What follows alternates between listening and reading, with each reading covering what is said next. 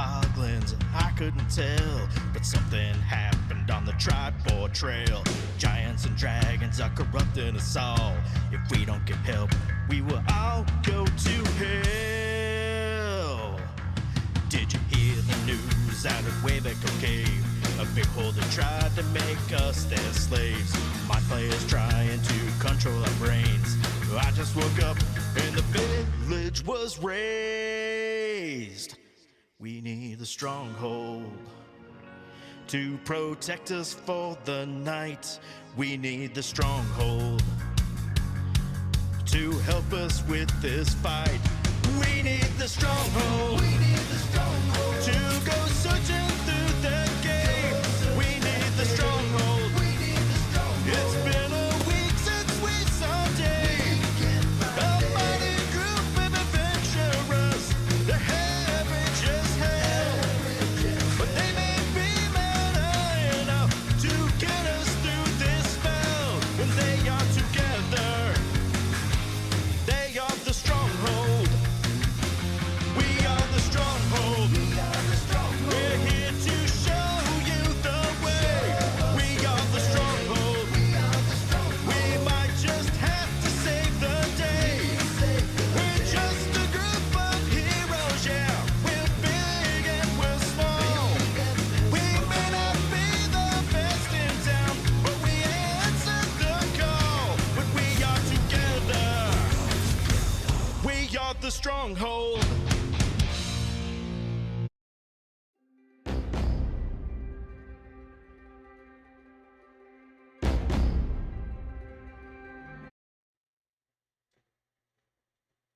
Well, welcome to Stronghold, everybody. Sorry, my first take's the worst take.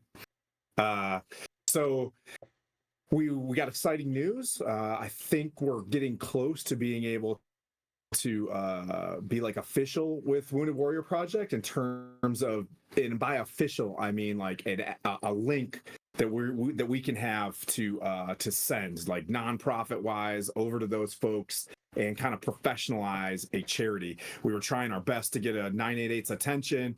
You know, we'll still keep pushing that message because suicide awareness is very near and dear to us. But I think we just kind of wanted to have a good two-way connection with one of these charities to be able to support in and out of just the stream and have a relationship. So here we go. We've got the Wounded Warrior Project button down there. There's a QR code.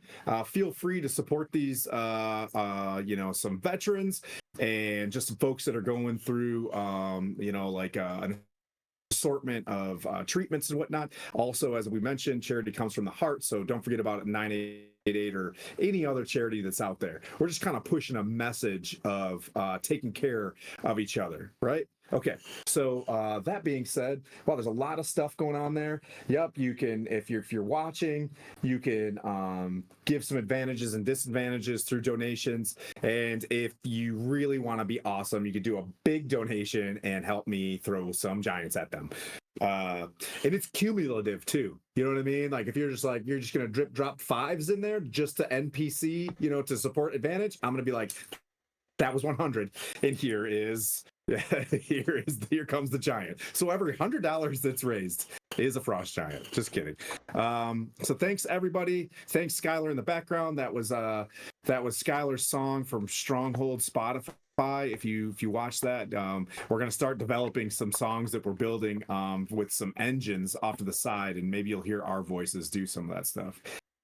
So we're back into Storm King's Thunder, a 5e campaign where we're about chapter 8, 9 of 12 chapters, where this party has reached the Eye of the Allfather, which Amon is the god of all giants.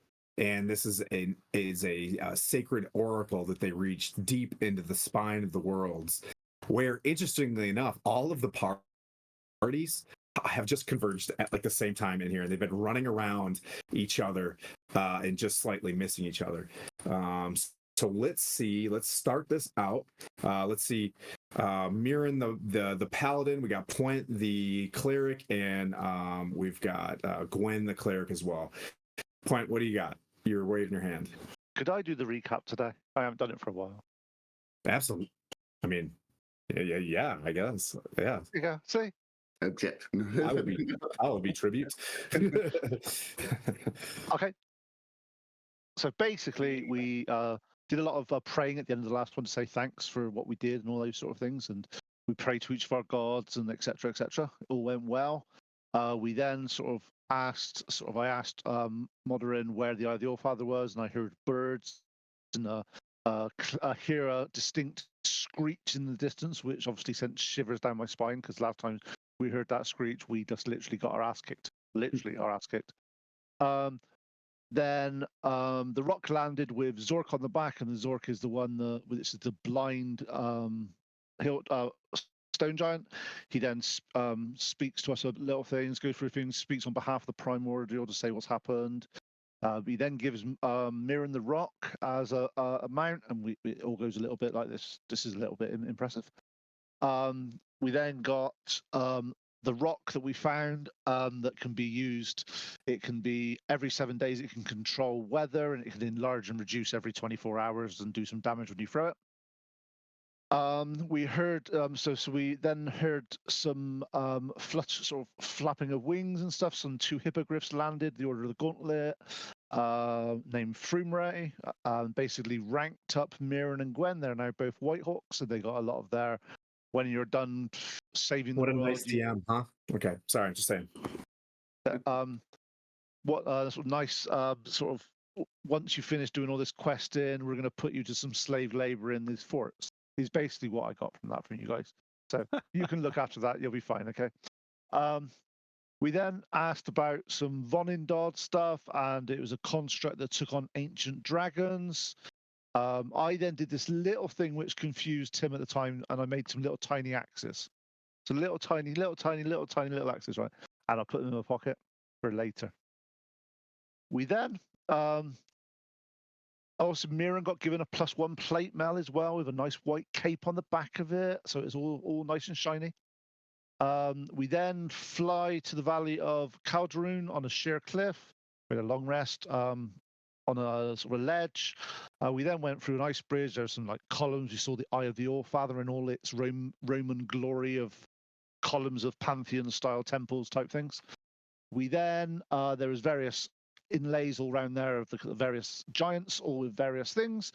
We then looked around and we found a giant with a helm on it and a magical amulet that we don't know what it is yet. We haven't looked at that yet. We found some 7 gems of 100 gold pieces each. We then went down this corridor, which is a 100 vaulted ceiling, looking around, got into a room, and there were 7 giants, and each of the giants, a little pile of weapons, and let me get this right, the frost giant had a steel axe near him. We tried absolutely everything we could possibly think of in this room, and nothing worked. We didn't have a fucking Scooby what we were doing. We were literally like, what the hell's happening here? There's just runes, we literally sconces, we tried lighting them, we tried doing stuff, it wasn't working. We then went, bollocks to this, what's up this room? There's a door that had been blockaded in. We then went through that door, opened it up. There's a little monster, he lasted about 2 rounds, we killed him, he died. So, he died, don't know what happened. That's when I used my new little spell that was quite fun. I hate you, Quinn. I hate you.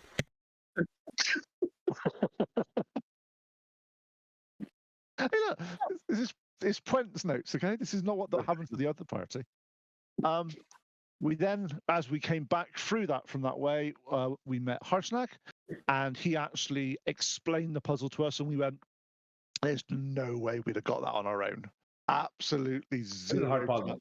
It's a hard puzzle. Yeah, absolutely zero chance of getting that on our own. Like, who's gonna know that you have to be a giant to do it? Oops, I went blurry. Come here, you. Nope.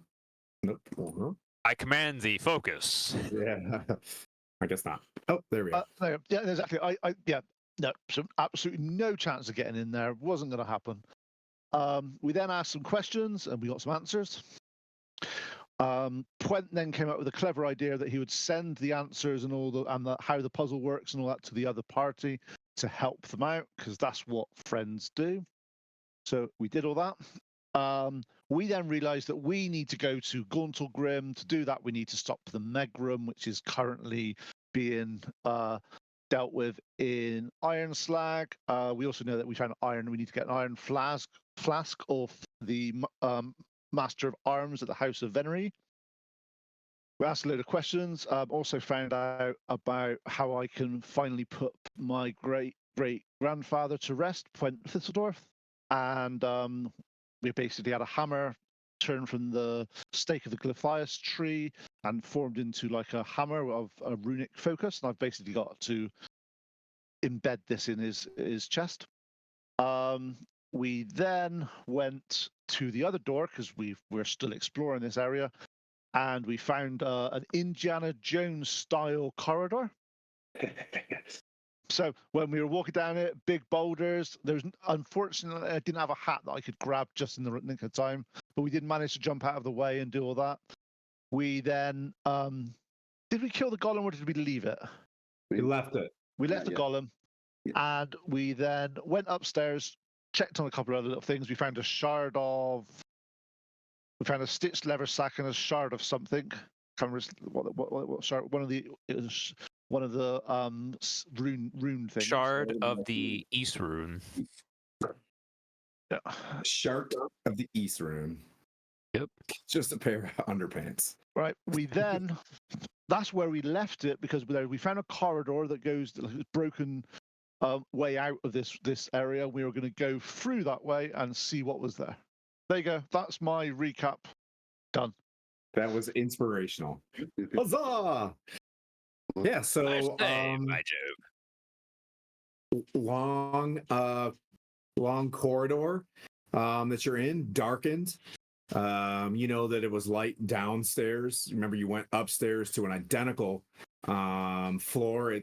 So as you went up this way, right, for that giant ball to roll down, you're in now a corridor that heads a bit like this. But there's no stone golem on this one back here, right? As you weave your way up into that direction. And it's the same thing to your left and right. There are these little bunks, not little. They're humongous bunks where, a giant after can sleep off a hangover and then press on with their life. Back in the age of Astoria, I think, is when the giants ruled an empire across all of Faerun long ago, back when chainmail was an addition, I guess. But so there you guys go. It's chilly, but you've got your cold weather gear on, and you're just up there. You found the shard, and the one sack that's available up there. You do hear downstairs like a big scraping underneath. You hear Harshnag saying things. You healed him, but he was downstairs, but you hear him mumbling something to someone, and then you just hear his voice. Hey Jay, that was an awesome joust last night. We were just talking about chainmail just a second ago. But so there you guys go. I can go around the room, but since it's just 3 dudes, I'm just gonna snap the pool stick and off you go. All right, we're back downstairs. Yeah, I think we need to go back downstairs and towards that the little broken entrance way that we found off the Indiana Jones temple. Oh, so you go downstairs and the hole. There was a hole in the wall. Yeah. Yep. Okay. Yep. So I think you can kind of see it on the map there. Your characters are there. There's a little pile of rocks. Do I need to add some more white light in there? Can you guys see the blue on black? Blue on black.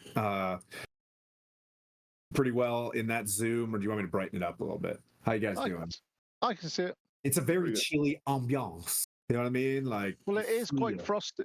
It is quite cold up in this area. It's super cold. So there's these humongous nice clean walls that based on what you saw in the Oracle. This was built by dwarves, the Delzoon dwarves, long ago. I don't know if they were paid for it during the times of Astoria, but dwarves made this. And there you see this big crack of rubble being pushed inwards. in this spot where it looks like more people come in through this way than out. Okay, so can we have a look around and see if we can do a survival check or anything like that to see if we can? Has anyone gone in or out of it recently? Actually, you're walking up and you're looking at the hole itself, right? Yeah. Okay. Yeah. You guys can all walk up there and roll. I like doing group survival checks for a day of travel. So this one, I'll say one person can walk up and do a survival check. Is anybody proficient with survival? Heck no. I've survived quite a while. If I think I've got a good roll. I've got +5 just because of wisdom. Then But never I've mind. not got anything else. Then you're. I have a +4 more for than I am. survival. I'll roll it then. I got 17. Sounds good. You got a 17? Yeah. Probably within the past day or so, you see footprints going in, like one track of footprints going in. No real air in the first portion of the tunnel. Yeah, the tunnel's opening up there on the screen. Yep, there we go. Let me bring up some more mappies. Double click on zoom. Moving around and literally zooming. All right, I'm gonna go this way and then we're gonna hit enhance. Ready? 3, 2, 1, enhance. Okay, there we go. I think you can see a mirror in there. Oh yeah. And there's your this is the organized DM. This is Rachel's stuff that she sent me. That's her caves over there. So if you ever go on Etsy, real cheap foam stuff. Not cheap product. Inexpensive. Oh, Inexpensive. How dare you? Yeah. Shoot. Those I've been are good, though. canceled. Cool. you mean good value for money? Yes. It's clone. I don't want to show you guys what those buttons are. All right, so okay. Baby Shark is coming around the corner soon. So there you guys go. You see this tunnel. Point, you roll the 17. Yeah, you're looking in there. It goes based on your stone sense. You're looking around. This is not man-made. It looks like fissures from the mountain moving. They kind of cracked its way into here more than it does anything else. Like maybe an event a long time ago created this. This is not plot. You're looking and you see a fissured crack kind of moving in one direction, and then you see down the crack that it turns back, very labyrinthily, and there's a little worm that says hello next to you. Just kidding. That doesn't happen. Rise worm. Okay. David Bowie. Can I? The purple worm, gotta Can we- watch out. Yeah. When he says there's a little worm, I'm expecting this 20-foot thing with a mouth. Just a little Yeah. guy. Right. Yeah. Can we hear anything down this chasm-y type crack? Roll a perception check. Cool. It's like my old character. This is not 20, so 29. You hear very faint wind, and with a 29, you can sense there's an exit. But you're like tap tap tap tap tap tap. You're doing all the dwarf stuff as you're like, I am not going to die again. We're supposed to have Coco in here, Jay. I think she's had some family visits, so but I think we're gonna have Coco playing 5e soon. But you're tap tap tap. You're listening. You're kind of smelling. You feel some cold air coming in that's different than the stale air kind of behind you from where this place opened up like a giant sarcophagus. You know what I mean? Or a vault. But you get the sense that, this whatever fissure this is probably cracked all the way to the face of that chasm, the chasm proper that's outside. I'll sort of relay that information to the rest of us and sort of go. Might be something down here. It's probably worth checking it out rather than we've cleared out everything in the eye. We might as well see if there's anything down here. Yes, but since we left a note for other party members to find, we might want to deal with that golem so they don't.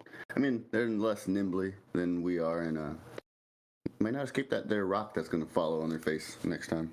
So we just send them a message on the stone and said, just don't go into this room. There's nothing here. We had to go back and write it again, and then watch out for the rock to hit us again. I'll just send it to them on the sending stone. They'll get it. Okay, watch out for the rock. Yeah, cool. Yeah. All right, cool. Yeah, behind you guys, it's getting louder as you guys are discussing this. Like you can speak loudly because it's like as this stone golem finally gets to the wall, because you guys have been upstairs for a little while. You identified the thing, pushes this sphere into the wall. It like goes into the wall. The stone golem, I'm sorry, turns around as you hear a pressure plate in the middle of the hallway go. You got a 29.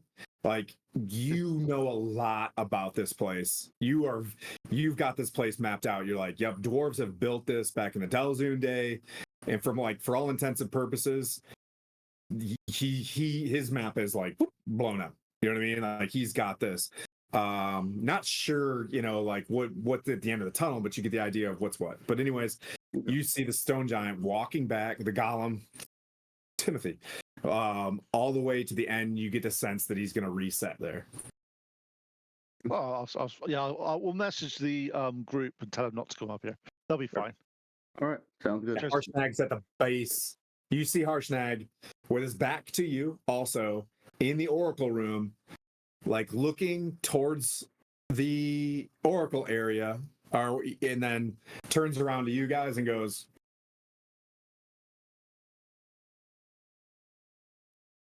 he's only 80 feet away. We'll call out and say, make sure you tell the other party how to get in. And avoid the rock. He gives a thumbs up, and he makes a gesture because he's got the axe in his hands and nods. Yeah, like and sort of say, make sure they don't come up here. We're leaving the golem alone. Yep. And then he goes like this, looks over that way. Huh. But go ahead. Yeah, Don't forget to watch out for the Remoraz if there's another one. Yeah, actually, if you see the party that actually we don't know they got eaten by the Remoraz, do we? No. Oh. I was talking more from our experience with the Remoraz. No, yeah, I was trying to get a message to the other group if they came back here to sort of go. Harshnag is like chilling, just standing with the you know what I mean, with no axe, and he's just leaning up against the stone golem, watching you guys right now. Just kind of he broke his ribs. You know what I mean? You can see him kind of healing up a bandage, and he's just doing this like, go ahead, like I got this. This Right. is blind, deaf. Harshnag. It's very NPCing right now. So we'll carry on down this hallway and see what's down in this chasm. Okay. All right. Who's leading? I'll hold up the front since in case we get any ranged attacks. I will cover the rear. I'll be good to go. So you see things like Predator, you know what I mean? Like that's how, you're using your drow dark vision. Yep, always dark vision, but he's got the echolocation going on with his door 29. Like, he's pinging off. Okay. All right, so you guys enter the super chill cave that there's no problems with whatsoever. Why would I even build this anyway? Cave of peace. And then they all went home and lived happily ever after. Okay, so you guys are in here. And if you believe that, you believe anything. Magic. If you believe you're going to make it out alive, you're insane. All right, can you guys hear me? Yep. Yeah, Yes. I think it's going Mirren, Pwent, Gwen. Correct. Yes. MPG. Got it. Do you believe for initiative. There's your end of your tunnel. You guys want to press down there? Yeah, we're obviously trying to see if there's anything sort of Okay. Obviously, we've seen this. This is naturally formed, so we are checking that there's no sort of ice about to fall on us and all that sort of stuff. We're not completing this. Yeah. Okay, you can roll to check for natural traps. Is that perception? You're 29 though. You get the sense that pretty clean. I'll give you one. 14. Yeah, you're all right. There's nothing there.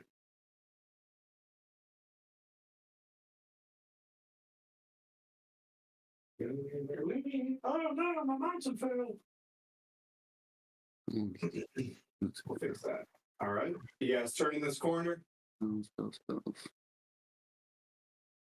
Yep. A firm. Nope. You'll have to move the map now because we can't see you on the camera that well. Yeah, that's by design. No, it's not. You got to give us the whole holistic view with no fog of war or anything, so we just know where the bad guys are. How are we supposed to metagame if you have it all covered? Yeah, come on. Suddenly, slithering out of the ice, 6 very hungry, bloodthirsty Ramaraz show up. Roll initiative. Yep, so there you go. You guys turn the corner as you can kind of see yourself there. For some reason, I can't pin this one. Pin. Okay. Yep, so you guys turn the corner where you're at there. I'll move this camera one time. And then, Skylar, we're getting ready for the other camera here in a sec, too, because I'm at this one's limits. You got it. Okay, so you turn your corner again, right where the matting is in front of Mirren. Like there's another section ahead of you, roughly 30 feet, as it zigzags backwards. You can focus in and you see the glitter of a sheening glitter. Looks like there's mist in front of you, but as the glitter settles a little bit, it looks like there is weird, clear vines that look like still blocking your passage. Okay. Just to be safe, I think we should avoid touching those. If you want to keep going forward, and they slightly shake with a bit of the wind as you're like, but I thought I felt wind, Point, and they slightly shake. Are they actually stopping us getting in, or are they? Yes, I'm giving you you're 30 feet back, watch, and you see this. It looks like, a thin glass almost. What, like sort of a strand of something? It is a strand of something. Okay. I'm gonna upcast. Wouldn't level 2? Would someone that may be familiar with things with 8 legs understand what this is? Yes. Mirren, And it looks like a glass-like spider web. the finest of fibers, if you will. So that's not good. Okay. If we notice this is spiders, obviously we've never actually dealt with spiders with Mirren before. What is your feelings on spiders, Mirren?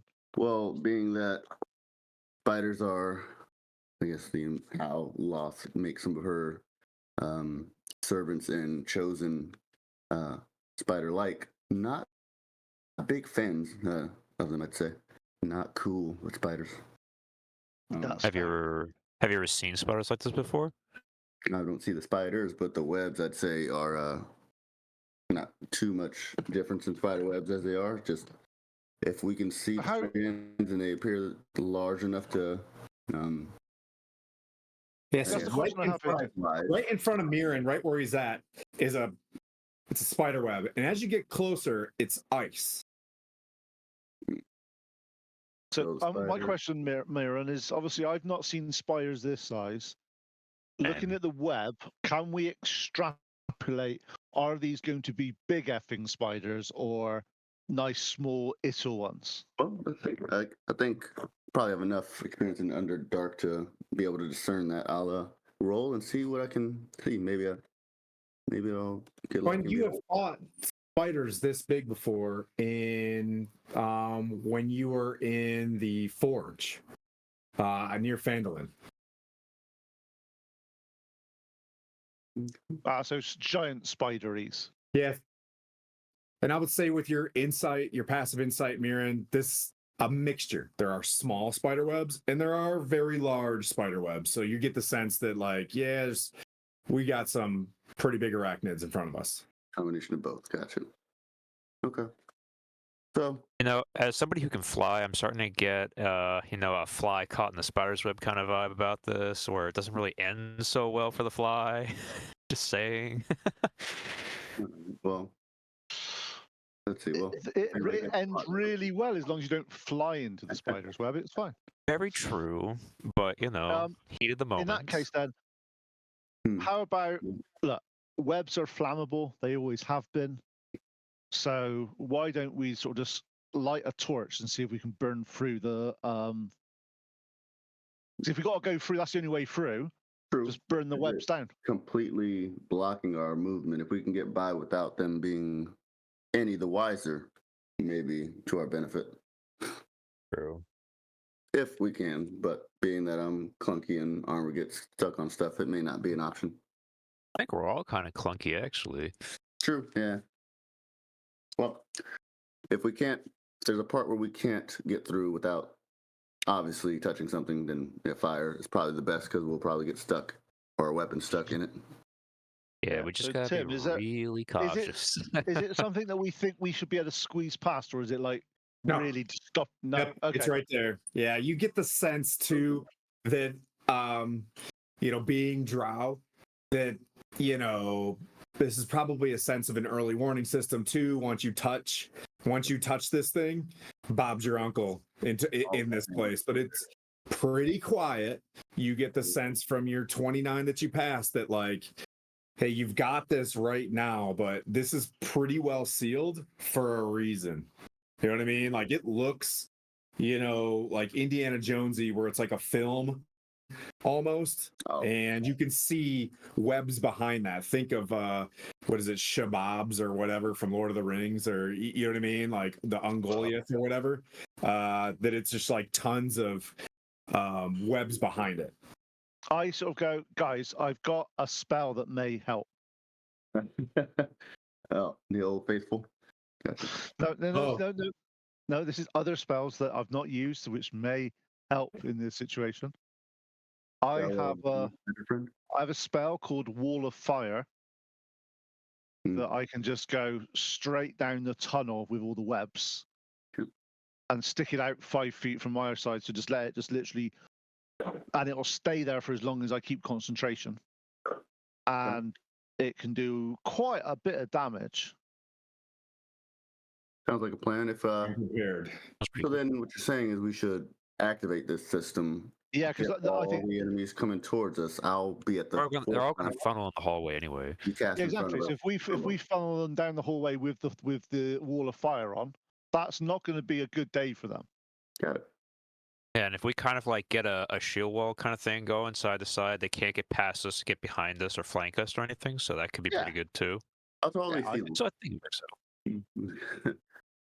Plus, we have Spirit Guardians. I mean, if we need it. You can Spirit Guardian, I can Wall of Flame. And there we go. Yeah, see, there we go. It works out.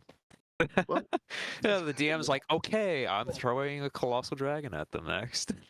All right, so these are covered in ice too. So I guess, I don't know how. Just break it, I guess, if we're not. Oh, no. I think I'm just going to do a wall of fire down as far as I can in front of us. So from where you're at, you're going to shoot a wall of fire, and so you want to just send it straight from you. Yes. Okay. Okay. What is it, 60 feet or something? It can go. I'll read out to you 2 seconds. It's 120 feet from where I am, but up to 60 feet long, 20 feet high, and 1 foot thick. Okay, so it's going to go 20 feet up, 1 foot thick, and as far as you can shoot it from you, you're casting a spell. Time now. Okay. And I've lost that spell. There you go, I've just cast it then. It melts that.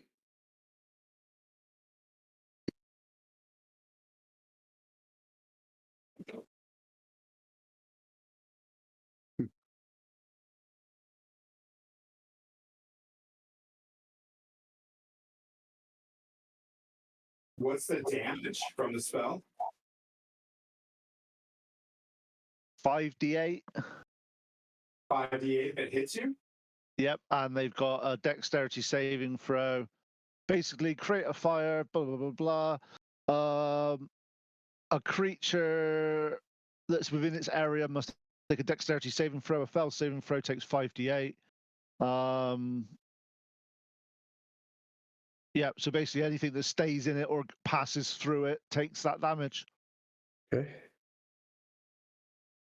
Basically, if they end their turn within 10 feet of the fire of the fire, they basically take that much. So we're basically just stood back a little bit from that. Okay.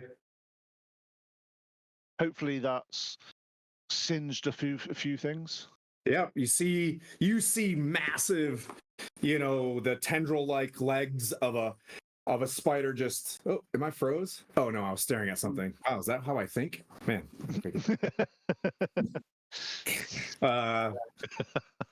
So you see the legs curl up. It was on the ceiling, getting ready to drop on somebody, and it tries to shift to its left and recede back as this flame lights up everything in the area. Your eyes adjust from dark vision to like normal vision, and you guys kind of the deck save, right? Yeah, so DC 18. Okay, and go ahead and roll initiative, guys. Okay. But for the funds of this, we'll keep going here. TC 18? Yeah. Oh man, just missed it with a 17. 5d8. Send it. Oh yeah, So there's no way. 26 points of damage. On the button, this thing just falls and like emulates, and you can see like the sweat of the ice. This thing is like furry as well, and on its like white fur, it like, you see the steam from whatever, and then it just kind of cracks open, and it's got like cauliflower insides. Is that too dark? But anyways, yeah, it's a spider. Anyways, so it bursts open to scrumptious cauliflowery insides, like a spider would, and it is very deed. But there is a flame, and you can see off to your left, it bends back again. Okay, so what I'm going to do then is make noise and see if we can attract any other spiders and all that this way. And because they're not exactly the most clever creatures on the world, they still get to the heat and they might get a little bit singed and then realize that they've. Yeah, they also don't want to die and walk into fire. So they're, you know what I mean? Like, at least we might be able to see them where they're coming. You see? Yeah. Yeah. Shadows off to the left. So, as we're making a ruckus to see if they will all, I guess, pile up in that one room just off the fire is essentially what you're trying to do? Yeah, just to see if we can get them somewhere to get a bit closer. Okay. Well, in that time being, let's see.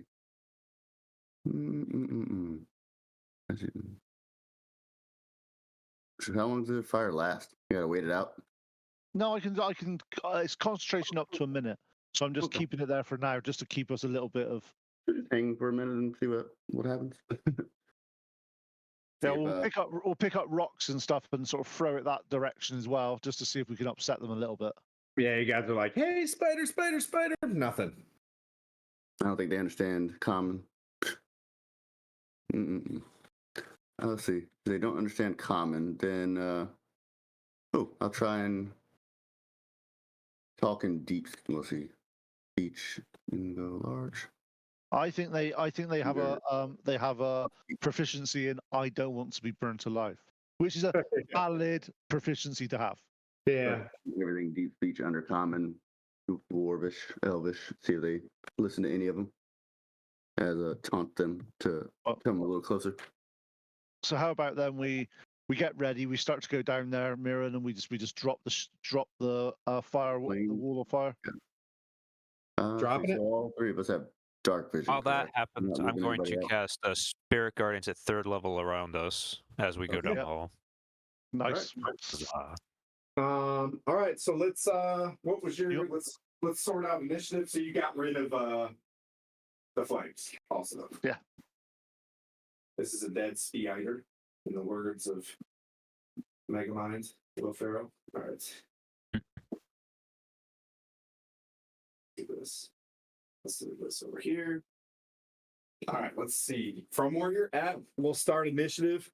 Hang on, let me grab my trusty initiative book that I was using for jousting last night. Where is it?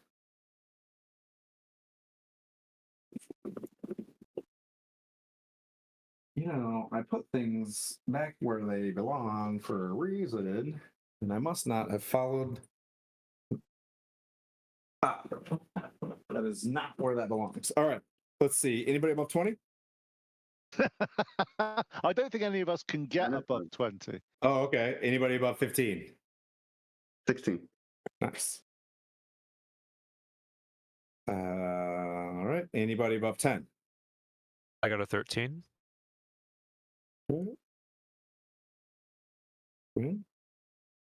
And then point. 7. Okay, so what I'll say is he can't drop the fire yet until Well, his action. I can tell him I'm dropping it on my actions. We can cast Spirit Guardians on his if he wants. Yeah, so Mirren, the wall is still up, but it's going. There is you can skim around it. You can either go to the front of it to go. If you go left of it, you can turn the corner. If you go right of it, you're screwed and behind fire. And yeah, your insight would be they would see a giant shiny paladin on the other side of fire, and you know what I mean, like whatever happens, happens. So you want to go left of the fire, to the right, or wait for the fire? All right. As I look to the left of the fire, will I guess, get stuck in any spider web that I can see if I just try and skirt the wall? You can see spider webs off to your left as well, but it is an open passage. Okay. And then let's see. I can't see anything just yet. Okay. Besides the open passageway. Okay. Then, yeah, for the time being, I will go left, clear the fire, and position myself where I can see that opening, and prepared to look down that direction. For anybody?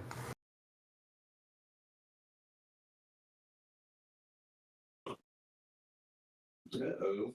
Yep, you look in, and on the ceiling, that's about 25 feet. 30 is about here. If you can see where yourself is, I can move the camera. Yep, I got it.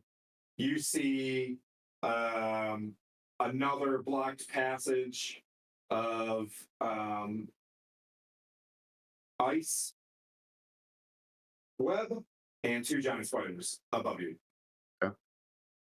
Okay, they don't appear to be moving yet. I'm going to. So you're at the limits of your 30 where you're at. Right. At 40 right now.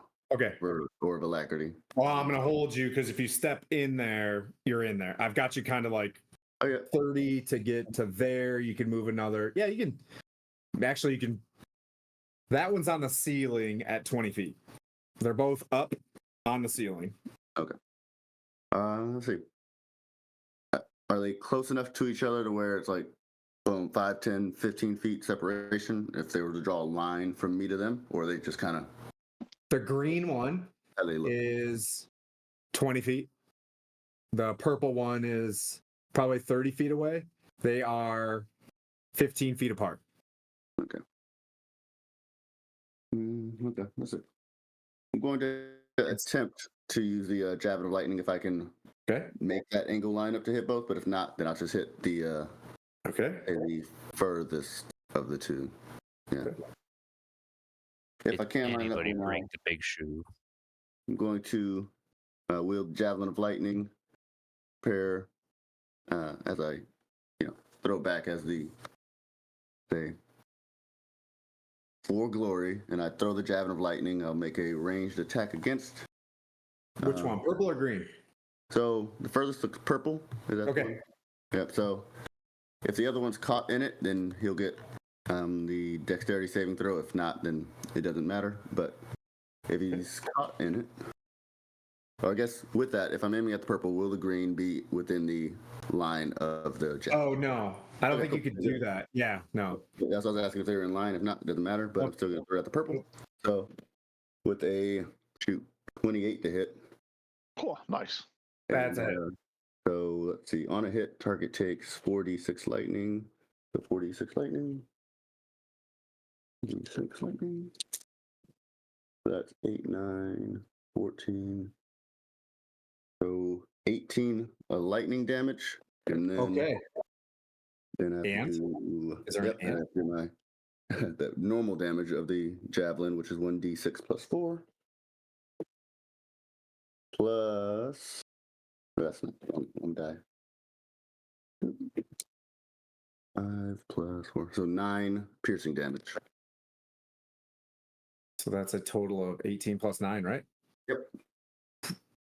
And then So you guys hear you hear for glory crack as this lightning, as he holds up the javelin, it forms into a lightning bolt, leaves his hands, lights up the room. You see, eyes of spiders in the room, right? With you, kind of all over the place. Now, as it shines, you see maybe 2 or 3 more of these things in this room. But that one coils up and falls to the ground. Nice.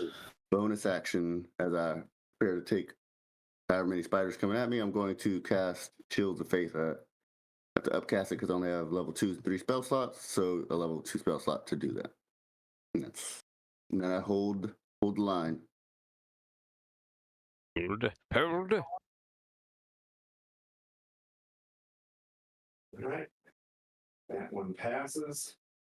All right. And I'll put you about to here. That is a dead spider. You're dead.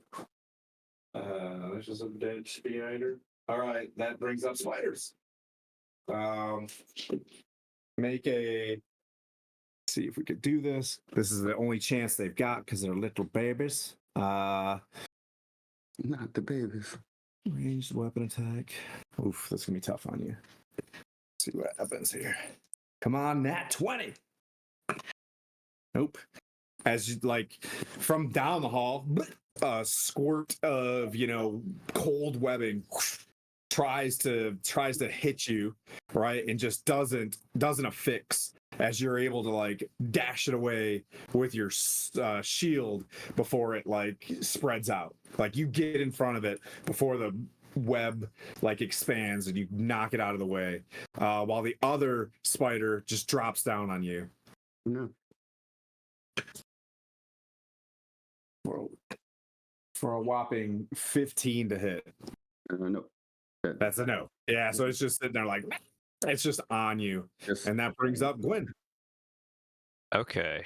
I see that I see our dear friend has gone up ahead, and I follow in his footsteps, and I cast a 3rd level Spirit Guardians. Okay.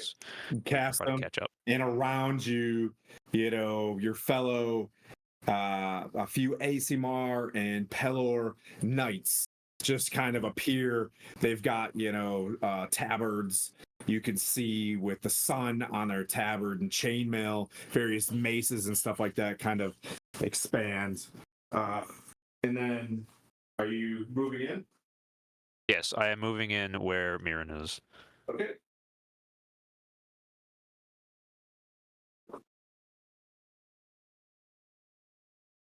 And that's at their turn. At their turn, they roll for their wisdom save, right? Okay, I'm trying to see where I've been set. It's when and you said if they're one if of the they're within it, if they're within it when they cast it, it does it. But then it's at the the end of their turn after that. But the first time it's if they're within the area. And you said there is a spider that's on top of Mirren, correct? Yeah. So wisdom save of what? That is a 16. Ooh, they fail. Or Nice. it fails. Or they? It. There's one that you got into it. So they take 3d8 radiant. Okay. Roll it. So sick. That will be 13 damage. All right. So that one, just various spirits swirling around you, making connection on this thing. You see the spider that is on Mirren take a bit of radiant bludgeoning damage or whatever they do. And that brings up, Yep, more? go ahead. No, go ahead. No, that was it. Go ahead. Okay. Point. I'll drop the fire now. And I'll catch up with the rest of the party. All right. Do I see any spiders? Spiders? You see one on Mirren. Okay, can he do a wisdom saving throw of DC 18 on tolling the dead on him? Yep.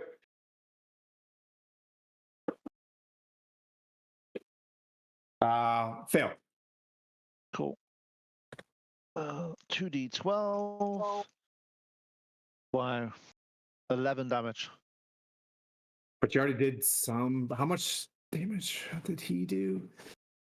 How much 14 radiant. 14? Yeah. Okay. So with your Toll of the Dead, boom, the spider falls dead off from Mirren's back and just like does that weird spider ball thing as well on the floor. But something that you will notice as you were spinning around with the spirit guardians, some of the ice on this passageway off to your right that's blocked is broken, and inside this you could see a couple balled up like creatures in web.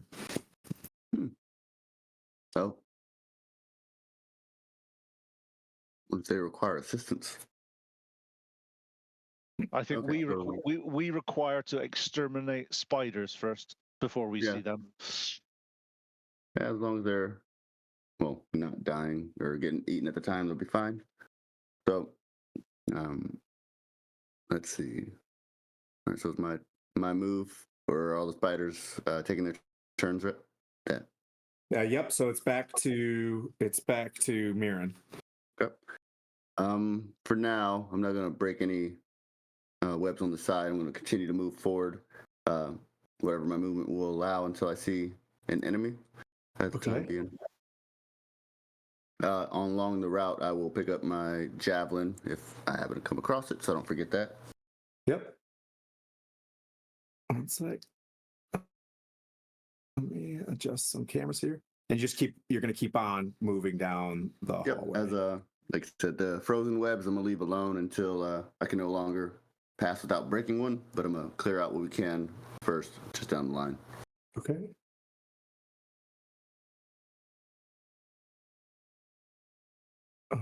Let's see. All right, you're gonna keep moving on, and then there's another. It looks like web in front of you. That one's dead, right? The one that tried spitting. Wait, no, it's still alive. No, it just missed. Yeah. So you're moving towards it. You see it back here, like right. Yep, that one that spat at me. I'll go ahead and engage, and then. So now that I ran up on that, I will. I'm just gonna. It's a normal spider. I take 2 swings of it at it with the giant slaying longsword. Okay. Is it question though? Is it a giant spider? I mean, yes, but no. Oh, I tried, Mirren. I tried. I heard that. Like the giant I heard that. longsword is a 26 to hit and a 21 to hit. They both hit. Okay. And So D8 plus 5. That'd be 6. Quint, you could just erase 10 16 slashing HP damage for that joke. from the spider. Yeah. So 16 slashing damage. Hey, look, if we had to give hit point reductions for every dad joke, Tim would never be alive. That's fair. That's fair. How much full damage, sir? 16 slashing, and since it's not a giant, I'll go ahead and use my bonus action to do a shield master shove. See if I can knock it prone for my Patriot. Oh, finally got a good roll. I got a 19 plus. Is it a dex save? Yeah, strength. Well, let's see. It's what is it? 21. Opposed athletics. Athletics. 21. Yep. Okay. Well, you beat me on that one. So. Oh wow. Shit. Okay. All right. Well, this thing gets its round back, and it's gonna try one chance to bite you. It misses. I got doo-doo rolls today. All right, so they rolled an 8 to try to bite you. As you hit this thing, it's like with its little mandibles and misses like a champ. Gwen, you're there with your spirit guardians spinning around. Sure. It doesn't look very wise based on that roll. So it is. So it's my turn. Just making sure. Sorry, I was reading up on a spell. So it failed the whiz save, correct? D. Make sure. Alrighty, that will be.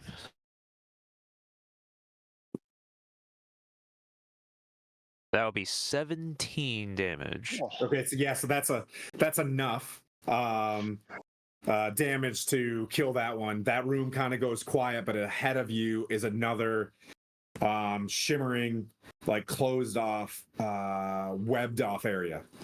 Off to your right is another looks like a is there a turn yet? Let me check. To your right is you're in an intersection right now. It's webbed here and webbed there in front of you. Right. I will catch up with Mirren, and I will continue to help him out because I don't like spiders, so I don't trust splitting it and everyone getting caught in webs and it being a bad day. Yep. Okay, so you're up here. Spirit Guardians are ripping around. The webs are pretty thick on both sides, so you still can't see through. And that brings up points. Okay, I will, as I'm walking up to these guys, I will light a torch and I will burn the webs away. Very, very Indiana Jonesy. Yes, it's literally got to be done. Okay. I'm moving the camera a little bit. Okay. And I'll show you into each room. So that's kind of your turn as you walk up and you do. Yeah. Well, that's your movement. Is you light the torch. Yeah, it's your action and turn. Yep. You go up and you burn both sides. Okay. Let me see which camera will work better for this one. Let's see.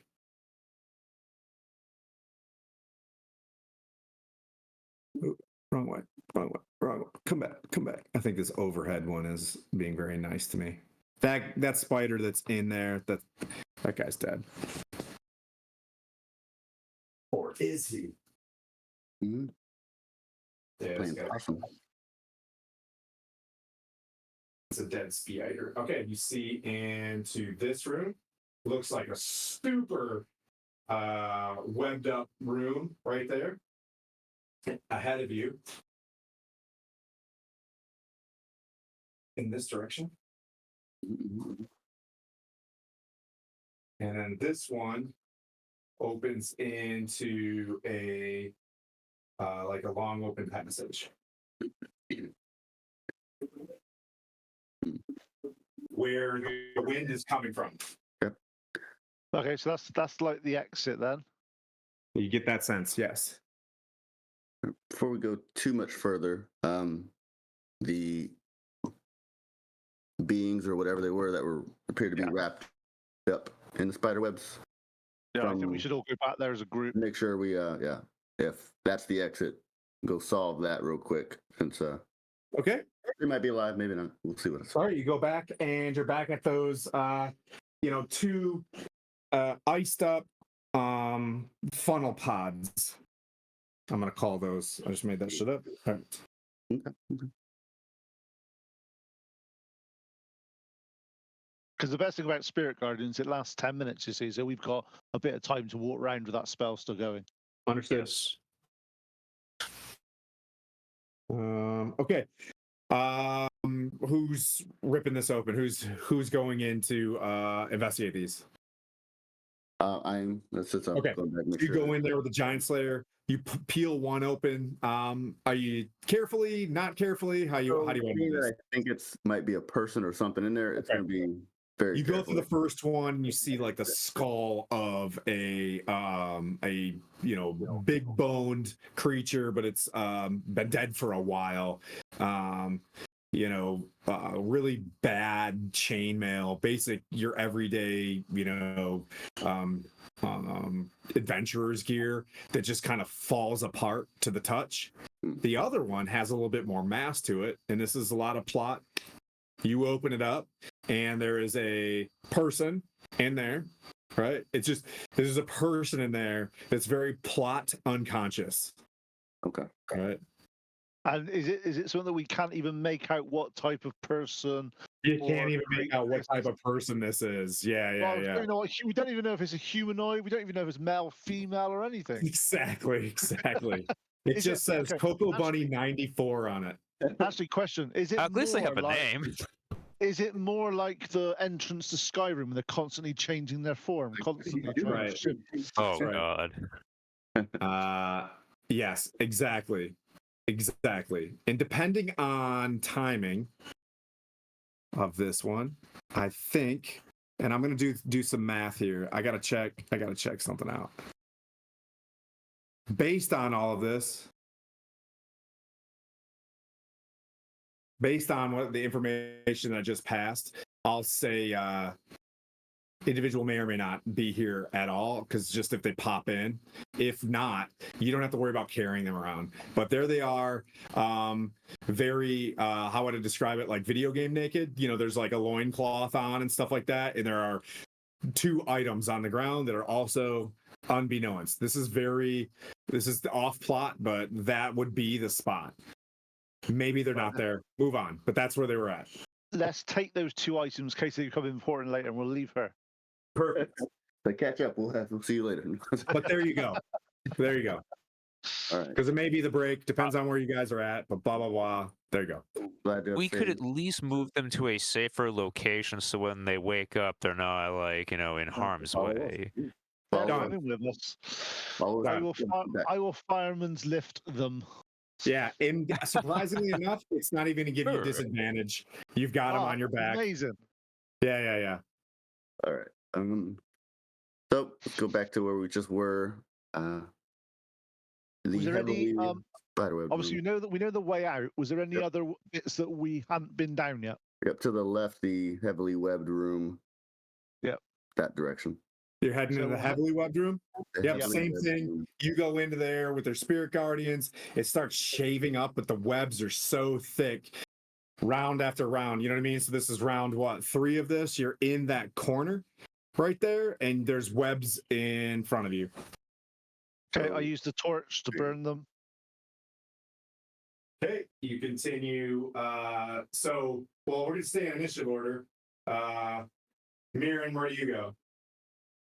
I will be going into the heavily webbed room, and then if nothing's immediately attacking me, then I'm going to go ahead and do a perception check and see if there's any, let's see, traps, people stuck, or anything in the webs that I need to pay attention to.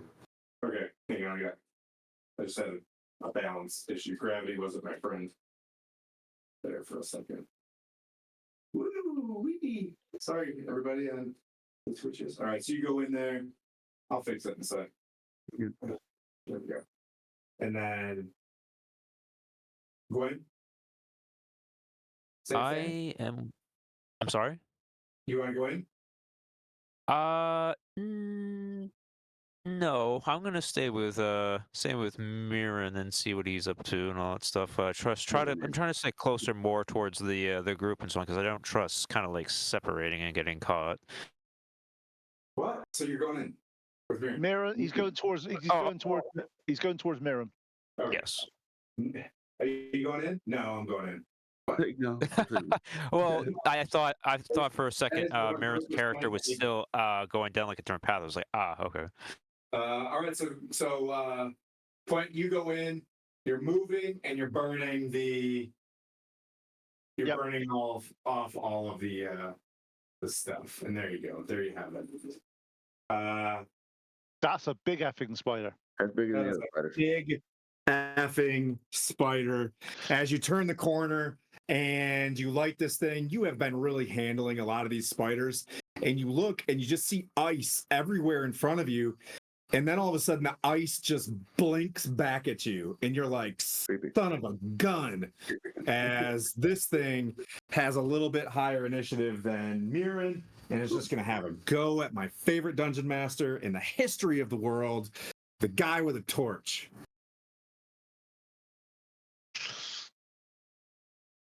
Let me bring this guy up. He's super fun, and he's definitely not homebrewed at all. As I turn into Jimmy Glick. All right. Okay. So what it's gonna do is it's gonna try to bite you. That's what it's gonna do. I would have thought it would do. Yep. Man, my daddy sucks. Warduke, you are fucking fired. Get out of here. He rolls a 10 and just misses you on its first bite. And with you guys, any creature that starts with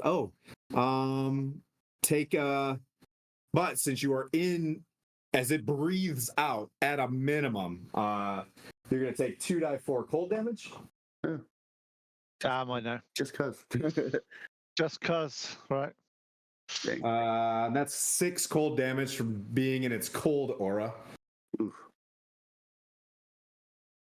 Son of a bee! I don't want to be cold. I may be casting Wall of Flame all over him in a second and just sort of watch him fucking burn.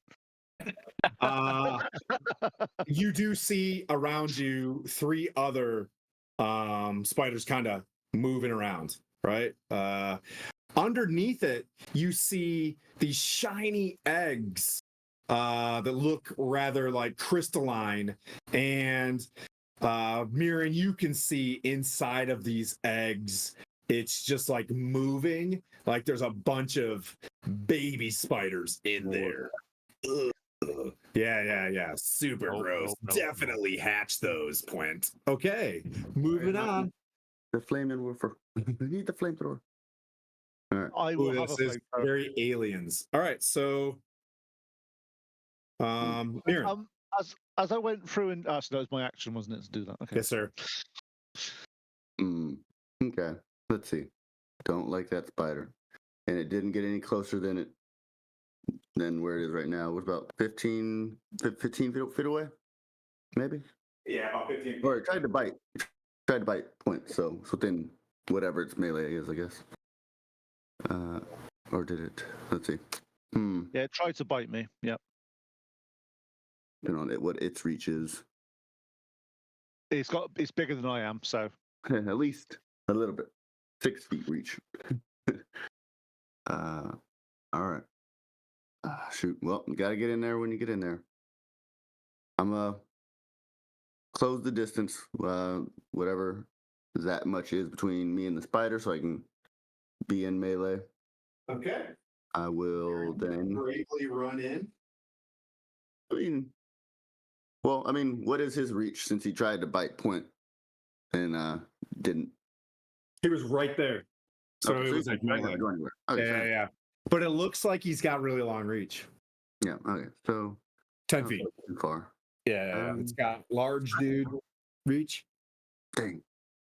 Is he a giant? Let's get that one out the way. Large beast. Unaligned. Oh, no. Line. Unaligned. Okay. Well, then I'm gonna go with the old fan favorite. I'm gonna swing 2 times Okay. with a giant sling longsword again. See if that hits. That'll be a well, dang. Should have said something. Nat 20 on one, and then a 22 to hit on the other. Ooh. Okay. But no smites were added, so Okay. All right, so first will be 8 plus roll this. Plus 6 is 14 plus 5, so 19 slashing on the first attack, and Okay. then a measly 7 slashing on the second attack. Okay. Just hitting this thing in the face, and it's rearing back and screeching really high pitched. Anything else you want to do? You said it's large or huge? Sorry. Large. Large. All right, then I will attempt to prone him with a Okay. shield bash in the face. Let's see. Which will be a plus 5. That'll be a 18. 13. So this thing falls prone in front of you. All right. So the next person gets advantage as it flips itself back up. So you boom, you hit this thing, and it's like just kind of does awkward arachnid shit. Doing the dead bug. Yeah. And then we'll say point. Man, my dice are. I hate. It's just been like 3 days of Will Wheaton with these dice. It's just I can't get above a 10 to save my life. There we go. But does a 21 hit point? Nope. Does a 15 hit point? Nope. So like 3 webs blip, blip, blip, blip, kind of miss as you guys are the masters of level 9 right now. And this larger creature kind of is preparing to flip itself up. And Gwen, go. All right. Points. Are you still planning on doing that wall of fire, or would it be okay if I charged in? If you stand right like there, you can still your spirit guardians will go into the room, and I will then roast this room alive. So you want me to stand at the doorway then? Yeah, don't go into the room. I just want to. I'm going to cast a flame around. I'm not going to do it on obviously Miriam because that's mean and nasty. But right. Okay. I stand at the doorway, the entrance to the room, so my spirit guardians gets that creature or the creatures within radius to do damage. Okay. And needs to creatures. So if you're up there, you can hit all 3 of those giant spiders as well. Okay. All right. So they'll all roll. This will be it's a 15. What's your DC? 16. Okay, so the ice spider queen passes. Okay. And one of the other giant spiders passes. So we'll take what? Is it half? Let me see. Infected creature speed was halved in the area. Trying to see. Time was.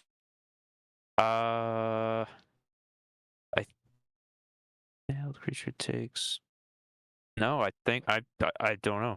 It doesn't 100% say here. Doesn't take damage. Sounds good. All right, roll your. Yeah. We'll go with it doesn't take damage. Yeah. It's half damage. It's half damage if it fails. It is half damage. Yeah. Oh, okay. All right. I didn't see it in the thing. I was trying to read it real fast to keep up with the time. Okay, so.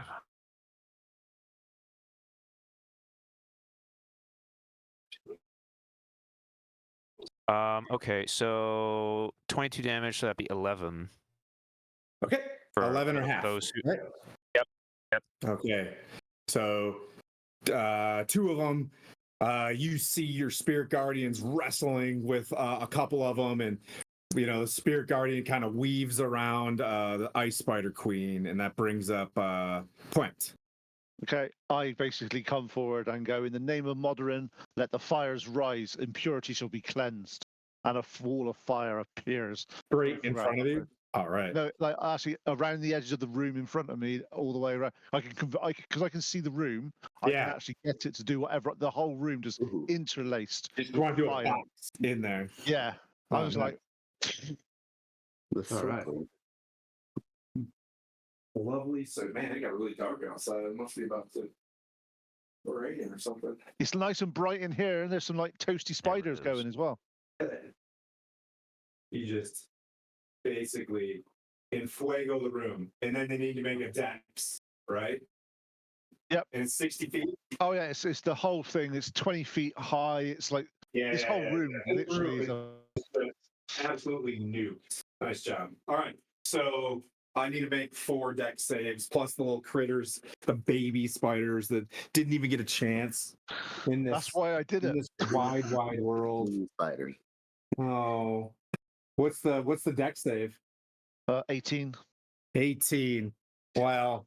What's the damage? Ouch. 27 All right. fire damage. Fire. All right. So they all you see spiders just falling from the ceiling in just huge lumps, like 1, 2, 3, 4. You hear the high pitched 1980s version of Gremlins screeching from the thousands of baby spiders underneath this queen spider as it rears up for its final round, just hanging on to life with its single attack. This is a level 8 like battle Wizards of the Coast. It misses with its +5 to hit. Man, they made this stuff for this is the JV dungeon. I should have spiced it up. Like, goodness gracious. Oh no. You can't even have an ice spider queen hit twice. Spider Queen. Come on. Come on. What's the point of that? This is a 4-person party. You just vacuum this place up. Go for it, Mirren. All right. I will try and follow through with another 2 hits, try and cut a little bit deeper with a little deeper. So 17 to hit, and then You're swinging in here into the wall of fire. You're 18. committing to this. Oh, I shouldn't have to move to hit. Yeah, okay. So you're just giving one last skewer into this thing. Okay, I love it. Okay. I can do it from here. You see like an eye, like this. It's just cooking in there. Mm. Okay, so it was a 17 to hit and an 18 to hit. Either one. Both hit. Oh, let's see. And so 3 and a 3, so 16 slash.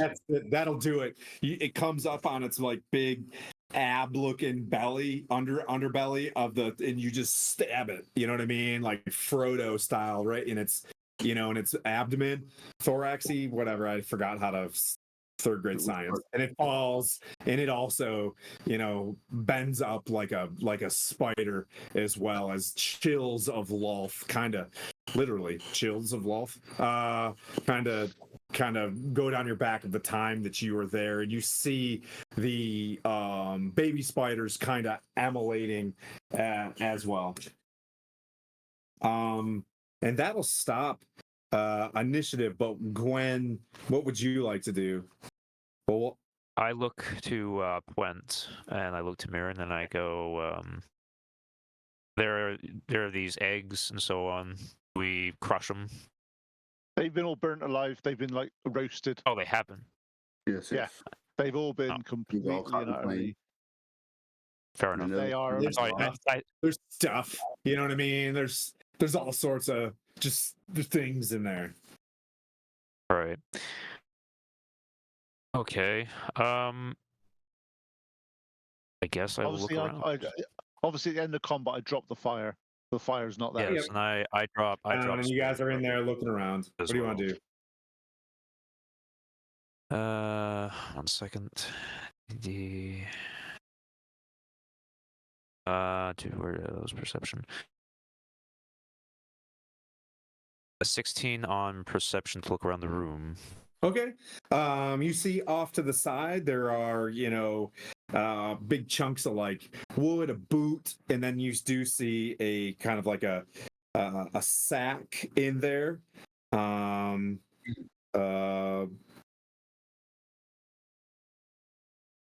Inside the sack you find a potion. And then leaning against the wall is a warhammer with a precious sapphire set into its haft. The All right. potion is frozen,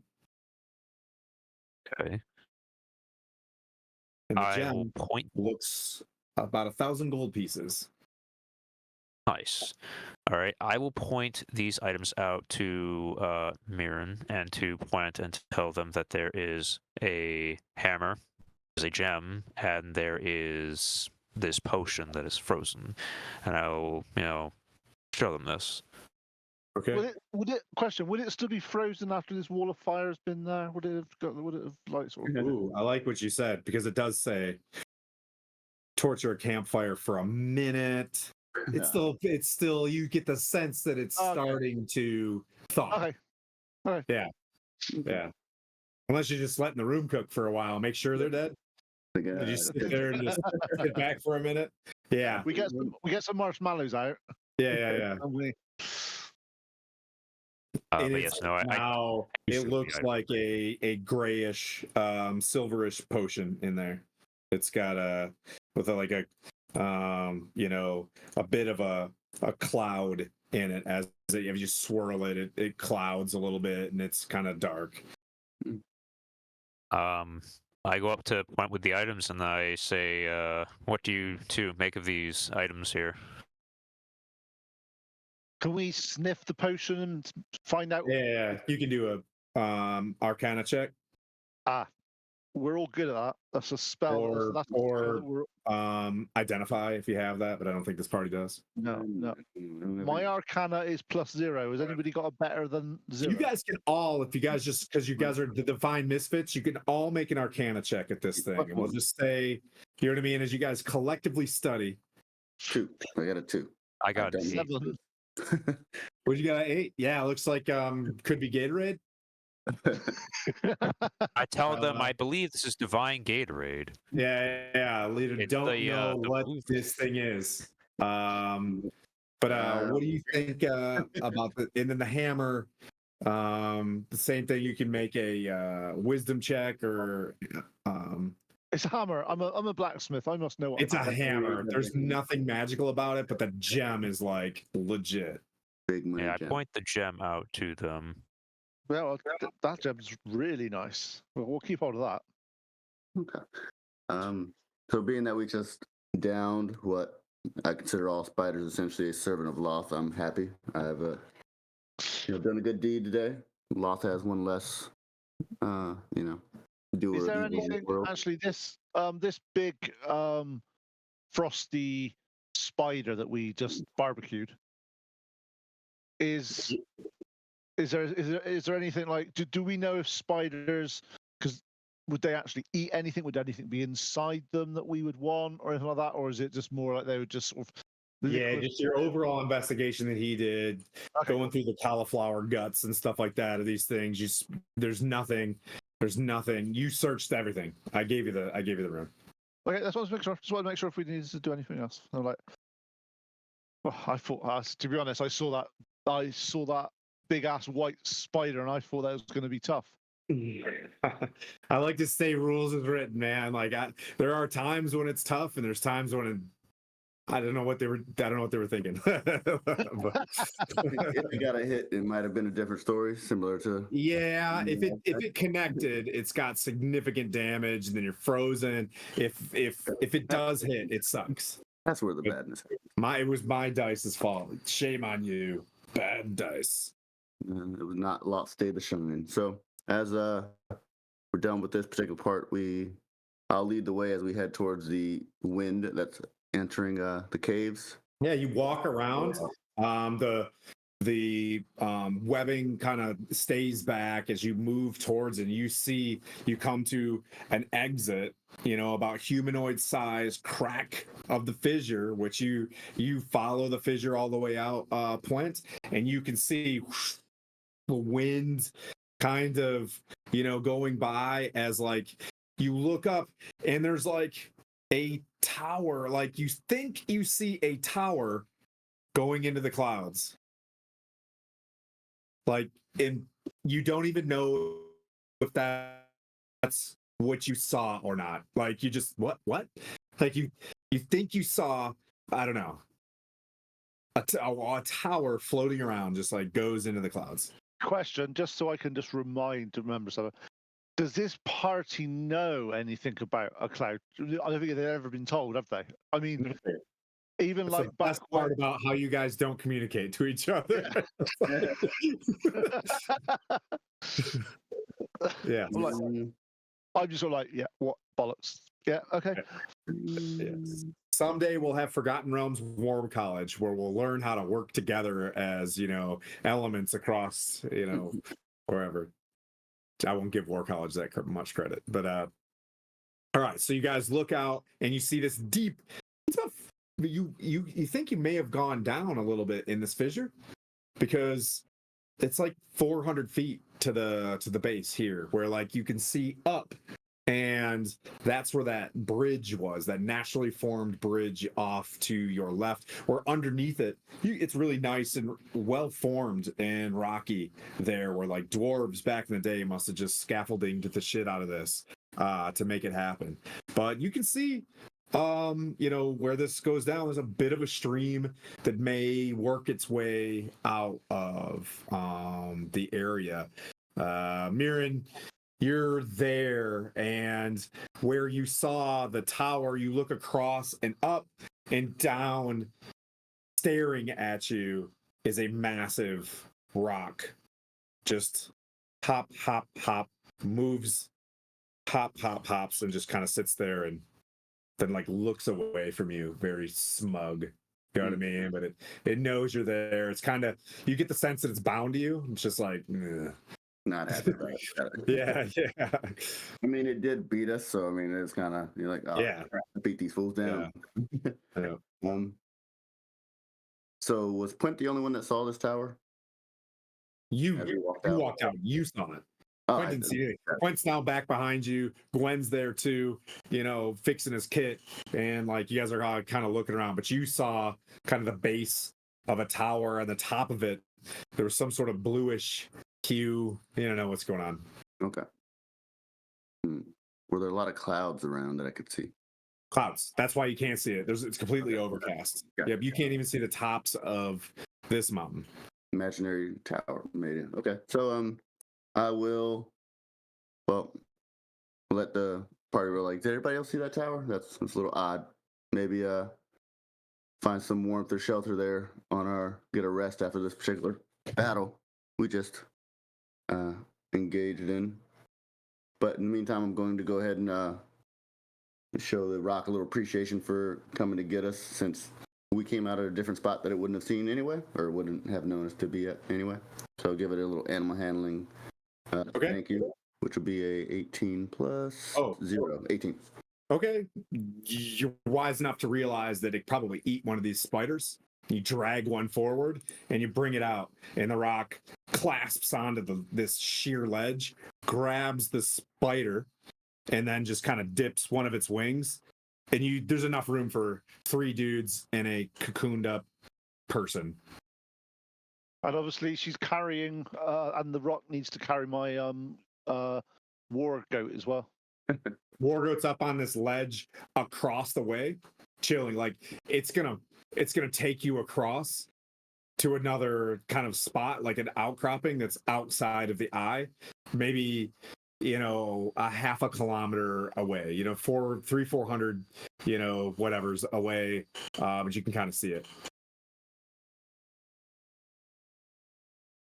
Okay. I forget nobody Dungeons and Dragons works in feet. Acknowledge the tower. I'll dismiss it. Be like, well, I must imagine that. Or as we go to get his war goat before we go somewhere else. There as well. What's that? Yeah, there's a My griffin. there as well. Griffin survived despite the rock's hunger, but it's bound to you guys. But the rock is on this side of the chasm, going to this side of the chasm, and it's turned its back for you guys to get on. Yeah, I'll get on it. I get on. As we're getting on, I turn to Mirren and go, so I know where we've got to find that yak village for Iron Slag. But I think we need to find some more information out about these the fire giants before we go there. They've always been quite mercantile and very much a sort of martial type race. And if we go in there unknowingly, I think we're just going to rush in and just cause chaos. Well, I mean, that's what they're trying to cause chaos. We're trying to stop them from causing chaos. Yeah, no, but we need to be. I think, look, we've been lucky in some cases doing things in our haphazard way of doing things for this, but look, we've only fought one fire giant that time, and it was a hard fight. That one before Citadel Thalbar, and that was one. True. We're about to go into a layer or a place there's going to be at least more than one, maybe 5 or 10 or 15. At least one, yes. At least more than one, yeah. So I think we need to go and find some more information out. And to be honest, best place around here that we've there's, I suppose we could go. The giants of the dwarves of Mithril Hall might be able to give us some information on what techniques we can use to help against these giants, or because we can't get the Felbar anymore because that's all sealed up. Yeah. Yeah. I mean, that might make do. Let's see. So I can't understand. Well, you said you can understand. So I'm gonna talk to the rock. Do you know the way there? If we were to be aerial. I know the way. I know the way to Mithril Hall. Okay, good. Well then, we'll see if we can get the rock to take us there and not get shot down by any of the dwarven, defenses that they have there. Okay. Yeah, I'm just. I'm gonna stop a ways off so that we don't get shot down or shot at. I would say. The rock is willing to try and take us there, unless it has some other destination in mind. The rock will take you there. You get the sense that if you know what I mean, like from your animal handling, if you pull a little bit of like one side of the meat of its neck goes the other way, you push, and you get the sense that if Point's sitting behind you, it can snatch up the goat. And it'd probably be about a day's ride to Mithril Hall over the Lurkwood. Day's ride. You guys arrived in the morning. You guys went wham bammed it in there. It's the sun's up. You can see the sun starting to burn through the overcast and mist of this area. And Okay, let's see. Okay, then I'll let Quint give me guidance over to where we're going for Mithril Hall, since I have no idea where that's at. I sort of, as we're up here, I sort of point southeast and go, it's that away. Okay. You guys have a nice discussion post battle on a rock, which is really sweet. Gwen's, in the back of the rock where the tail kind of flails back, and it goes over, lurches onto the side. Gwen uncomfortably on the third position of this thing. Pops off. You take the person, you know what I mean, that I'm not gonna even bring it up anymore, but you get on the griffin and saddle up. The rock gently grabs the war goat, comes up on one leg, shakes off a little bit, and then flies over the Lurkwood for a bit of the better half of the afternoon. And you can see, the Anvil Gate in the distance, some of the lights turning on of the one of the citadels. I think I try to remember, it's like the Hammer Gate, the Shield Gate. There's a couple gates to the Mithril Hall that has been, like, over the past 20-30 years has become active again. And you guys, that's where you want to go, the Mithril Hall? Yep. Okay. Yep, you're able to take off. You see some of those isolated thunderstorms still, across Faerun as you gain some height. You leave the spine of the world. You can feel the warmth coming on you a little bit of the midday sun into the evening sun. It starts warming up, and you're able to arrive over the frost hills and to one of the chimneys of Mithril Hall.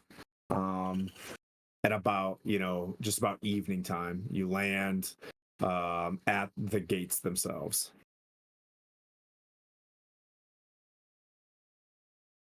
I got to the. There was obviously going to be a guard stationed around this place. This is where it gets real fun for me. Now I'm in where Pete was last time, where you guys decide where you're going, and I quickly learn how to play Dungeons and Dragons. All right, mithril, here we go. It's only fair, Tim.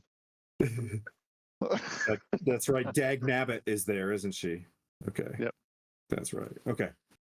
Yeah. So there's up about 40 feet from this thing, there are the rocks are slit in very like point du hoc level, where it's better to see out than see in, and you hear in Dwarvish like you can hear them going back and forth about a rock, and you see these big ballista like kind of turn, but they kind of let it kind of happen. You dismount, and you say what to the sentries? I hold up my amulet of modern. Oh, the doors just you just hear as like the doors kind of shift open, and I sort of go, Hudrun Pwent, come to see my father. Is Hugar around? It's yeah. Are you throwing this at me, huh?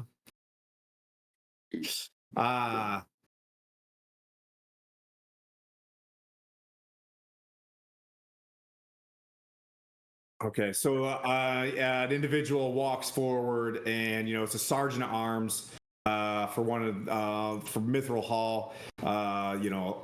These are better questions for the Queen. She'd be happy to see you. What was your father's name again? I'm sorry, it's probably backstory stuff. No, it's not. It's some of that I had to make up because I didn't know myself until. What was it? Hubar? Hurgar, Hurgar, Pwent. Obviously, you guys know that my real name's not Pwent, but it's more Hudrum. So I have to be Hudrum. Okay. They take you into Mithril Hall, where as you've seen before, you open up Mithril Hall, and it's like a room that's like this huge cube, and it's got like this railings above it where you can just rain hell inside this room, and you see like the tunnels where the juicers are, the famous juicers, where they can pop out and just smush. They've been smushing orcs for for a millennia in here. This is like one of the famous rooms where one of the final stands happened long ago. You guys move forward into Mithril Hall. It's kind of empty, but when you first start showing up, through some of the passages, you get the sense that there are different dialects of dwarves, as you get the sense that there are refugees from Adbar and Felbar arriving at Mithril Hall. You make your way into one of the inner citadels, where one of the chambers where Dagnabbit Waybeard is holding council. You're kind of on the outside. They say, Dagnabbit will meet with you shortly in the evening. They let you know that a lot of the Mithril Hall soldiers have left on to Gauntlgrim, where there is a significant draw to rekindle the Delzoon tribes again. Okay, as I'm walking around, my hands are on the sort of the sides of the walls and the various things, just sort of like reconnecting with my homeland. As I turn to sort of Mirren and Gwen, I'm like, just if you want to see the most impressive dwarven architecture, just look around here. This is one of the true wonders of the world. It's truly a beautiful place. There are various shops and things like that you're I believe you've been here before, right? At least I was born here, so yeah, you know that there are shops that are still open here. Do I know? Obviously, part of my upbringing, I know that I was at Modern's temple here. And I know there's a great library around this area as well. So I'd like to sort of say, if we got to wait for the just to talk to the Queen, which is understandable. If I talk to one of the guards and say that we're going to be going to the library to do some research, Okay. if you need us before that, please let us know. Okay. Also, let them know that in case our rock decides to, I don't know, fly They're gonna around, stay with you. be a little identifiable.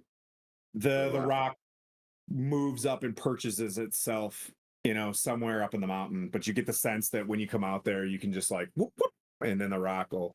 Yeah. I have brought my war goat in just to get some Okay. feed and looked after a bit. But like, because you're riding like a Felbar war goat, also, that's what I mean. People you see folks kind of whispering, and you get the sense that people know who you guys are. You're all in like full plate. You know what I mean? Like you guys look pretty legit crew. The doors close behind you. I realize you guys haven't had a rest in forever. You guys are pretty bloodied up, and various dwarves will come up and just kind of like just look at you, giving you an air of respect. The two guards, they're like, sure you want to stop by a tavern, maybe get some rest, but we'll bring you to the library. Brings you in there, and like they just stand guard. You get the sense that some of the people that were in there like reading themselves, they kind of get up and give you the room.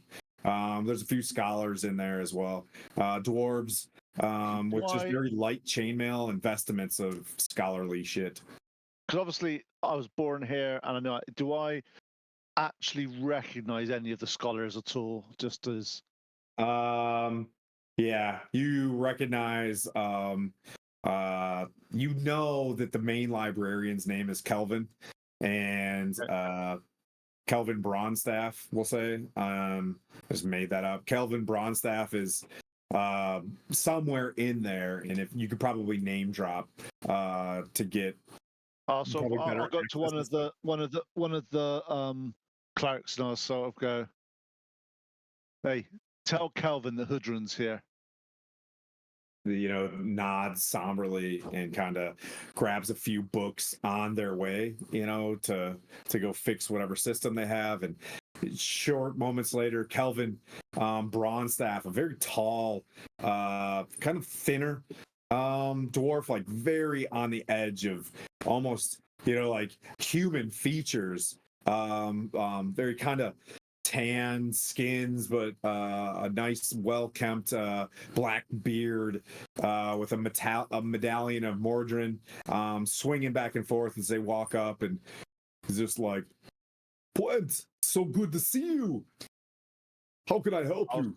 And he's like, jacked. Just finished looking out. I'll say, Calvin, my Mordrin's build. You look like an orc stretched on you on a rack, man. What are you doing? Just look. You're not even growing your beard. Come on. You call yourself a dwarf. I'm on this new vibe going through Waterdeep called the paleo diet. And he kind of just like looks at this, he's a health freak. He's actually say, you might even pass for an elf with that height. Come on, man. You watch it. And I sort of wrap my arms around him and sort of give him a sort of hug and sort of like, good to see you. And it's good to see the rest of, what are you calling yourselves now? Divine Misfits. We'll make sure we write those into the archives. This Noynek and the Revengers are taking all of your clout. Last I heard, they took the Krigvind from the Jarl Storvald up in Svardborg. This is very hard to say. It's a lot of things to remember. The Krigvind itself has been completely repainted, and they started a Coast Guard, and they just recently got married. It's all this hullabaloo down in Waterdeep. They've always been the it team. They like to have the center of attention. We'll make sure they know of the Divine Misfits if they run around Dwarven halls. Things are quiet around here. Jagnabbit has been busy of late. I lean in and go, well, we've not been quiet ourselves. We've dealt with the stone giants. We've managed to stop them causing trouble. Now we helped out Felbar. It's been what's happened at Felbar is just scandalous. But yeah, they're holed up, looking after themselves at the moment. Reports are coming in from Felbar. It looks like they sent out some patrols in and around the Northeast mountains, and nobody has returned. It appears that the fire giants are on the move. Citadel Adbar is shut. Felbar's mine shafts are shut as well. Adbar is starting to arrive here as well. Incursions from stone giants and fire giants on the daily. Yeah, On the well, red. On the we've red. sorted out. We've managed to. I think we managed to subdue the stone giant chief. That's good. So Yes, that's, to the south. To the yeah. south, the siege of Loudwater has recessed. Congratulations. If that was you, Yeah, that was us, bro. And he's just writing this down, and there's a little, a dwarven bard, just everything that you guys say, he's just like writing it down. And like, and I will describe to him about that we found the Eye of the Allfather, the giant oracle, go through all the various things that we've done. Look, please. He brings you in to rest. You know what I mean? He's like, please rest. It's going to be. We've got a job to do. We're not like the other ones that have a party all the time. We have a job to do. The job is to save for him. I love it. However, our route seems to be entwined with the fire giants in Iron Slag. We found the location of this, so we know it's we guys sort of given the locations, and there's a yak village we need to go through. You must, for the dwarven kind. And he looks at you for all over at Mirren and to Gwen, for all of our kind. Iron Slag needs to be stopped. More of a denizen than expected. I think there's rumblings of great tunnels being built. It appears there may be issues in Gauntlgrim as well. From our understanding of talking to the Oracle, there is currently a tunnel being excavated by the Megrim from Iron Slag to Gauntlgrim. So writing this stuff down, he's like, at once, we should arrive. Let's go to Dagnabbit now. This is too critical. But before we go, just as I said, the reason I'm here, we need all the information on fire giants and their tactics and what we know about Iron Slag from the lores and from the legends. Because to be honest, there's only three of us, or three in a ghostly visage of another humanoid next to us. Yeah. But there's you guys all pour over maps, and let's make this will be for a bonus for Kelvin as well, as you guys all pour over a map to try to figure out where Iron Slag is with this individual. So everybody make your own survival check.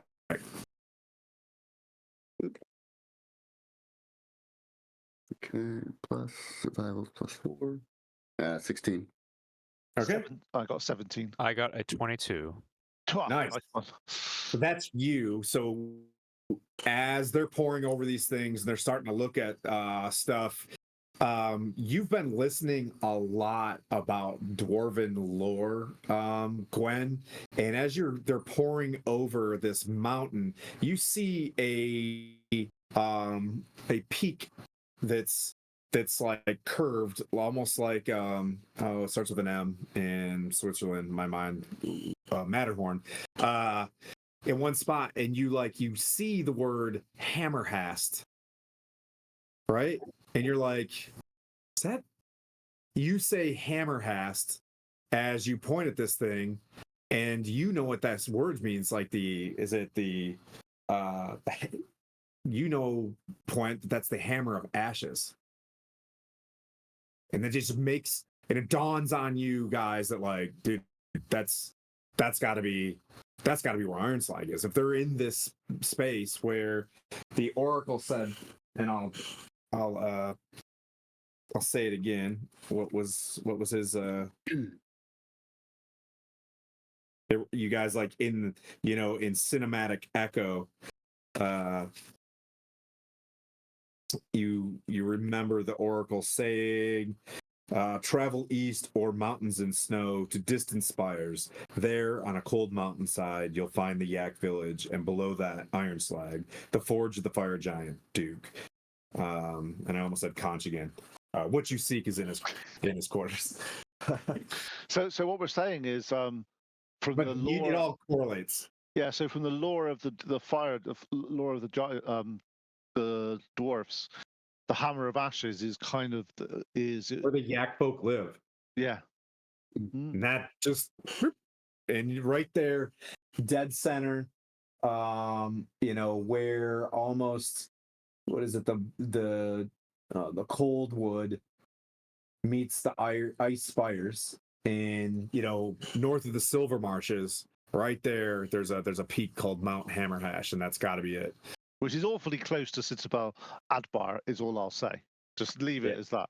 It's awfully close to Citadel Adbar, full of both other dwarves. Adbar and Felbar, which they're both kind of falling, right? You're tracking, like they're they're both taking like huge incursions from fire giants, and they say like Yak folk. So I said, if we're going to go and talk to Dag Nugget, we need to. If you can get any of your librarians just to find anything on tactics, on ways, and any of the lore we've got on them, anything we can have, we can learn.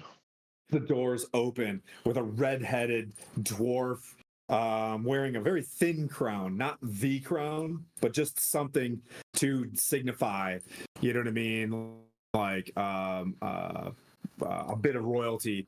Chainmail like a dress in front of her, just a very, you know what I mean, like sleek mithril chainmail, and gripping in her hand a mace, walks in. The two dwarves stand at attention, and Kelvin kind of stands upright and then bows his head, and he's like, "My lady Dagnabbit, Queen Dagnabbit, Waybeard." It's very hard to say. And the guards say that as well, as like four guards kind of walk in, step to the side, walk in, step to the side, as she walks up to the table, looks at the map, and then looks at you guys. And just like, your timing is impeccable. What you've done in Deadstone Cliff is marvelous. You are all welcome in the Mithril Hall. And just like, thank you. Point. As I do that, I bend down and say,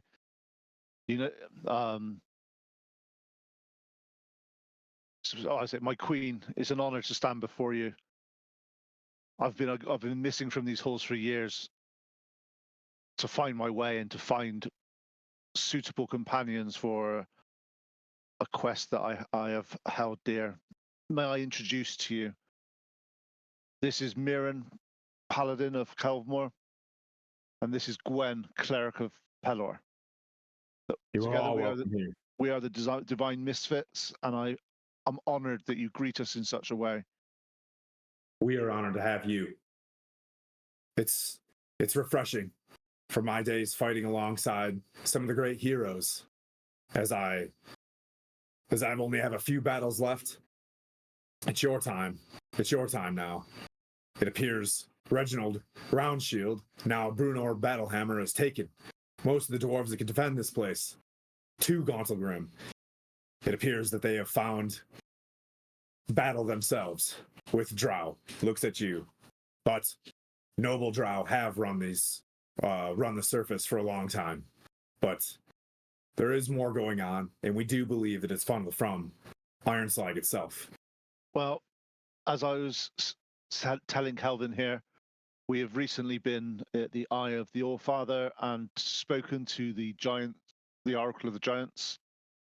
He has bestowed some insights into us that Ironslag has been harnessing the very elements of fire, and they have summoned the Megrim to Furin, and they're using the Megrim to tunnel to Gauntlgrim.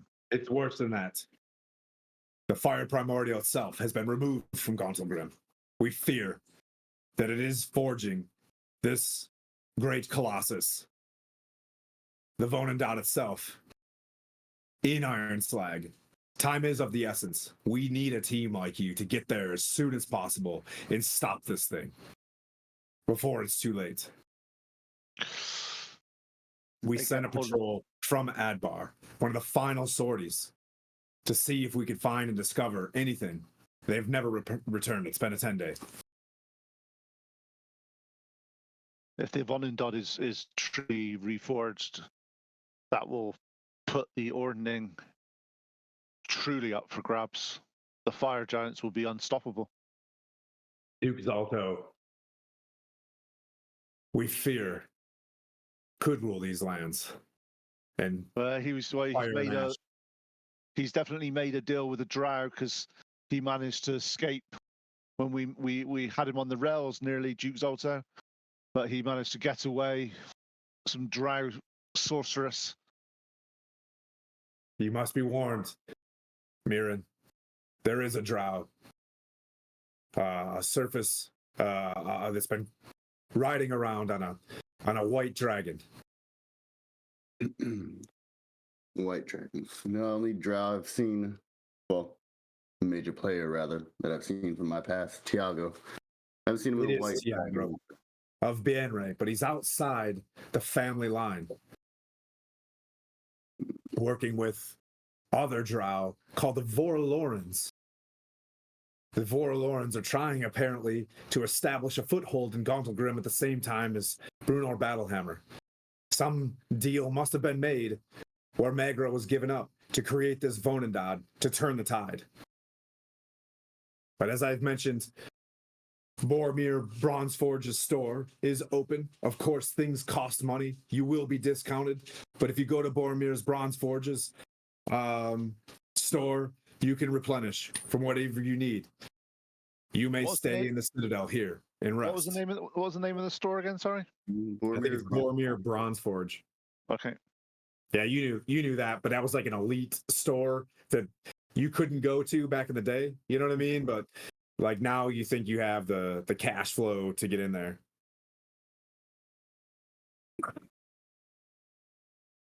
Besides this, well, because the dwarves were the ones that had essentially utilized the fire primordial for their forges in Gauntlgrim previously.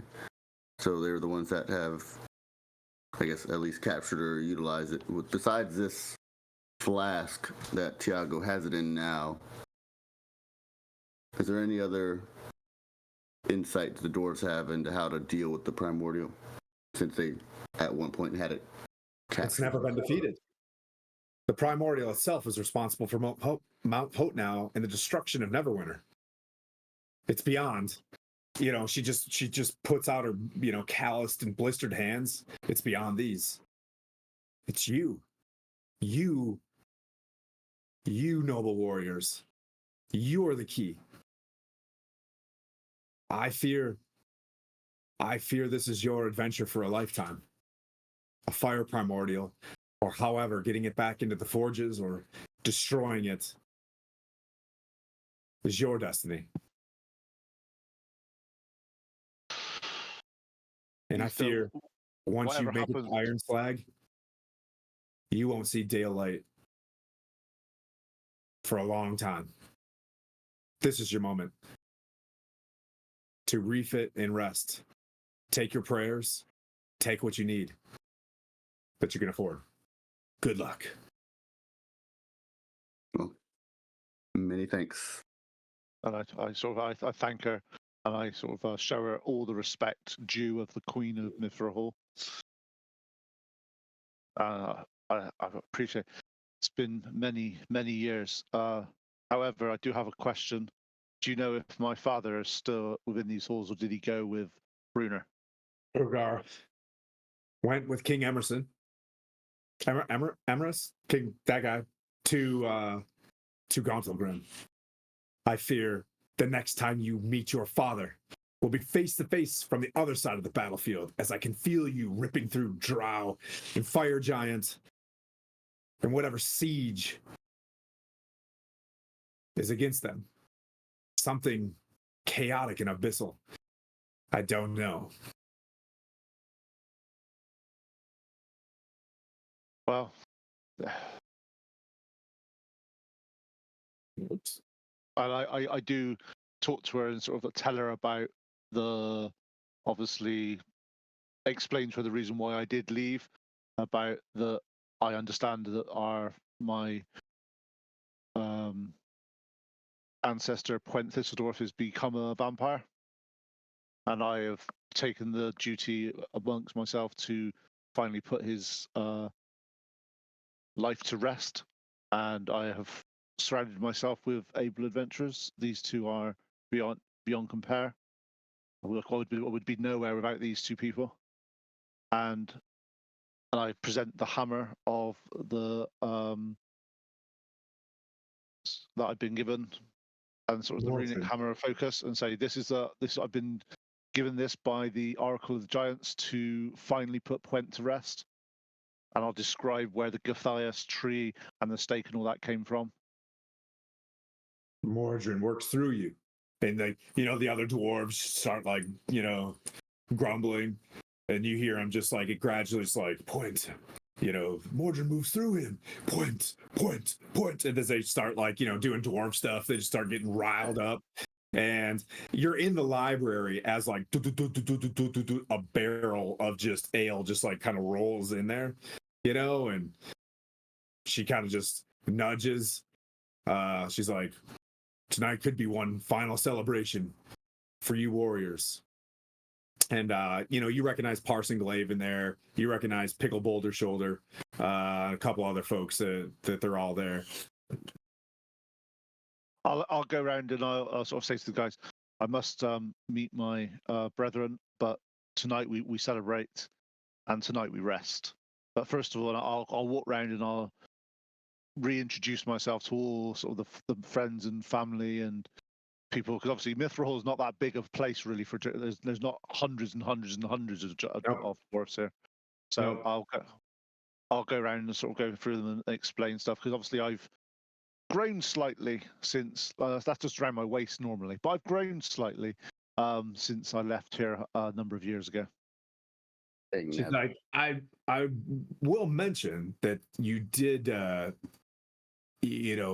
I think it is appropriate, and since I am queen, she kind of looks around. She's like, there will be a citadel, a tower being formed for you outside of was it Felbar? Where do you want this tower to be built?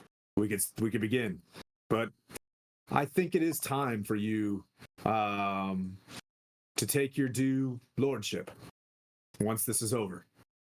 In whether it's Felbar or Adbar or Mithril Hall or Gauntlgrim itself. But a deal was a deal. Thorin did say that they were going to build you a tower. I feel the best place for a tower here, for the stability of the north, is for us to take over Iron Slag and once and for all return it to the dwarfs. When Iron Slag is clear, our dwarves will be near. As you become the new Duke of Iron Slag, Duke Puent, and they just you hear them just yeah, Duke, you know what I mean? They're like, Duke Puent, and she's just she takes her maul, you know what I mean? She's like, it doesn't get more official than this. And Calvin starts ripping out archive stuff and coming up with some fancy family tree to make it happen, and they're just like, to the Duke, and I just get some out and go, let's drink. Yeah. Yeah. And I sort of I'm going to get very, very drunk tonight. Nice. Yeah. You might need 2 days of rest. Let's take a break there. If you're out there, Skylar, we'll take a break based on that. It is it's halfway through. We'll start generating you guys will wake up from a long rest / dwarven hangover, and we'll go do some shopping and prepping to move to the next chapter. All right, we'll take 10 minutes.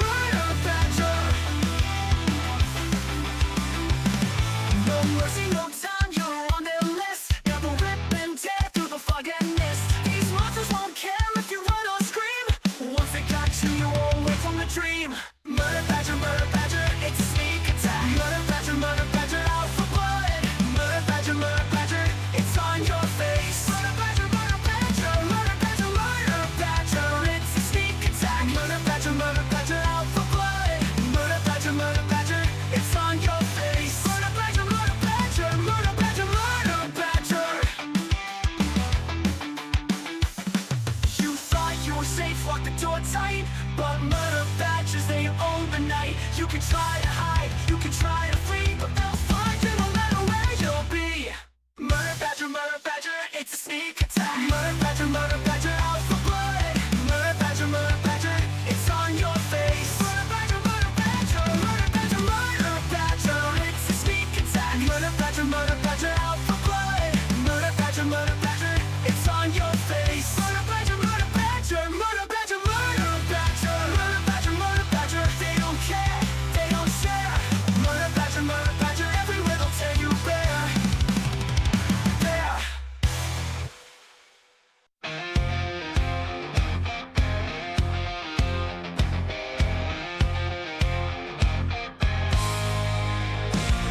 There's Dwarf the dwarf with his hammer of steel.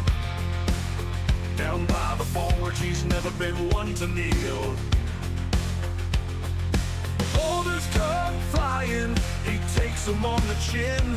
But he's tough as the iron, never gives in. The divine misfits ride again. Through danger, fire and pain. Holy water's their game, but they in it for the fame.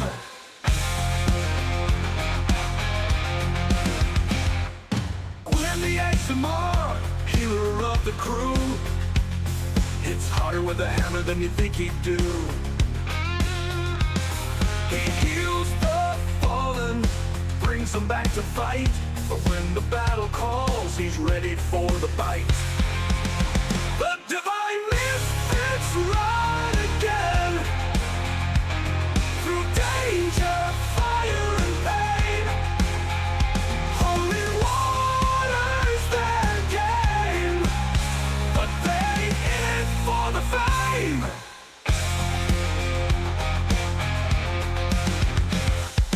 Mirror in the trial vengeance in his eyes. Rushes headlong, never asking why. He's got a sword and a righteous plan, charging into chaos like a one-man band. Oh, oh, oh, oh, oh.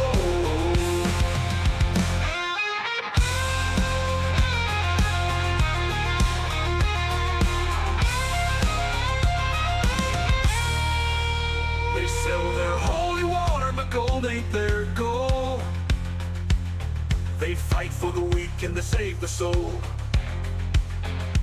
Through the Wild West, their legend grows. The misfits of faith, as everyone knows.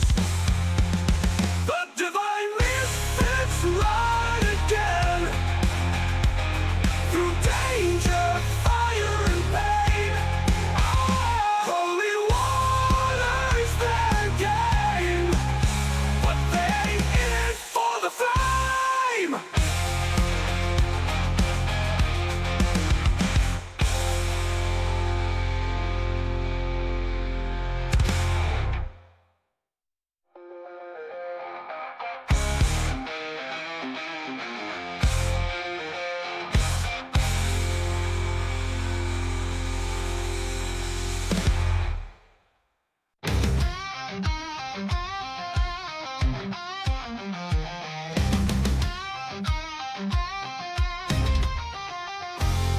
From the fires I rise where the anvil sings. Through the flame and the steel my soul takes wings. For Moradin calls, the forge is my way. I hammer my fate with each strike I lay.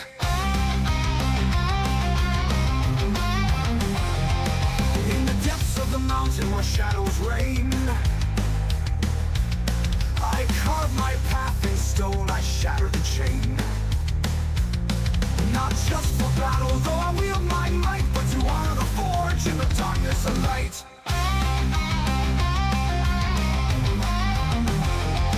The anvil of truth where I find my name. Prince the Redeemer, I cast off the shame. With Moradin's grace I rise from the dust. The seal of the forge is my honor, my trust. The forge, it calls to me. The fire that sets me free in the heat. I find my soul. To Moradin I give control. The hammer strikes, the steel bends. On this path redemption ends.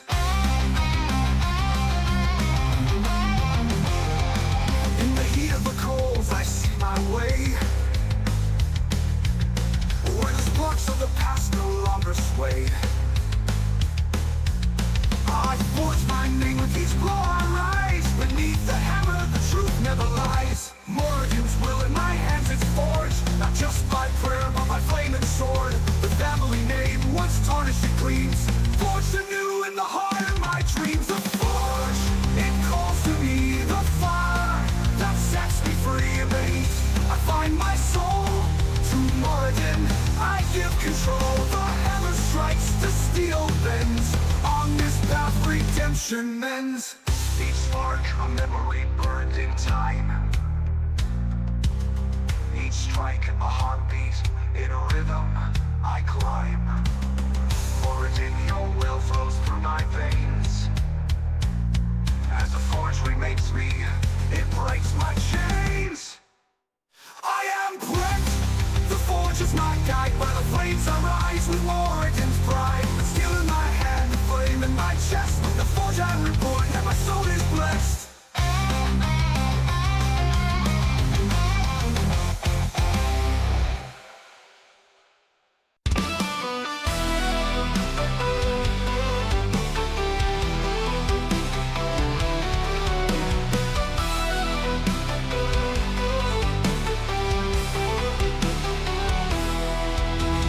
Sail to the north, where the frost winds blow, where the giants roam and the icebergs grow, to face Charles Stronghold in his frozen keep, and steal back the ship while we put him to sleep. Heave ho, hey ho, we bring her home, with Torvik's revenge on the icy foam. We broke the chains of frost and storm, and sailed her south where the winds are warm.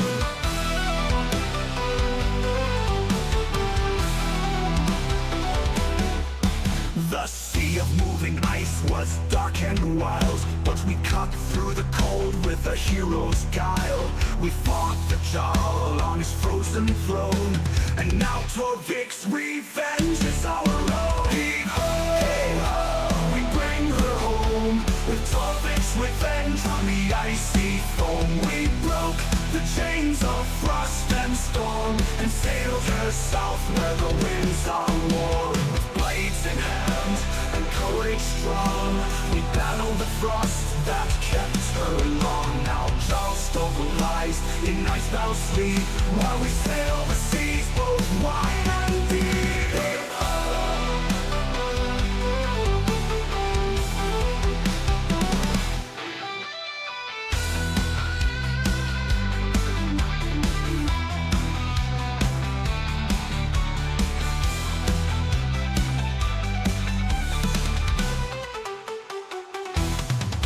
Her sails are full with a southern breeze, no more bound to the frozen seas.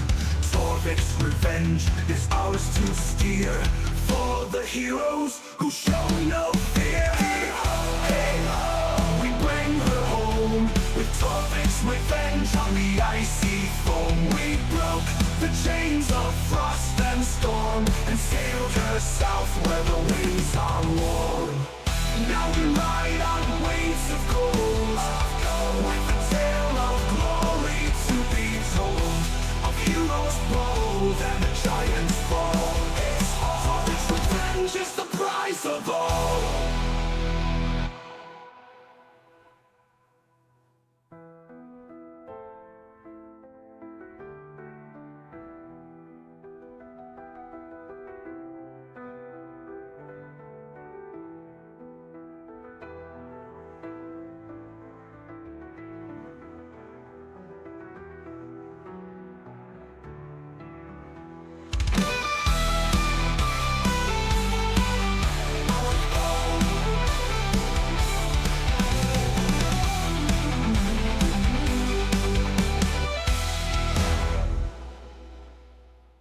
Now we ride on waves of gold, with the tale of glory to be told, of heroes bold and the giants fall. Torvik's revenge is the prize of all.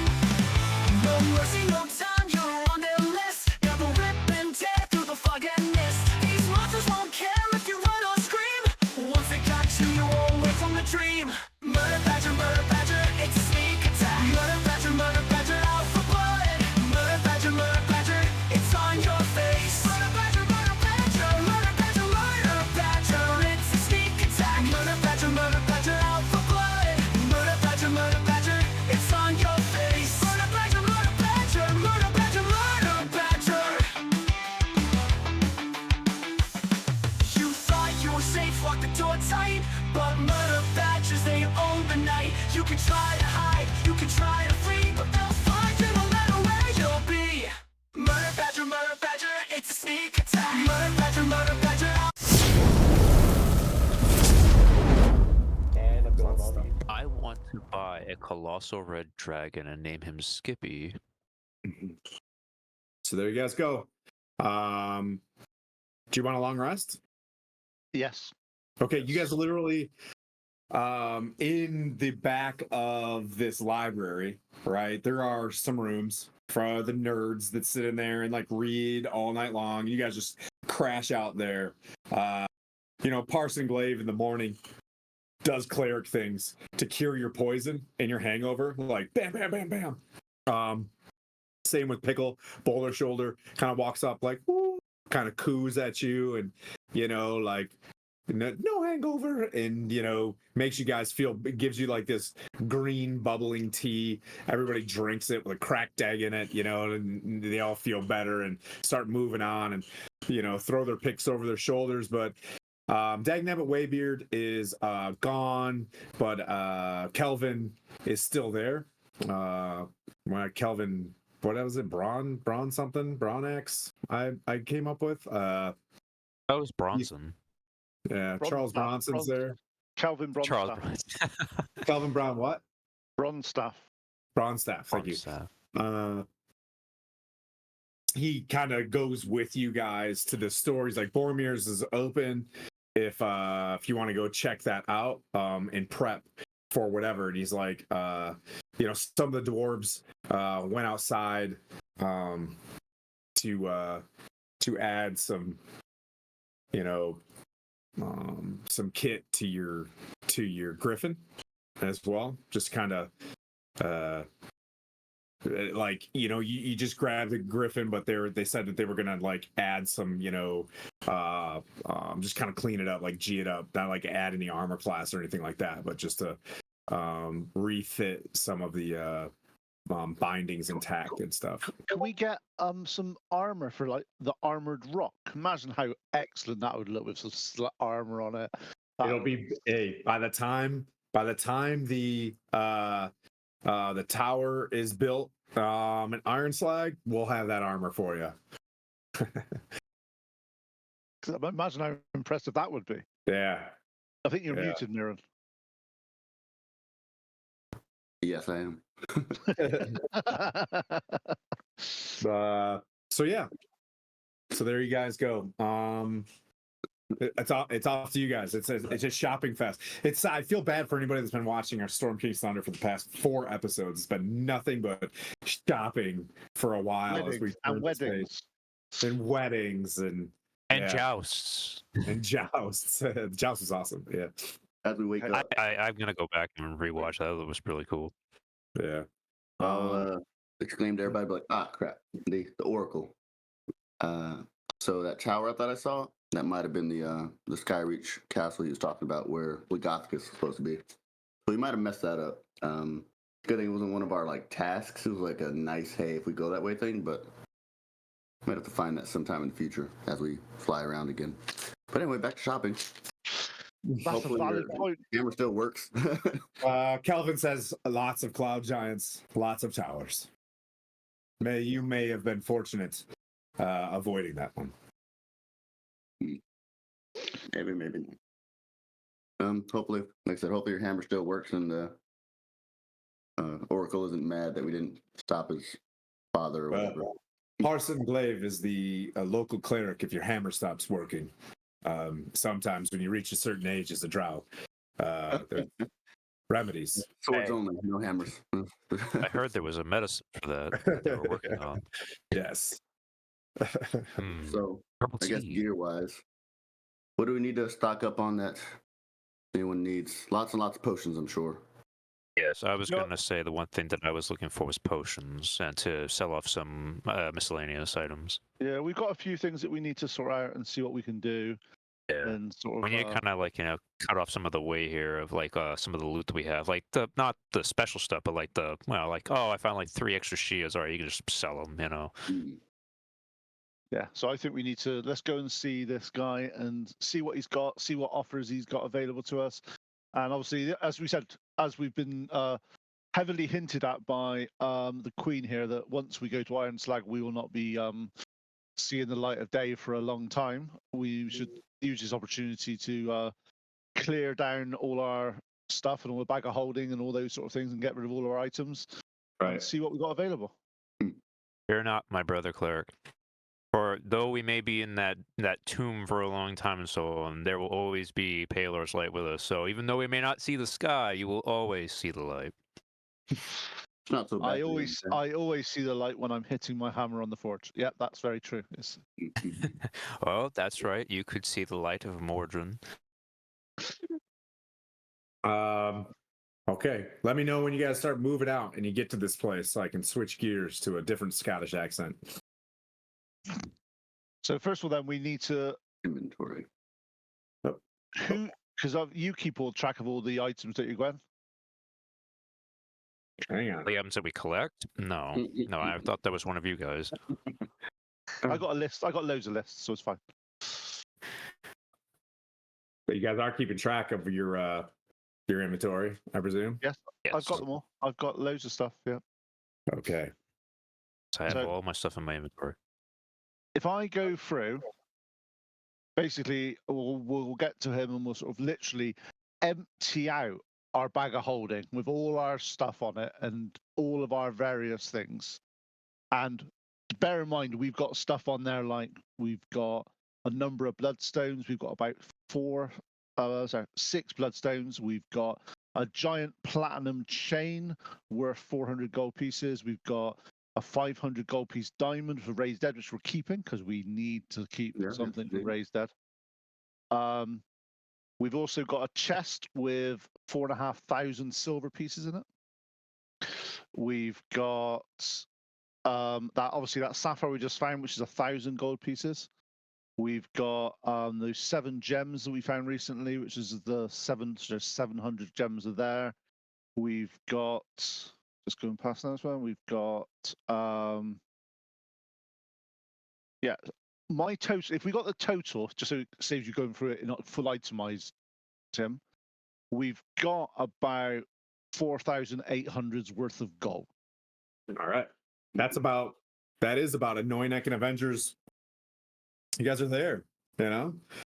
But yeah, so this is like one of the last times, you know, that there's a couple shops, but this Bronze Forge is the first one they bring you to. You could see the orange light of this the facade of this well cut in stone forge. You see Boromir, bald head, beard, like grayish beard, but like a merchant's clothes.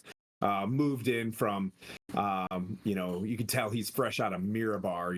He's a wealthy, he's got like Western tendencies, you know what I mean, to him. So he's kind of a highfalutin dwarf. Yeah, because basically we've got that much in loot and various gems and stuff, which we were able to get rid of. Obviously, keeping the 500 gold piece Raised Dead item. We've also got 2 sets of plate mail that are one from Mirren and one from myself that we've made that are just that you could sell. That we could sell. So, but obviously we want to see what he's got available, and obviously I know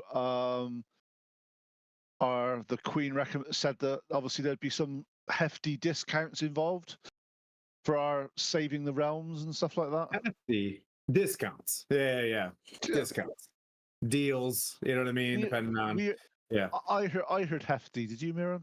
I mean, the Queen's name. I heard shit was free. From herself. Yeah. If the Queen says, it must be surely something.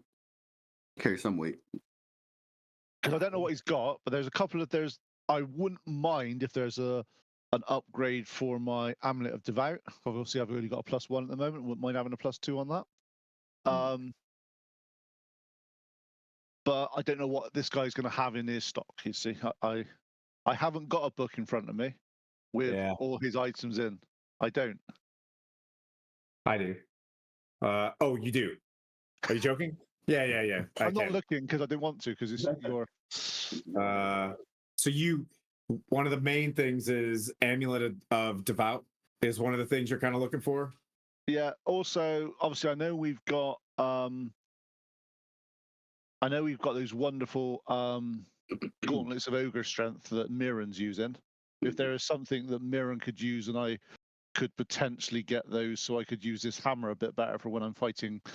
So there is gauntlets of ogre strength. They're not, completely like super rare. So you can get another set of those. And Boromir, points off to the side that there is another set of those here.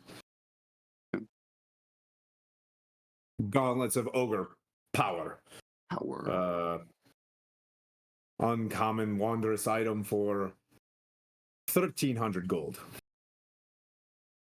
Already discounted. Look straight at Point. Like, I know what you're gonna do. It's it. You know what I mean? Like, or 1,300 gold. Do you have any other item? Do you have any anything else you're looking for, Gwen? That's all. Are you looking for anything? I was actually going to let loose some items for sale and all that stuff. I have 2 light crossbows. I was going to sell one of them because I picked one up way long ago, and then the other one, which Tim gave me, but we never got into the specifics. Let's not get lost in the sauce on those things. If you add like plate mail, or I'll buy that and I'll add this crossbow to it, will increase the discount. Okay, so like, we won't go to the haggling there. I'll like take another 100 off something. Right. Or something. I have an amulet with gems that I found back in the caves that you told me about. Grabs this, and he's like, "This is a magic item, sir. You giving this to me?" Can you tell me what it is? Yeah, for 100 gold, for sure. No, I will hold on to that for now, and I will figure it out later. Sorry, sir. But I will throw in the light crossbow. I look to. I'll tell you what this is for the light crossbow. How about that? He grabs the light crossbow and he says, Sure. "This is I believe this is the amulet of." Oh, gotta go back. Right. I also ask Puent and I ask Mirren. I also have my old scale mail before I got the armor that I'm wearing now. Do you think I should hold on to in case somebody needs it, or should I sell it? Sell it. Yes. Yeah, All right. I will also throw in scale mail as well. Anything that you guys have that you remove from your inventory, you can go to the player's handbook and take that amount of gold pieces and then throw it in there. So you guys can just work that in the chat, slide that stuff back and forth, and so that we can. So I'll do that with the plate mail then. So we've got an extra 3. So we've actually got, in money wise, then, because just for that, we've got 7,800 gold pieces worth. That's a lot. So you can buy some stuff here. The scale mail is worth 50, and the light crossbow is worth 25. So 75 gold for the 2 items combined. Yeah, cool. Nice. So he'll do for those 2 items. Don't add those. He'll take those 2 for the to do a identify on your amulet, and the amulet of proof against detection and location. It's sitting on the table. It's the amulet of proof against detection and location. You can add that to your inventory. If you don't, it stays on the table. Ooh. I'll add it. Take it, Gwen. Mm-hmm. Also, look in your inventories. I'll say this one time before we go in there. There are things you need to attune to and things you don't need to. You know what I mean? Like, highly recommend going in your inventory and going down to the attune part and hitting attune. Yeah. Okay. You've got to be attuned to them to use them. If you don't, they're not in use. When? There's one. There's a couple things in there that you'll have to take a look at, like the candle and stuff like that. So just so you know, this is a prime spot to ask. Like Parson Glave's in here. Like there's some wise dwarves in this place that can help you guys out. So you know what that amulet is. And I'm not sure. I think that one you have to be attuned to as well. And remember, you can only be attuned to 3 things. Right. Unless you get that special feat that makes you attunable to 4 things. That's only if you're an artificer. Yeah, that's right. That's right. So would you guys like me to list what the type of things that he has as he kind of shows you around? You know, from the high end, he shows you this really cool warhammer that's called the Dwarven Thrower. This is 25,000 gold pieces, and he sets this aside and he's like, so your max range is, you said, around 7,000? Yeah.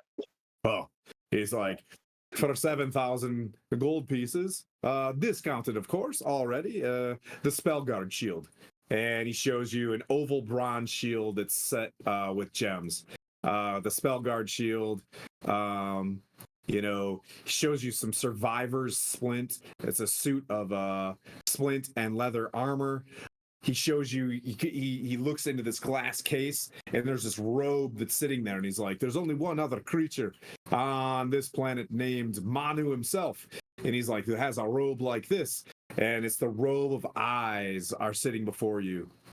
For 4,000 gold pieces, you can throw away those gauntlets of ogre power with this belt of hill giant strength as it sits down, and there's this a belt with a buckle depicting a giant, and he's like, and next to it, a little bit thinner, is a belt with a buckle depicting a dwarf, which is the belt of dwarvenkind. There's half plate of Mithrandine, a giant slayer battle axe, much like yours. You wish you could wear adamantine plate, but we can't have that, can we? There's a ring of protection, dragon scale plate, a stone of good luck.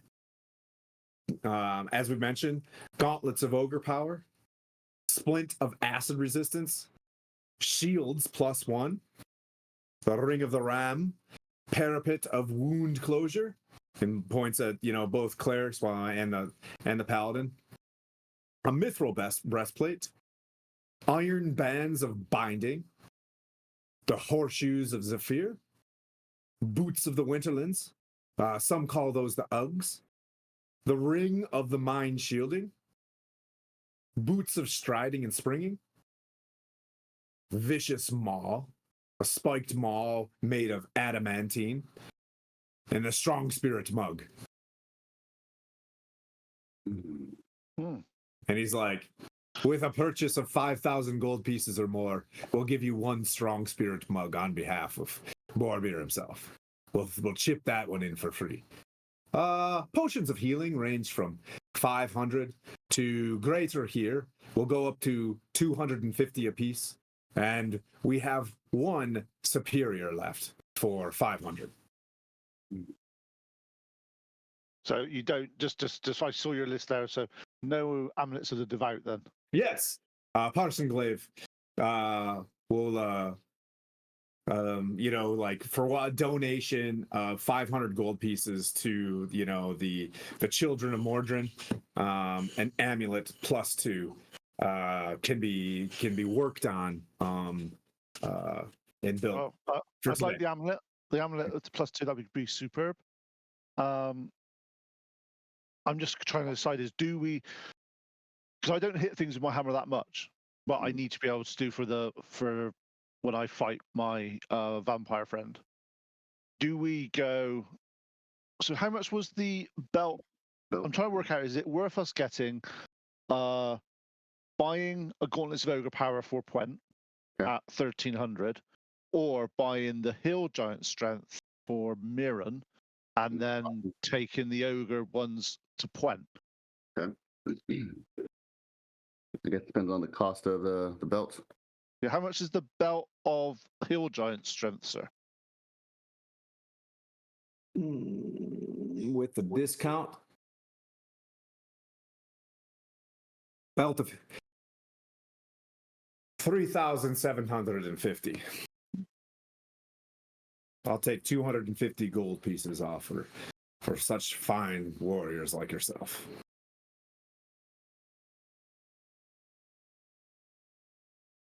Because what does that? What's the? I don't even know. Isn't Hill Giant Strength that strength 21? 21. Yeah. So Which that's doesn't add much to it. Just a +1 to me because it'll take me +1 to hit, +1 to hit and damage for you. Yep. Or I just get the 1,300 for a pair of gloves yourself. Yeah.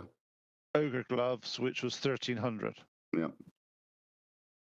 Yep. It depends on we got enough money here to be able to buy a reasonable amount of stuff. Yeah, the extra +1 isn't doing much for me in that regard, to where it'll make a substantial difference for you to get the gloves instead. So on that note, if you want to look at your sheets, what has people got? How many sort of attuned items have you actually got to yourself at the moment? Not at the current moment. I'm trying to figure out how to attune to them at the moment. Okay, if you go to D&D, if you go in D&D Beyond, Yeah. If you go to your inventory, Yep. Scroll right to the bottom, like right all the way to the bottom. No, I see So- it. You just put the little tick in the box that says there should be a thing that says items require an attunement. You just put a little checkbox in them and they become attuned. Usually takes a long rest to do so. Yeah, but we can do that whilst we're here as well. Yes, that's what I'm trying. That's what I'm trying to do now. I'm trying to attune to, or what I'm going to attune to, before we leave and so on. But I also was going to more information and ask questions about the items, and then obviously talk to you guys about them. Yeah. So what items have you got at the moment that you could require? There is. Well, I want to get more information, and wondering if I should save it or wait for later for the Candle of Invocation. So I have that. And then when we picked up back from the place we had just left, where the place where there was like the giant rolling rock and the golem and all that stuff and so on. That place The where Eye we of had the, Eye of the Old Father. Yes, the Eye of the Old Father. I also have the Shard of the East Room, which also requires attunement. So there's that as well, and then of course there's the Amulet of Proof Against Detection and Location. So they kind of look at this shard in front of you as well, to kind of help you out. And he's like, not only does this thing give you the properties that you've already seen, which are the Frigid Touch, the Icy Mantle, and Winter's Howl, the Gift of Frost. If you were to attune this to a cloak or boots, or inscribe it into a cloak and boots, it can become a magic item on its own. A cloak of rare magic item that requires attunement while wearing it, you would have resistance to fire damage. Pretty good. It looks at you like resistance to fire damage. You have advantage on dexterity stealth checks made while in snowy terrain, which you know what I mean, like or the honest, boots. I think you're better off, if that is what it is, I think you're better off keeping it as a shard, because having the shard, you have resistance to fire damage anyway. The shard, you would have resistance to fire damage, and yeah, you have the action. You can touch a body of water and freeze the water. The Icy Mantle is an action. You can touch yourself and another creature with water on your finger. The water creates an icy mantle of protection. Right. In the Winter's Howl.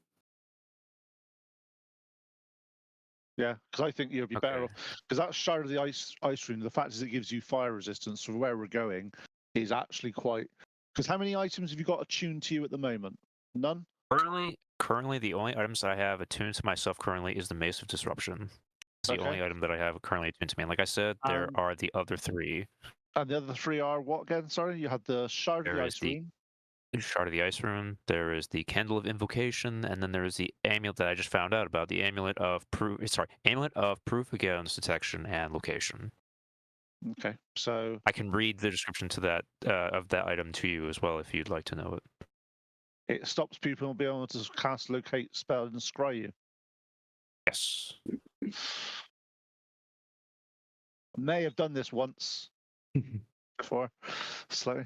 Out of those, because the thing is, at the moment, I don't think anyone's trying to find us remotely. I don't think they are. We're not that famous. We were. I mean, we have people that we know that don't like us for sure, certainly. Actually, we did have those Madagascar, the whatever, the wizardy. I think that may have been how they found us in the first place. But yes. Right. But hopefully, they're looking at the other. They're looking for the other three party members that I don't know. So what about you? What items? Because I'm currently attuned to my Hammer of Runic Focus and my Amulet of Devout. So that's my two. and I'm obviously going to go and upgrade my amulet to a +2. Okay. So I've got a spare slot free at the moment. What have you attuned to, Miran? It'd be 2 as well. It'd be the gauntlets and then the shield of the Stein rune attached to it. Yeah.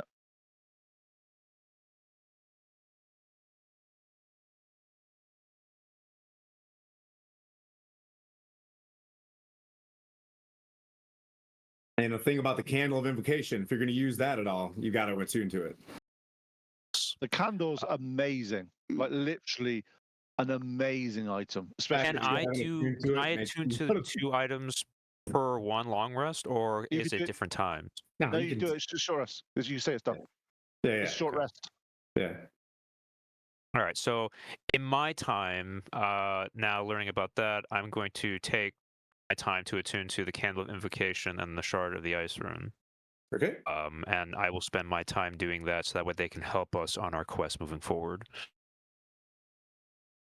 So there's very tricky as you attune to this thing. Hmm. There's a one-shot chance of being able to talk to a deity, and that is on the first light. Right. Not the second, third, fourth, 4 hours. So either you're going to use it as a buff, or you save this. Hey, puppy doggy. I'm sorry. Oh, just watching Dad play some Dungeons and Dragons. I like candles. Actually, jump up. So that being said, like you know, talk amongst yourself, but you get the sense that you have a chance to do something very OP. Like, you know what I mean? Like, you get the Nimbus nuke from Baldur's Gate 3, like, one time. I ask because I like to try to communication good with us. I ask the other two. I ask Puent and I ask Marin together. Should I wait for a very important time to use this candle? Should I wait? Like, should I obviously attune to it, but should I wait to use it to help us out in some major way? Should we need it, or should I, do something else with it? Well, to be honest, depends on how much you. Depends what's happening. There's times where miracles are needed, and sometimes where miracles are not. In this situation, I would say, obviously attune to it and have the item available. And to be honest, what happens happens. Let's move forward, Right. see what's happened. If we get to a point where the odds are against us and all we need is the buff from the candle, use that, and then we'll just use it as that going on. But hey, we don't know what's going to happen in the next, especially when we're going down Iron Slag and down to Guntergrim. Anything can literally happen down there. Maybe calling on Pelor's light, or actually calling on Pelor himself at certain times is kind of, it may be required, but you don't know until that need arises. All right.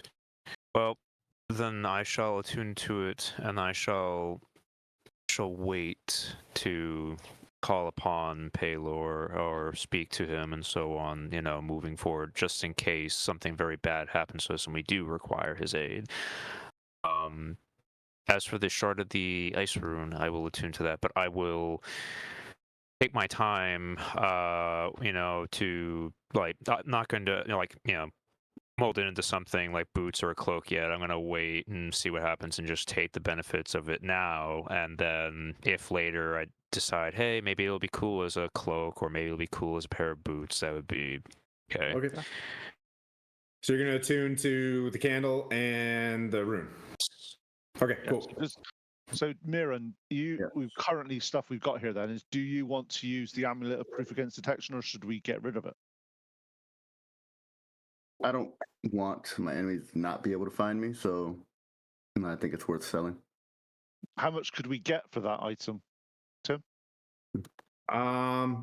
If you save it and use it to haggle, but probably 250. It's uncommon, right? Yep, yeah, it is uncommon. I'd welcome our enemies finding us, so that's It's an easy sell, worth the cost. So the option from this then is, do we? I think this is the last shot that we're going to have. You see, giving you a +1 to hit a damage is still, I think, is still a worthwhile thing, making you hit harder. And there's nothing else in the shop that will actually be useful for all of us. So if we buy the Belt. how about if we buy the Hill Giant belt? Sure. And we've then got, let me just do some quick bobbity boop maths. And amulet was 500. So we've currently got, because how many potions has he actually got? Potions of healing. They can give you like regular potion of healing can give you 5 times 50 each. 3 graders, 1 superior. Total. The greater was 250. That's right. And the superior was, how much did you say? 500. 500. I'll go buy all of those. So the total of that price then is 1250, 1500. So with that, so if we are buying the Hill Giant belt,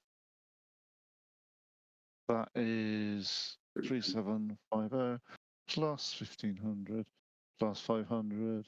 We have just spent then 5,750 gold. Okay. And we have left just under just over 2,000 gold. We've got 2,050 gold left. 30. Well, that means we've got, let me say, so if we give the potions in, if we each of us take a greater potion. Yep. And each of us take a regular potion, so we get 1 of those each.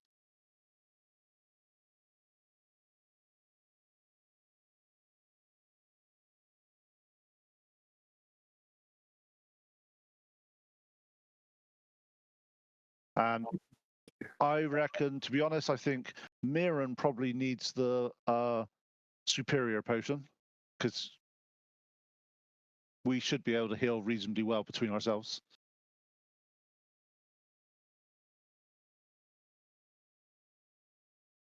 And if we then take, have you got any standard healing ones on you at all at the moment, Mirren? I don't believe I do. Let me check real quick. I believe I've used the entirety of my potion inventory already. Yeah. Well, do you want to take? Because obviously, if me and Gwen take a greater and a normal one each, and you take 3 normals, a greater and a superior, yeah, you are more likely to need those healings than probably me and Gwen. True, and in case, you know. And you got the extra potions to get us up. Yeah, in case it goes the other way, I'll have them to bestow healing on you. So yes, I'll add those to my bag as we go. I love shopping days. This is my favorite part of D&D is like prepping. You know what I mean? Like, are there any, it said amulets or other accessories, rings that we could add that would benefit us at the moment within our price range still? This ring of protection. Tunable for 1750. Hate you. Always good. It's in it, but it's in it. AT is always good. If right now I'm at 23. If either you or Gwen want to add that to your collection. Good sir, DM, I sent you a message about the candle and so on. I didn't want to interrupt anybody. I just wanted to make sure I got like a few things correct and all that stuff. Ask me. What's up? Parson Glade's still there. Like, he's looking at it. He's like, oh, yes. All right, so I just want to say, so just so I have this right, once I attune to this, I imagine it's, what would you say, it's nighttime right now at the moment, or about evening? 4 hours, I think. If you burnt this down, about 4 hours worth. Yeah. Right. I heard about that. But my thing is once I attuned to it, you said that there was a slim chance come first, not third, fourth, or fifth, but the first light I'd have the chance to speak to a deity. Not a chance. If you like this thing, and you call on, you can cast the gate spell on the very first Which will light. destroy. Destroy the candle. Right. Okay. Just want I to will make sure. tell you, if this candle was in the possession of Mithril Hall, this would be in the very back vault, and we would use this at all costs. Right. And you would use that, say, in a dire moment? Absolutely. But that's partial, right. right? Points wisdom Okay. is, sound as well. All right. 1,000 I just wanted giants a day, or one colossus, Vonendad. Who knows? Right. Okay. All right. Just wanted to make absolutely certain I understood the candle as best as humanly possible. Thank you very much. So what else did you have on that list at all? Because obviously we've got. So obviously this is our last shopping day we've got. So we're just doing the last bit of shopping. We have got 2,050 gold pieces left. Is there anything on that list that I think we're all attuned out now nearly, apart from Mirren. I think Mirren's got one slot. Oh, I've attuned out to the max. I have, like I said, my mace, the candle, and the shards. So that's all three for me. So is there anything that we've got for under 2,000? Yeah, said they were looking for under 2,000. Absolutely not getting the adamantine plate. That doesn't exist in this world. We'll say not to. I was just going to say, if you remember back when we found and we killed Thane Calithica, and we were digging in the walls through the gems and so on, Tim gave us a diamond that was worth 5,000 gold. So we do have that. 5,000? Yeah. It's either 500 or 5,000. I'm pretty sure he said 5,000. Or it could be roughly that much.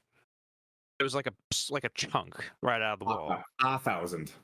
A thousand. Sorry, 8,000. All right, my bad. All right, so 1,000. So we have that as well.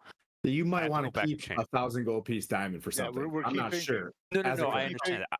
But I was throwing it out there just in the off chance that unless we really, really need something and so on, and if the rest of the group, because I'm not going to do anything on the diamond, but if the rest of the group believe it to be necessary and important moving forward as a necessary sacrifice for what we need, that is also there as well. I'm not putting it on the table. I'm just letting everybody know this exists in case you need it to really, raise the I dead. don't know, reach something. Yeah, well, that too, yes. So. Okay, so what else has he got in there? 2,000 at all?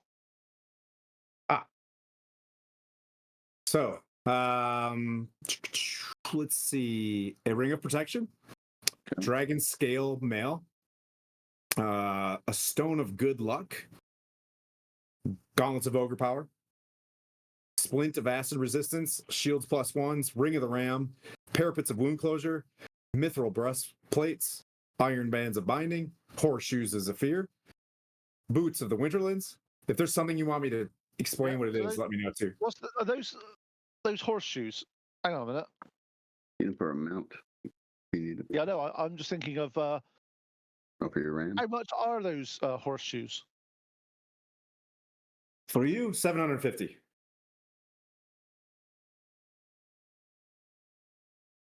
Because that would mean, actually, I'm tempted. Because if I put them on my war goat, that means it can run across water and lava and not get hurt. Stand above non-solid or unstable surfaces such as water or lava. The creature leaves no tracks and ignores difficult terrain. In addition, the creature can move at normal speed up to 12 hours a day without suffering from exhaustion. Means I could ride my war goat through Iron Slack. That sounds about right, yeah. It's not bad expensive. That's not that expensive. And that's not, they don't require attunement, do they? Does not. I mean, for your mount, I guess it wouldn't.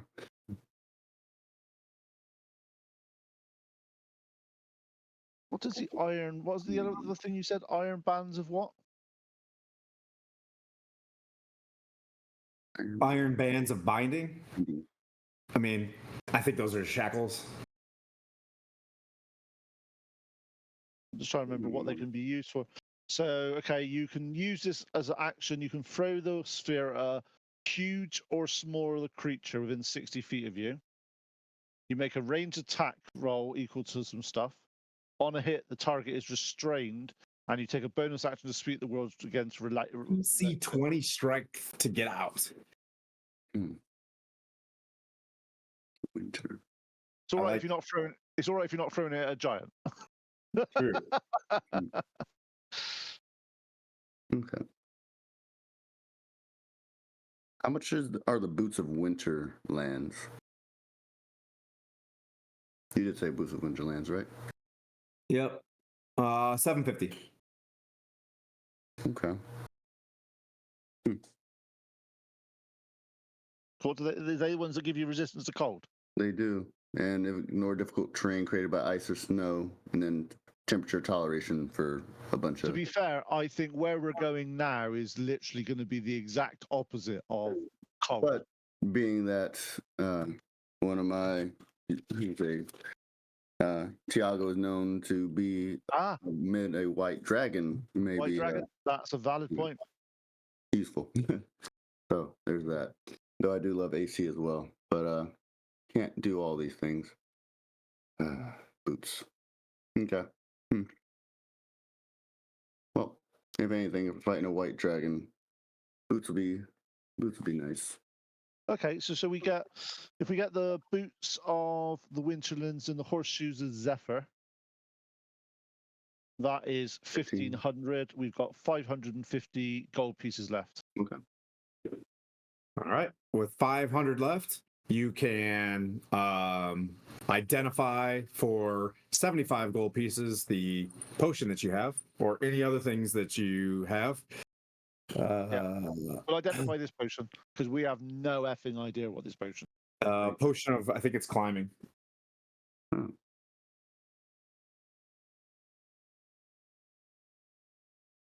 And then under 500, boots of striding and springing.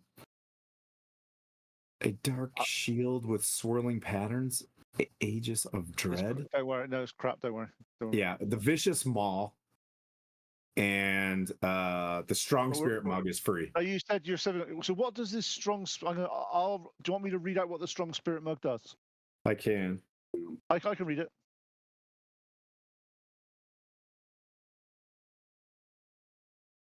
Once I find it. Yeah, okay. As an action, you can use this jug to fill with strong spirits, or convert any liquid within it to a strong alcoholic beverage. It's basically Grog's from Critical Role. It's Grog's thing, isn't it? Yep. Yeah. So we're never gonna have a problem with alcohol again, ever. So that's always a good day. Yeah, you just stick it in a stream and it's just beer. It just keeps scooping the river up and just crushing Coors Light forever. This is fantastic. Which reminds me, is there a water source nearby? We said strong alcohol, not Coors Light. Bazinga. Yes, there is a water source. There is several natural like waterfalls that fall into like founts of Mordred and stuff like that you can scoop up. And I'm going to find one and use the remaining pellets of my dust of dryness to essentially, or sprinkle my dust in that water source so I can then make the pellets of water. So I'm gonna use all that. Okay. Get a bunch of water pellets. Okay. How do the water What's up? do they just stay? Are they hard pellets that can turn into water? Oh yeah. Oh, that's right. That's right. I sprinkle the dust, they turn into a pellet, and I can, throw that in it. How many are you making? So I rolled the dice. I had 8, or actually 1d6 plus 4 pinches, and I rolled 8. So, okay. All right. It just makes it fun to be like, I only have 7 more left before we can cross this lava. Yeah. Also, what I'm thinking of is, well, can we see if there is, because I'm resistant to fire. Gwen's resistant to fire with his ice thing. Is there any potions of fire resistance? They're only uncommon. Yep. Can we So get what's that? them? What's that? 250 for uncommon. So Yeah. 100 gold pieces. So we get like 3 of them for Mirren? You can have 2. 1. 2.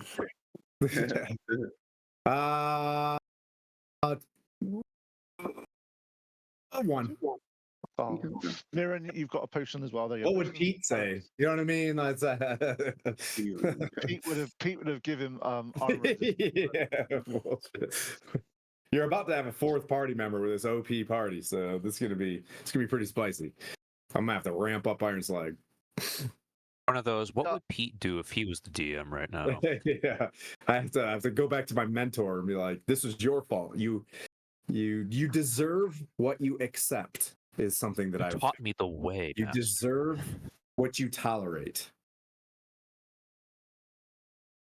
Okay, we are now all glistening with our various armors and amulets and potions, and we're all set up. Candles. Can we? I need to go to the Temple of Modrin and renew my vows and sort of give my thanks to and explain all the stuff I found and done since I've been wandering the realms. Also need to talk to Kelvin and find out what they've been able to find out about Iron Slag in terms of any lore, any histories, what's the best fighting styles, what could we use against fire giants based on, obviously we're Forge Cleric and a Paladin and that, because we don't know. But also probably look up blueprints of Iron Slag if they have any. If they've got anything like that, yeah. Yeah, because if we can find a different passageway other than just like kicking in the front door, we would have an easier time instead of having to mow down 100% of everything in there, you know. Granted, it would help, but I'm just saying, if we got a better idea as to how big, how many rooms, how, you know, the traps in this way, not that we know everything, but just a basic layout of the area, we might have an easier time coming up with plans. Yeah, we don't know, other than the fact that the Yak folk are there. We sent scouts, but we just know. I mean, we just figured out just now where it's at. You know, if we could go explore Iron Slag, you know, a long time ago, it used to be, you know, I think multiple levels, like 1 or 2 levels. And I mean, right there is pretty good information right off the bat. We have at least an idea of 2 levels. Yeah. Deep, like within the dungeon itself. You can expect very large items, large rooms, expect lava, expect fire, because you know that's their joint. Expect you know, tactics, being on guard. They're very martial, so they're not chaotic. You know, they'll work together.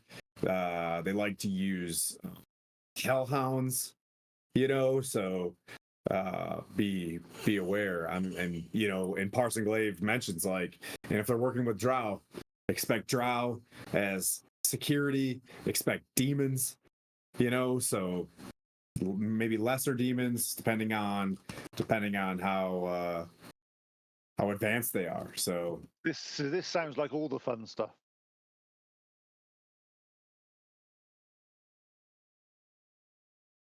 I'd say it should be a trip and a half and glory to be found everywhere at every turn once we hit Iron Slag. So I'm excited about it. We should be good to go. Like right now. Lava and hellhounds are what make me nervous right now at the moment. Your resistance to fires should play nicely too. You should be fine. Both of you. Not resistant to lava. Fire, yeah. Don't go Luckily, Put lava my hand in does lava, fire. it's gone. Luckily, lava does fire damage. It's fine. Oh, I mean, if you fall in it. I'm swimming it. But Like a bad dex check, you know. That's just being silly then. If you're in the lava, I'll bring Well, enough water in these pellets. look at the world around us. Some people here are very silly. That's fair. So, Yeah. obviously, Speaking of being very silly, before you do leave, Dag Nabbit Waybeard asks for a private audience for Puent. of course, I'll give the Queen audience. Yeah. Why would you refuse? Right. She basically implies the fact that you would make a solid match if you become a Duke of Ironslag and she is the rightful queen of Mithril Hall. If you are interested, we could unite the clans in a marriage. You'd make a fine, you know what I mean, like husband, yet Duke. You know, she makes it very matriarchal, you know, in this circumstance. Very Mountbatten. You know what I mean? Like you'd make a great Mountbatten. But Also, I bow. So let's this is how we date as dwarves. You? me. Me? And I'll go. Let's conquer Iron Slag, and we can talk about the future after. You know, she nods. She's like, "Oh wait," and then she kind of, you know, walks off. There was your chance to perform ceremony for your next 7 days. That's just cheating. Yeah. Well, I'd have to give you guys the same benefit that you gave Sir Tim. But Dagnabbit Waybeard, she wants to unite the clans. Until I've proved myself and actually dealt with Puent Thistledorf, Oh, very honorable. I'm unable to commit my life to anything other than that. Yeah, she's fully swooned. And I'll walk off smiling. So what you guys, how much do you have left? Have you spent every drop? No, we have 550 gold left.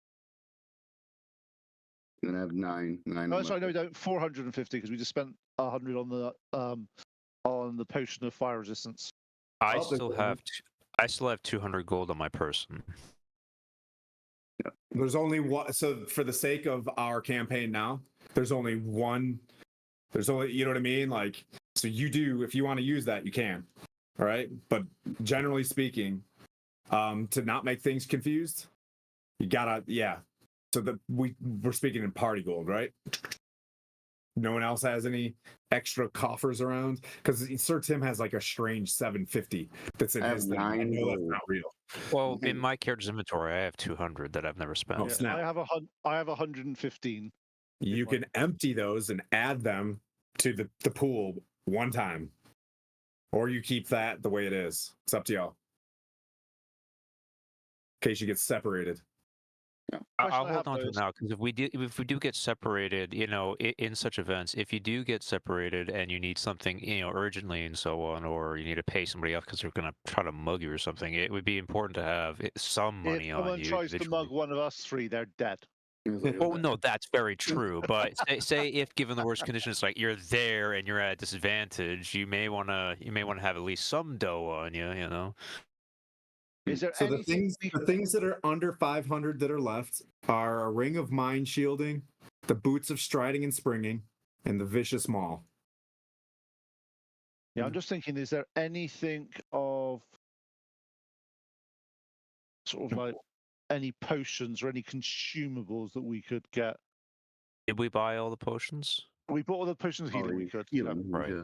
There are plenty of potions here. Those are just all the healings ones. So I always list those ones because generally speaking, that's the ones you get. But you name it, you know what I mean? Like if you're thinking giant strength or something like that, you know that. It's a shame that we don't have our ranger because I feel like the boots of striding would be, you know, very. They are absolutely crap. Yeah, he's already Are got they the boots really? from the other kind too. Yeah, Oh, they actually yeah, are. that's They right, he used to be does. really good in previous editions, but in this edition, all they do is you can move 30 feet. Oh, so it only increases your whatever you're movement by wearing, 30? Whatever you no. 30. Your movement is 30 when wearing them, and they can't be reduced. Oh. They're crap. Yeah, no, don't buy those. Bad Yelp review. Don't buy those. Yeah, He's this like, I've been Amazon trying to thing. get rid of them for years. Anybody want these? No, we're good. I can see why. They used to be one of my favorite items in earlier editions because they doubled your movement speed. Yeah. Just trying to figure out, is there anything? I'm just looking at the potions at the moment. Well, in terms of items, what do you think? Are you thinking that we've got all that we need these items, and now it's just potions? Yeah, I don't think there's anything on the list that would actually make sense to us at the moment. So I Right. might just keep this money for now, and if we Well, see, what do we something do with is we can keep it and invest it in other things later and let it grow and so on and so forth. Potion. very true. So I'll go up to my goat and fit his horseshoes of Zephyr on there. So now I have a floating goat because that's Yeah, you cool. see that they've also put some mithril tack on the rock as well, where there are three seats on its back, and you can easily kind of like steer it. So it's got like this shining blue tack on it as well. They G'd up your ride a little bit. Didn't add any AC or armor. They acknowledge that, someday Mirren of the Hawk's Nest will have a up armored rock if it can still fly, for it's still alive, wink. And then the Griffin the same way has mithril tack on it as well, a nice seat, and like some saddlebags and stuff like that to be able to put some things on there. Same with the goat. Have they fed the mounts? Yeah. Oh yeah. Okay. Yeah, if they're gonna hook things up to them, they would have some, they'd have to. Okay. I was just gonna say, because if so, I'll go and spend a little bit right now on some food and give the animal food. The dwarves would have looked after the animals perfectly well. Roger. Yeah, but there's a little mithril hall kind of ramp.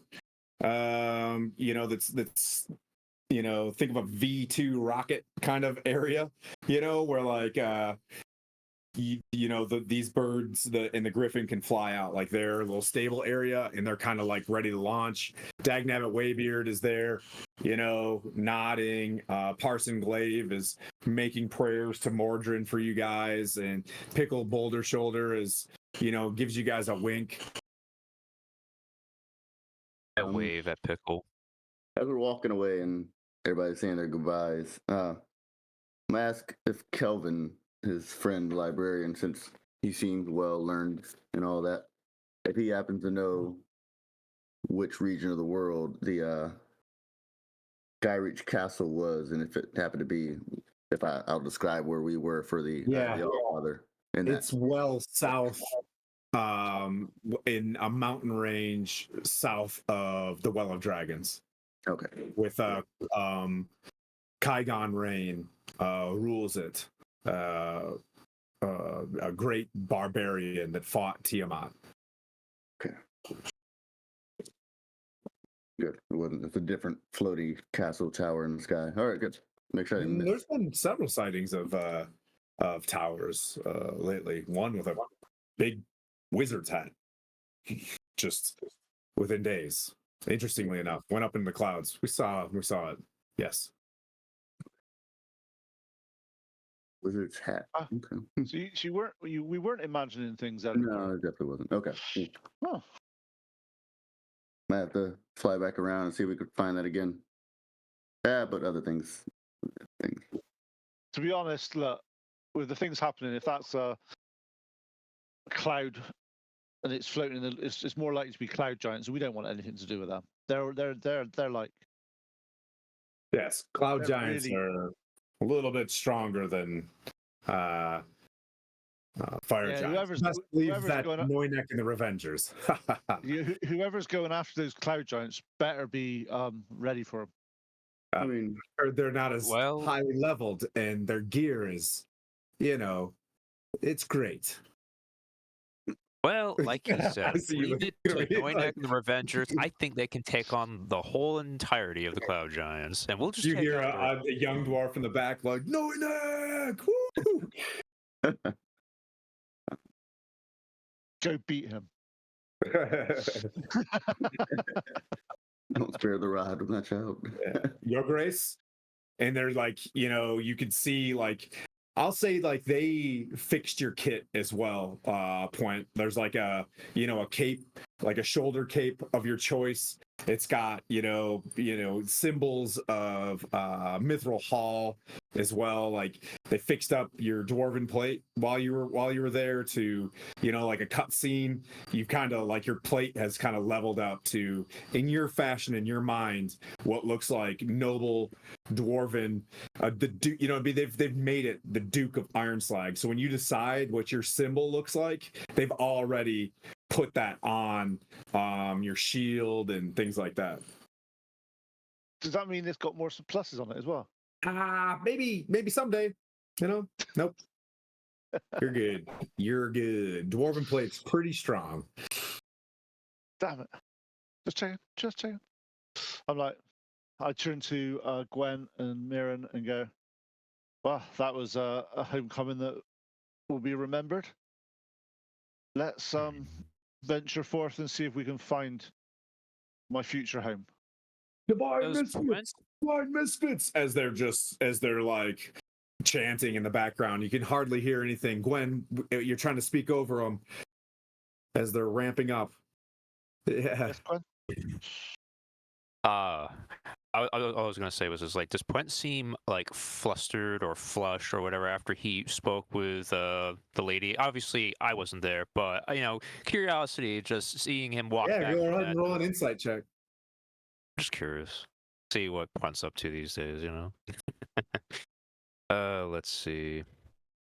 Let's see. There it is. Ooh, I have a +8 in insight. 16. 16.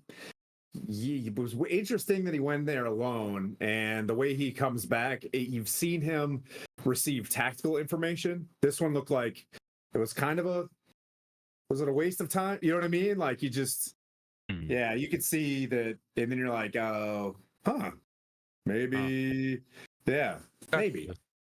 I keep it to myself. I pretend like I don't know. I'm just like, oh, that's interesting. Oh, very good. Okay. A dwarf's got your griffin by the reins held loosely. Two dwarves are kind of moving side to side as the rock is just like not kind of having it. They pick up off the ground a little bit and they're like, whoa, and they're waiting for you guys to come in. It grabs the goat with one arm or one talon and prepares for you guys to mount. Well, Onward. thank you, dwarf, for their hospitality, and I mount the rock. I say, thank you for your great hospitality, dwarfs of Mithril Hall. We'll be back when we have liberated Ironslag. Dagnabbit pulls from underneath her plate mail like an orange, you know what I mean, like a piece of silk, and just kind of tucks it into your gauntlet in the top of your bracer, like right here for you. And then she hits you on the chest. Onward, Duke. And she snaps her fingers, and then you hear as these huge horns with the dust fly out of them. You know what I mean? Like these great, like, Helm's Deep horns just like go off. You guys mount your rock and your griffin. You take off into the sunrise. You fly all the way to sunset, as you can hear blasting for about an hour. As you hear just like Duke Puent, the Divine Misfits, as you guys kind of fly off to like an epic, it gets quiet after a while, and then you start feeling that feeling again where it's like, oof, that was our last, sense of security, and now you're off again, just as Bald Head Sally starts playing as the two Kiwis start like flying through the jungle, getting ready for another hit as the rock, climbs up to 1,000 feet with the Griffin kind of staying in draft because it's not quite as fast, but they've learned how to fly together. You fly over, some low running hills. The spine of the world is off to your left, to your north, where you hit the Moonwood. The Moonwood, what is it? The Drawerwood and the Coldwood for a better part of the day. To your right, you see the mountains where Felbar reside, where the Hawk's Nest, the road that splits the Nether Mountains where you were before. You do see in the distance the specks of some of those Griffin patrols kind of flying around in that area. You see Silvery Moon and the towers of the wizards off to your right. You continue to fly where the Silver Marches are to your front. You recognize one last thing, point off to your right is, the mountains where Citadel, the Raven Mountains, where Citadel Felbar resides, where you spent some time. Then there's a big plateau, and then you see the ice spires before you. Being a dwarf, you know that the ice spires are one of the last mountains before the Anarok Desert to the south kind of opens up, and the rock kind of moves in to the ice spires as you guys the very, very tall mountains. The rock drifts to the right, to the south from the ice spires, and kind of descends into the lower ice spires. And as you're traveling along, you do identify several peaks, and at the front peak of like almost like a dragon, right? You sense right away Mount Hammerhast, which is on the southern ice spires, that looks over most of these mountains. Below it, as you're getting closer and closer, you can make out maybe, like there is some sort of ridge line up on this, but it's in the distance as you know where you're going, like directly. You guys are intently getting ready to fly into this place when, Mirren, you see a shadow in the distance, and the rock just screeches and tries to dive as this weird creature with claws, with like a dragon's head, a goat's head, and some other head. What is it? A dragon, a goat, and a lion just rip out of the clouds and try to grapple on its favorite food in the world, which is a griffin. As you guys roll initiative one last time, as Mount Hammerhast just starts, you guys are descending, and you are in this ball. You are clutched as your griffin's like screaming. The three of you can roll initiative as your first aerial battle commences. Well, if we don't win here, we're certainly dead. But oh, wouldn't that we hit the suck? ground. You guys are all rested up, fresh plate mail. Ah, that stinks. Wait, I'll throw all these pellets of water down. We could have somewhere to land. I am the worst dungeon master in the world. Ready. Where's the chosen path? Encounter builder. There it is. Whoosh. All right. Anybody above 20? Look, we've had this conversation before. Yeah, we're going to get it. We're going to get it. Anybody above 15? Tight. Anybody above 10? Me, I 11. have 11. Oh, Ooh. what's Who's your that? dex, Gwen? My dex is 8. Same here, so let's roll off. All right, I've got 16. I got a 7. So Actually, technically, because it's -1, I got a 6. All right. So Puent, Gwen, and Miriam, what'd you get? 3. but Right. I Well think done. the highest, if we all roll nat 20, Tim, the highest initiative we can get is 19. All of us. Nice. Yeah. So the way I'll say this, as you guys are able to do things while you're doing this, you can see probably a mile or 2 miles miles away is this peak of Mount Hammerhast. Below that looks like a village bifurcated into two sections from a distance. It's basically what you can see as you're focusing in on this. And then the mountain is pretty sheer all the way to the base, probably like 2,000 feet, where you can make out massive adamantine doors. And you get the sense that if you fight any closer, you might be picked up by whatever village is up there, right? And you know that yak folk are kind of attached to this as well. So that's your passive insight. As anything else, you can take an action to kind of investigate as this is occurring based on your stealth to the city. Does that make sense? Or to the iron slag itself. So there you are. This creature is going to go first, and it's going for the griffin.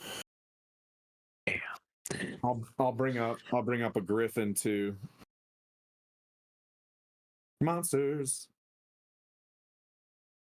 Griffin. Griff. Where you at? There you are. Oof. Not a lot of AC. All right. That's just rough. What? You got HP though. It does have HP. It does have a lot. Yeah. I just have a thing against griffins. I don't even know. All right. So, with its first attack, it is going to takes 3 attacks, one with its bite, one with its goat horns, and one with its claws. Ooh. But instead, I would like the griffin and poison to make a dex save. Oh boy. Oh boy. Do you know falling from a height can hurt? You know that, right? Just say it. Yeah. I got a 9 on my dex. Ooh, Yeah, nice. looking so Wait. great Sorry. here, gang. +4 on saves for me to check. How close do you have to be? You have to be within 10 feet. Oh, sorry. Yeah. I'll bring up the map. Oh, we are far. I feel like Johnny Cash, where he's like, I hurt myself today to see if I could feel. Oh man. Hopefully, it's some type of damage that you can resist. Yeah, I agree with that. I hope. Oh, come on. Well, Are you there, Scott? Oh, wait. I don't need. I'm here. As long as it's on that. we are looking at ourselves, Tim. I know. One sec. I'm trying my best. Which cam is it? Is it Krista cam or is it Not there yet. No, it's gonna Not be there yet. it's gonna be okay, 10 alright. Wait, Cam. Okay. Wee. I am.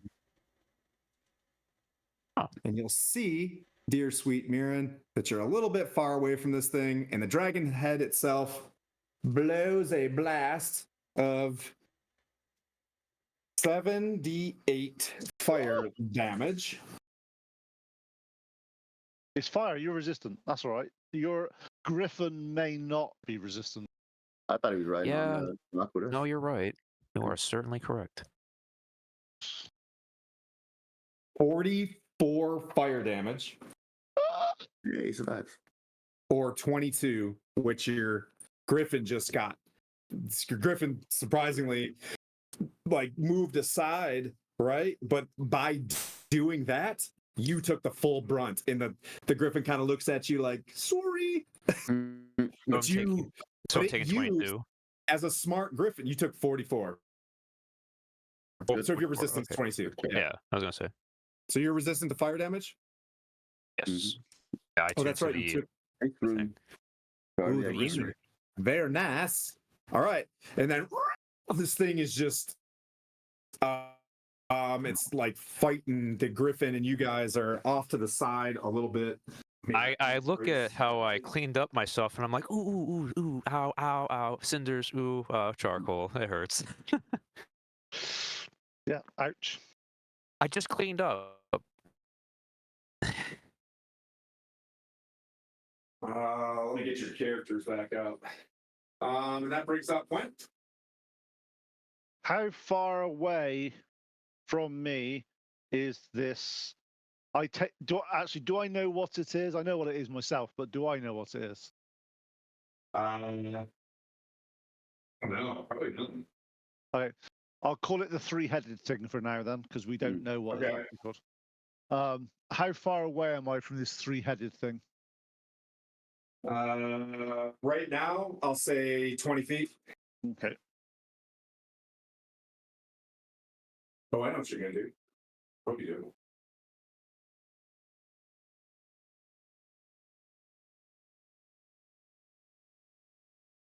Mm. Are you waiting for me? Are you doing something? I am trying to decide what to cast. Yeah, right. Oh, do you want to do that so early? Without a short rest? Maybe you hear some beacons from the yak folk already. Oof, the clock is ticking. Can it do a wisdom saving throw, please? 17 plus chimera stuff. 19, sir. Okay, Is that right on the dot, huh? that's right on the dot. Yeah. Oh, that's a bummer. I told the dad, and nothing happens, so I go. Bollocks. So you have control of this, Mirren, also of the rock. Okay. So you can, Okay. you know what I mean? Like maneuver. I'm giving you the chance to not be hit by this thing. You're at 20 feet as the rock is starting to do one of these things, but you can press it in as well. Puent, do you want to do anything else? No, unfortunately, that's my action. Gwyn just got rocked. The Griffin's looking in pretty rough shape. All right. So, man, I am curious as to what I could do here. I'll get my spells. You could heal your griffin. That is very true. The thing that's keeping you in the air and alive may want some hit points. Yeah, I'm gonna have to focus because otherwise, like, I'm gonna fall plummeting to the earth about 1,000 feet. Which Is is Puent saying that to his Padawan cleric? Are you yelling that to him like, heal your mount? Heal your mount. Yeah, I'm going to use second level cure wounds on the Griffin. Hey, Dirty Dwarf, good to see you, buddy. Okay. All right, so that is 2d8 plus 7. Yep. Yeah. 6. I found this chimera in like a Michael's, I think. I was like, oh, I'm taking All right, that. I healed the Griffin back 19 health points. All right. It's like a B-17 with engine 1 going out, engine 2's going out. You just see it just starts like its wings were like on fire, and now just you basically smoked them right out, and it, you know, it's like recharged, and you could see this thing getting ready to like go to war with you. I'm not against using preserve life on this thing, giving it 40 HP if it gets to that point where it's really desperate. I got it, Tim. Oh, okay. But that brings up. Oh, you done? You good? Yeah, no, that was it. I'm gonna use my actions to just keep the bird alive. Okay, sounds good. Mirren, what would you like to do as so you can take an action to drive this thing, or you can, you know what I mean? Like, but Puent knows also how to drive this thing. So if you know what I mean? Like if you wanted to have an epic, like you can dismount this thing, but Puent would drive it at disadvantage. This rock is bound to you. okay. So as far as driving, you mean I control its attacks as well, or just the direction it goes? You can tell exactly where to go. Yeah. But do I also control its actions in combat, or is that outside of? Not yet. Yeah. You control its directions. This thing will only. It's very NPC for itself. You're basically riding around in a dragon, and I got to hold off on that level of. Yeah, all right, so I'll let it do what it does. 20 feet away from that monstrosity over there. Let's see. Darkness. I Oh, want darkness in the middle of up here. Let me see the radius of darkness. 60. The problem with darkness is if they're flying, they just fly straight through it. And not if I center it on its face. Because it has to be centered on an object. Or Oh, you can do it on objects, can't you? Yeah, that's Yeah. the point. Yeah. So let's see. 15-foot radius. We're 20 foot out. Okay. Yeah, I'll yeah, that's what I'll do.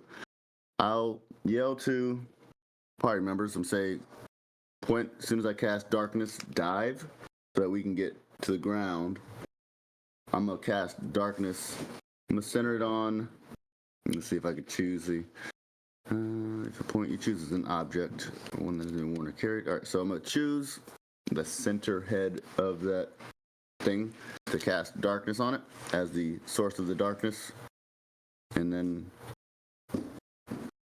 yeah, cast that, and then that'll be my action. okay. As I told the other two to dive so we can get to some level of security on the A ground. bubble of darkness hits this thing. Okay. I gotta read darkness one more time. Sorry. Yep, you good. Just want to make sure the rules. That's all. Rules aren't important. Just make them up as you. Oh, sorry, that's my job. Sorry.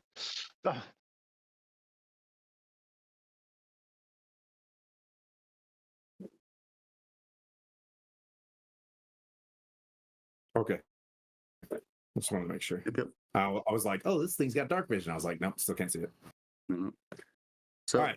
I do that, boom, boom, to set the conditions, and be like, now that that's my action, hopefully he takes a heed of what I said, and we start diving to the ground so we can not fall from the sky. All right. Always a bonus. Always a bonus. And it lasts for a minute. So, like, God, I hate this spell. So, globe of darkness is just stuck on this thing's face for a minute. Yep. It says concentration up to 10 minutes. Concentration up to 10 minutes. Whoa. Okay.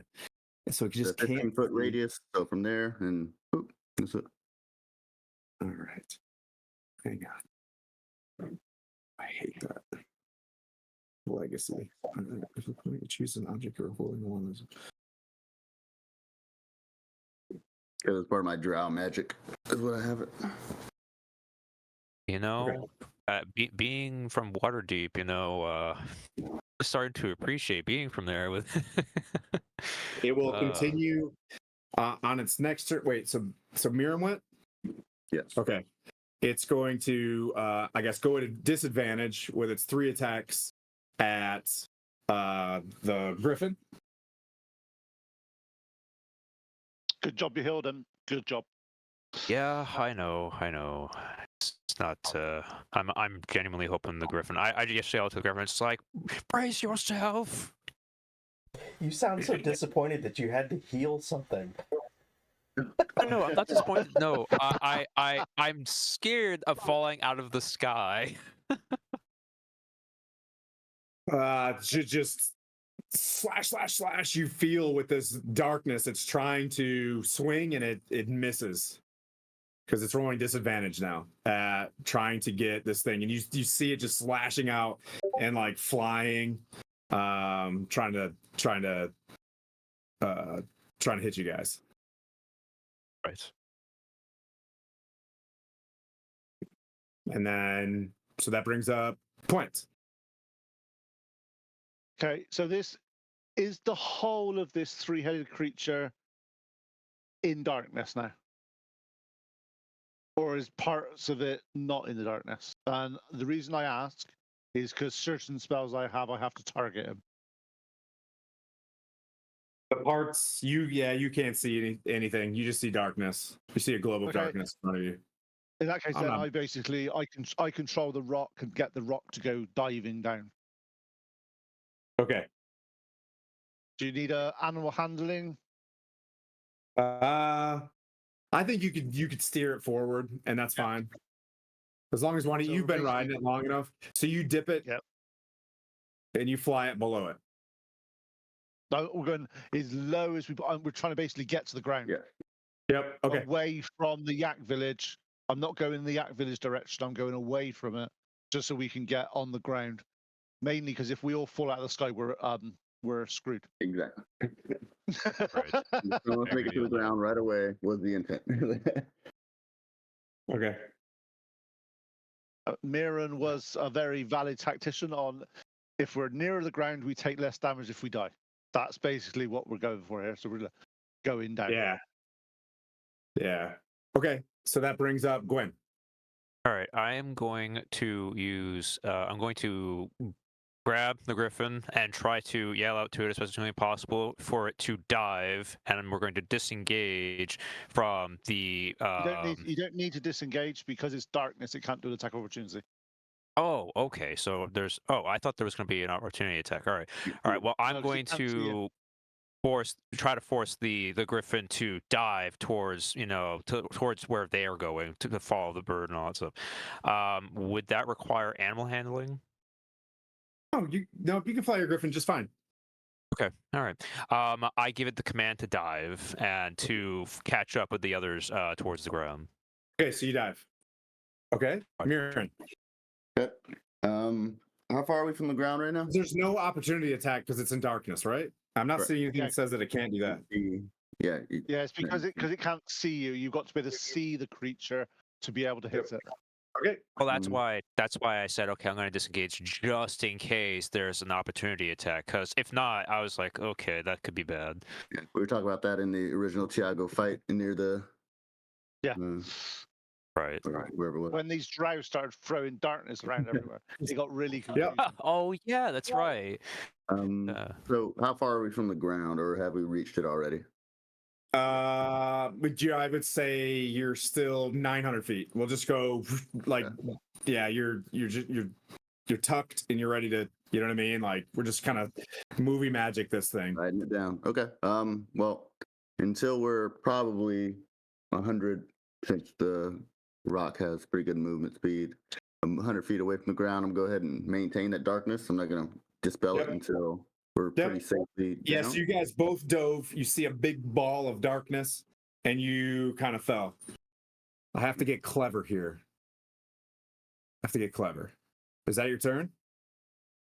Yep, I'm just riding it out. I have not wasting any spells or throwing my javelin in the middle of darkness for no. All right. Not. So much. I'm going to go back to something that Manu taught me with a rod of the movable rod.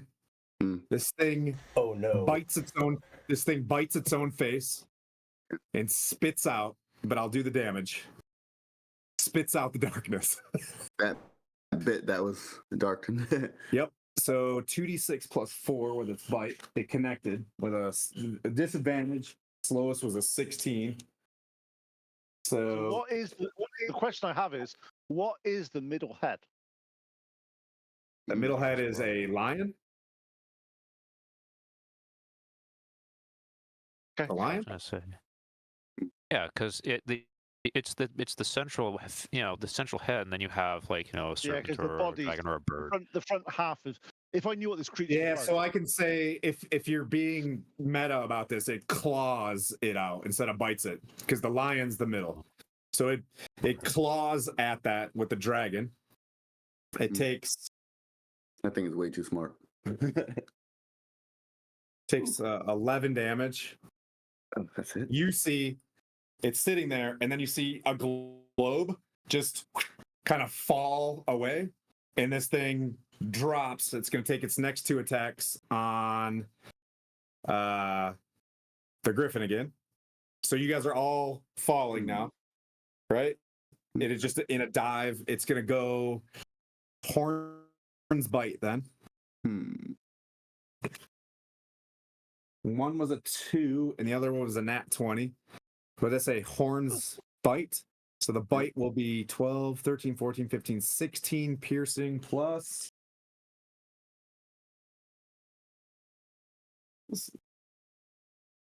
21. Another 20. So 21 again on the griffin. So I'm doing the math on the griffin. And then you guys are all kind of doing this. Okay. But the rock, it's tied up with the griffin again. Do I take any damage? Nope, it's attacking the griffin. Okay. You will take a damage when the griffin. It's yeah. This thing has a Yeah, dragon's head to griffin. it, so it's got a brain on its shoulder somewhere. You know what I mean? Like this thing is Poof, Mirren, you made me really dig deep on that one. I had to. My brain's gonna hurt. Oh, I can't hear you. Okay. But there is a globe of flesh darkness falling with you guys at the same time. Kind of like that Simpsons meme where it's like, I'm in danger. I'm in danger. But it took 11 Yep. damage. It's first damage. Let's see. That brings up points. Wisdom saving throw, please. All right. It failed. Cool. And as it's taken damage now, it does more damage as well. So I rolled d12s instead of d8s now. So that's 13 necrotic damage. Okay. Mirren made my brain hurt there. Oof. Can't let a chimera go that easy. All right. That brings up Gwen. All right, I am using Cure Wounds. You're at boxing third again level. with this beast, but nose down. I'm using Cure Wounds at 3rd level on the Griffin. Okay. You see the dragon's head go red a little bit, and it dissipates. All right. It didn't get its recharge. Wow. Bummer.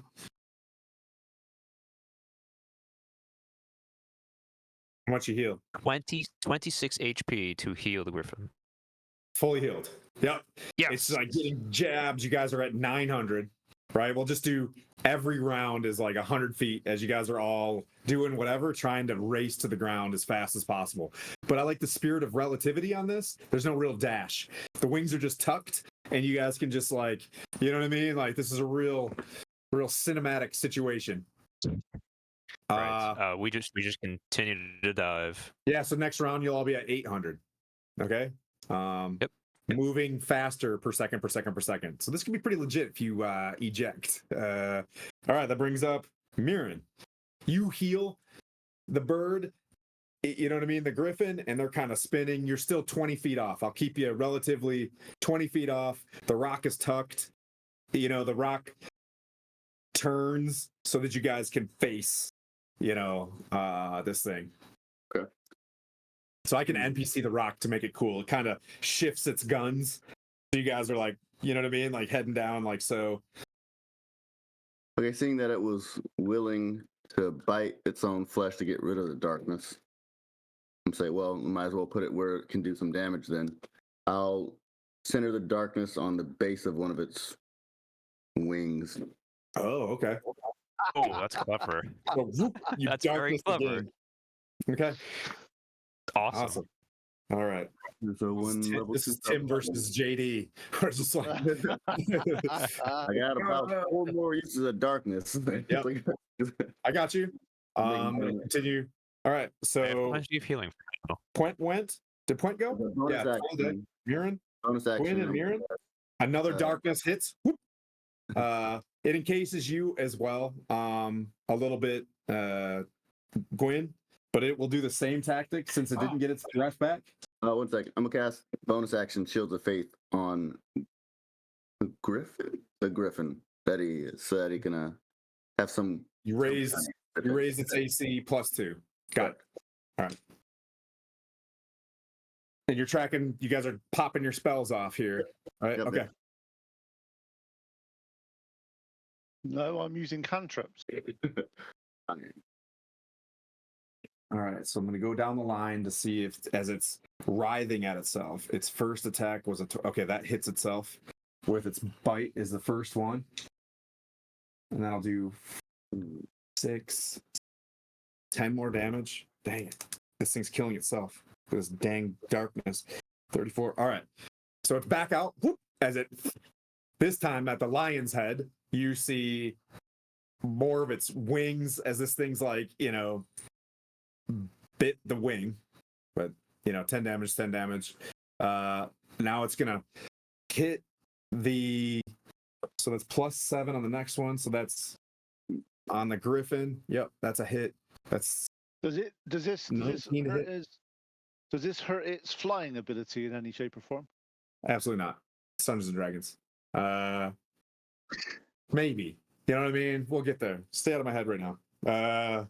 Stay out of my head. What's the Griffin's AC? 14? Where was I? Monsters. Griffin. Because you just gave him +2, right? AC 12. So it hits with a 19 as well, and it's gonna hit with its horns. It's gonna goat you.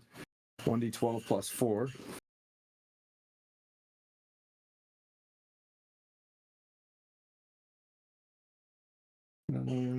Four. All right, so the goat gets hit for 11, and then it's going to claw at it for 11 plus for 18, so that hits. That's 8. So another 12.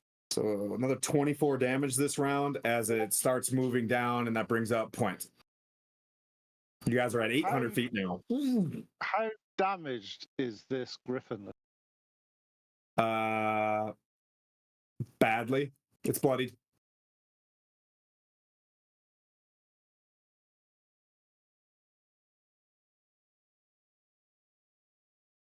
I'll say you also see with your passive insight, you're eye to eye with what was that yak village. You're now kind of passing through that. And you're going to land up the mountain a little bit. So the mountain's relatively thousands of feet, but like you're just trying to figure out what I could do in terms of how far away is how far away is the Griffin now from us? 20 feet. Oh, yeah. Have them come to us. Yeah, I basically call out to Gwen, make sure you get over us. You might have to abandon that Griffin. I may consider that. I'm just saying, if it depends on what's happening, just make sure. I hear the Griffin look at you. We're not abandoned, as in get it to safety. No, so that I don't. The reason why I say I may consider it is because I'm very hesitant to do so. I will take that into consideration, but I do not want to abandon it. don't do what I did and have your Griffin die. Yeah, I would rather it not. Have it retreat and come to us. What you can do, Plant? I'm trying to decide. Toll the dead on it first of all. So Okay. wisdom saving throw. I was gonna say if you could heal the Griffin, I could use a damage spell, hopefully against this. I creature. can actually ranged healing spells are a lot worse than cure wounds, and you need to cure. That's the thing is mine because my range because you can heal. My ranged heal is only 1d4 a level. Whereas your cure wounds is 1d8 a level. You can see the dragon head is staring at Mirren, trying to like eye where he's gonna throw darkness again. You know what I mean? He's just like it's ready to So did it? What was its wisdom saving throw anyway? fail. Like 13, I think. Oh, that's nice. 19 necrotic damage. Okay. All right. That brings up Gwen. Yeah, I'm just looking real quick. All right, I am going to use Cure Wounds again. This time at 4th level because it's so low. Probably got like maybe 2 HP left. So I'm going to use Cure Wounds at 4th level on the Griffin. Let's see. So lucky. You see it starting to grow. And it doesn't recharge again. Like you see the dragon Mirren trying to take breath and spark its dragon breath and doesn't get it. 29 health. 29, fully healed again. There we go. Mirren. Oh, Yeah. and No, I was gonna say, does it still have the darkness around it? nope. But there's 2 balls of darkness. Wait, no, only 1 left because you broke the concentration to do another concentration. So, yep. Yeah. So now that one blops out, and another piece of feather and wing and viscera are falling in another globe of darkness. But Mirren, you're up. So, being that the dragon continually tries to recharge its dragon breath or whatever it is, that particular head, and I've seen this twice now, and it had to take out a chunk of flesh or whatever to make that happen. I'll put it right there on its neck where that happens. Okay. That's how it keeps trying. All right. That's my. It has to use its other sides. It has to use its lion or goat to remove that piece. Oh, Yeah, I was gonna say we can get it to target the dragon head. You know, then I'll just be an idiot at that point if the dragon's gone. Right. With its the first one. Well, the first one was an 8 to 25 with its lion head. Bites that piece. We're all at 700 feet now. Bites that piece off, spits it out. What's up? Does it have disadvantage to hit itself? And how does it know where the darkness is? So yep, so it's an 18 and a 4. This is I'm thinking where I could put it where it wouldn't hit it. I'm good. I'm gonna think it through. Good. I don't think it has disadvantage to hit itself. That's ridiculous. But I don't know, that just seems silly. It can't see itself. I don't know. But spits that out. Let's keep going here. You could focus the darkness on its eyes so it could blind itself. With its so it's missing its bite now. Its horn and its claws are going to go after the griffin. They both hit. Its horn does 1d12. Where are you at? Oh, 6. And its claws do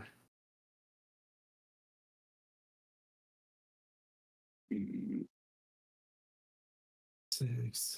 That's 11, 12, 13, 14, 15, 21. Another 21 damage. Man, it seems to do the same thing over and over again. So it looks bloodied again. Okay. Going to try to recharge. Oh god. Mirren, you notice as you're staring at this thing, it looks at you and you see the spark light and its neck goes red. And it just looks down at Gwen and says a crucial round here. Let's see. This brings up point. Ooh, it's time. Okay.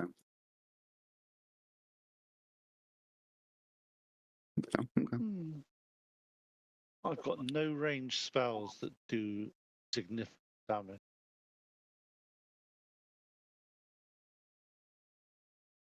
I mean, we can maneuver the. How close are you guys to the creature? We're 20 feet away from you. Okay. Well, try Spirit Guardians. Dive just a bit closer.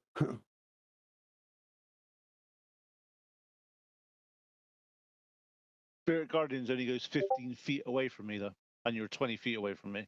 Well, we're in a dive, but angle the dive just a little bit closer. The Rock would do that.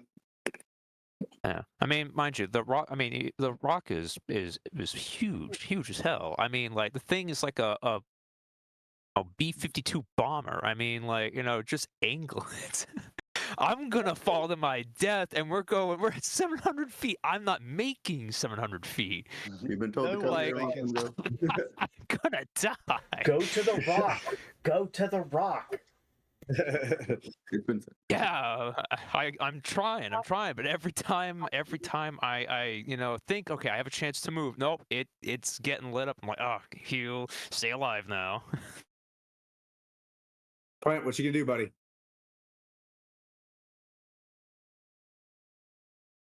Thing is, I do just as much damage with the for one target with Toll the Dead. So Toll the Dead on it. Okay. Saving throw. Oh, it does the same amount of damage, is what I mean. 17. Fails. Okay. Ooh, 21 points of necrotic Right. damage. It looks bloodied. As this thing's starting to like, look a bit wonky. Okay. Might be the last round if you don't bring this thing down. Let's see. Gwen, what you gonna do? You have a bloodied griffin. I am going. I'm trying to find it. Okay. How impressive? How impressive do you want this last round to be, Gwen? I've already pre-decided I'm not going to abandon the griffin. No, but you Ooh. could. Why don't you maneuver the griffin and jump on top the chimera whilst casting spirit guardians? You could ride it until it dies. I don't know if Tim would allow that, because the look on his face right now, he'd be like, "Oh, that's You want not to jump happening." off the griffin onto the chimera? And cast spirit guardians whilst holding it. You'd have to make a Yes, acrobatics check. But in that time I do so, I won't heal the griffin. The griffin will die, and then this thing will die, and I'll be in free fall with this very large lumbering creature. Yeah, it'd be epic though. It'd be epic though. Well, it shouldn't die because you take the attack of opportunity for getting out of range of the.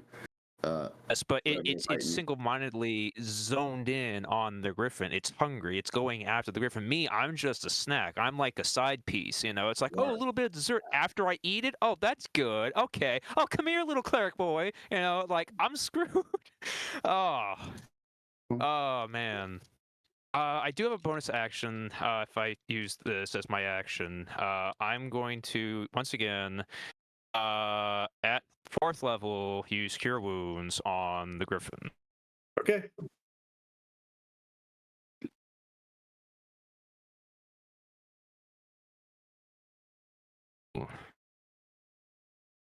Iron Slag hard. Spells being cast. Is that why you're doing Toll of the Dead? You cantripping? Yeah, that's what I'm saying. All right, 23 HP back to it. Okay, it's fully healed. So now I know how much HP it has. Would, as my bonus action, would Spiritual Weapon help in any way? Sure. All right, then I'm going to Problem with use. Hang on, before you do that, you've used spiritual weapon lots, you know it can only move at 30 feet around. So it would be able to attack it one round and then it would be out because it's moving further than 60 feet a drop per one. Your spiritual weapon will just be left up in the top. So you can do that. That's the reason why I've not cast it, is because spiritual weapon just can't move fast enough to keep up with a full. Yeah, I wish I really could use blindness deafness as a bonus action, because then I would blind it and then I would move out of the thing, kind of like change. Like if we're going down like this, I'd change it like this, like kind of like change the direction of which we are dropping to kind of like steer off away from it. But I looked in my bonus actions and so on and so forth, and the only thing that's there spell wise for the most part is spiritual weapon at level 2. So that's where I have that trouble, but I don't think there's much I can do here at the current moment, as far as I know. Yeah, because let's see. To do bonus actions, spiritual weapon, actions in combat, and then it says reactions. So Boys, what you can do, buddy? I'm just gonna continue trying to land as fast as humanly possible, and I'm just gonna try to keep the griffin alive. So what you could do is get on this side. So maneuver this side of the rock. You may take a hit. You may take 2. You can potion up your griffin and bring it back to consciousness and continue to fly. Oh, yes, but you guys didn't. Anyway. As far as I know, you guys didn't hand me one of the potions. We did. You no, bought we them. gave you. He did. No, we gave every single person a greater and And a a normal potion. Okay. All right. I must have missed that earlier. Because I was reading up on the items. All right. Or I'm going to while maneuver you're Griffin, falling, either. going more this way towards the rock. I'm just gonna go like next to the rock as best as possible, even in front of it if I can. Okay, it's gonna take a opportunity attack. Yep. That'll hit. That's 17 plus 7. I'll say I'll go with the first one, which is a bite. 7, 8. So it's at 11 damage. Mirren. So seems the dragon's head now has a recharge from what I've seen the previous 2 fails. I guess looking at them and what head attacked which part of which body, does it seem as if the furthest heads could be able to reach, say, the third head? Oh yeah, it can hit itself. From So it doesn't what do have you to mean? be the middle head. It doesn't have to be the next head to hit it. It has to be Yeah, either of the it'll move its other head closer to the other one to have it bitten off. Okay. Then, Nah. Okay. Interesting. Well, as all things, something's got to end at some point. It's falling. We're falling 20 feet. Why not? I mean, I don't know if I could shoot behind it. Heroism. Don't need that. I'm gonna jump it. I'm gonna do it.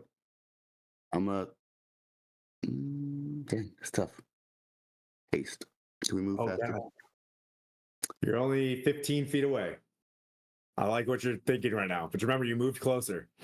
Wait, no, you didn't because the Spirit Gardens. You didn't do that. You're still 20. Yeah, but you can. I mean, the rock. You're connected to this thing. You can move it and do it.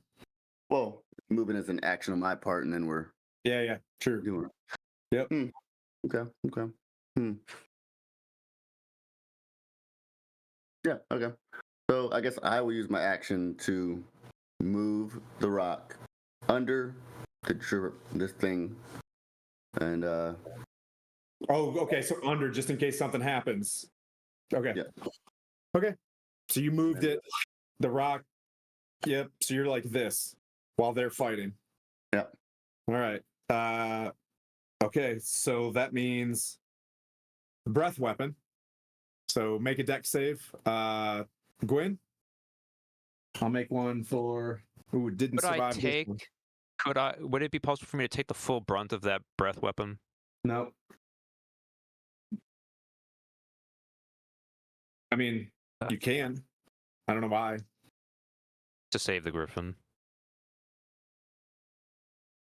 Roll your dex save. We'll see what happens. 13. Oop, you both failed. Oopsie poopsie. All right, here we go. And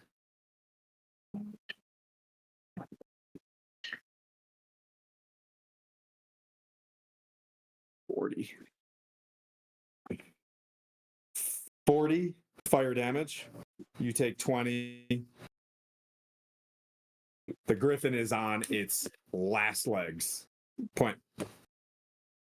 You're underneath it at 600 feet. But he didn't say closer, he just said under. So he's under at 20. Okay.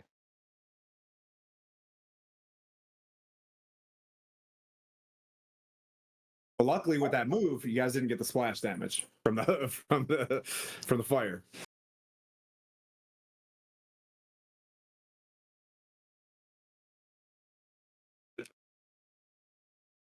I don't know what to do. You jump, you won't be falling at the same speed, so then you'd probably be able to actually get up to it and then fall back down and be like kind of floating in space. Yeah. If I was above it, I may have done a jump off the top, but as it's 20 feet up, there's no. If I jump off, I'll still be going the same speed as I'm. How high can you jump? I didn't realize how epic this battle was going to end up being. As floppy as that ice spider was.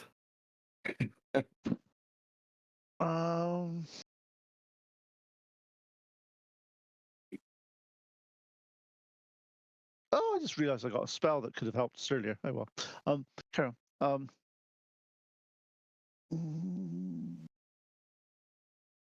That's not going to work. What's that one do? Oof. You see its neck? It doesn't get it back. Mm, Could have been way worse.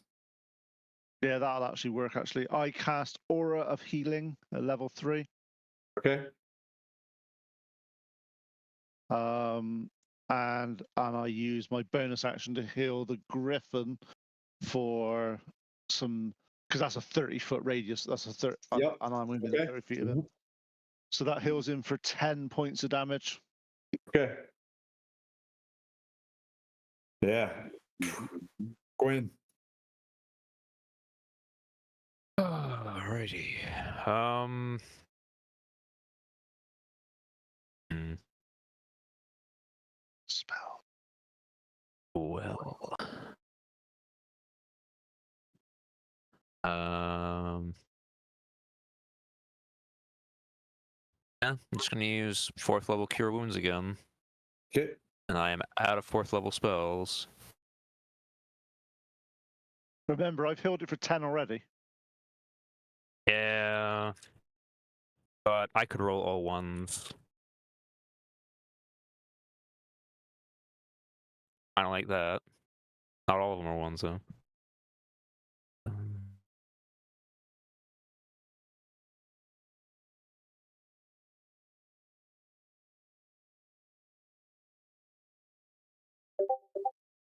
$28. 28. 28 HP to hit. Okay. To hit. To No, no, hit. no, no, no, no, Yeah. no. To it. The Griffin. Yeah. Okay. All right. It looks pretty good. Pretty damaged. I mean, it's damaged, but it's like it's down to like 10 damage on it of its 59. All right. So that brings up Mirren. don't want to use an action for that. So, actions. See how high I can jump. I think I can jump that high and get up to it. Actions, sadly. Okay. Is increases by 10. Okay. Yep, that may be the thing. So, Channel Divinity. I'm gonna go ahead and Channel Divinity, Peerless Athlete. So Okay. I now increase my high jumps and long jumps by an additional 10 feet, which my Damn, that's high. is already 21. So I can jump to meet it. I'm going to jump. That's like some Castlevania level anime jump that you're about to do right now. Yeah. I get up to it. Okay. And then attack. Well, shoot, I guess at that point, let's see, it's jump plus your strength. Strength number of equals your strength.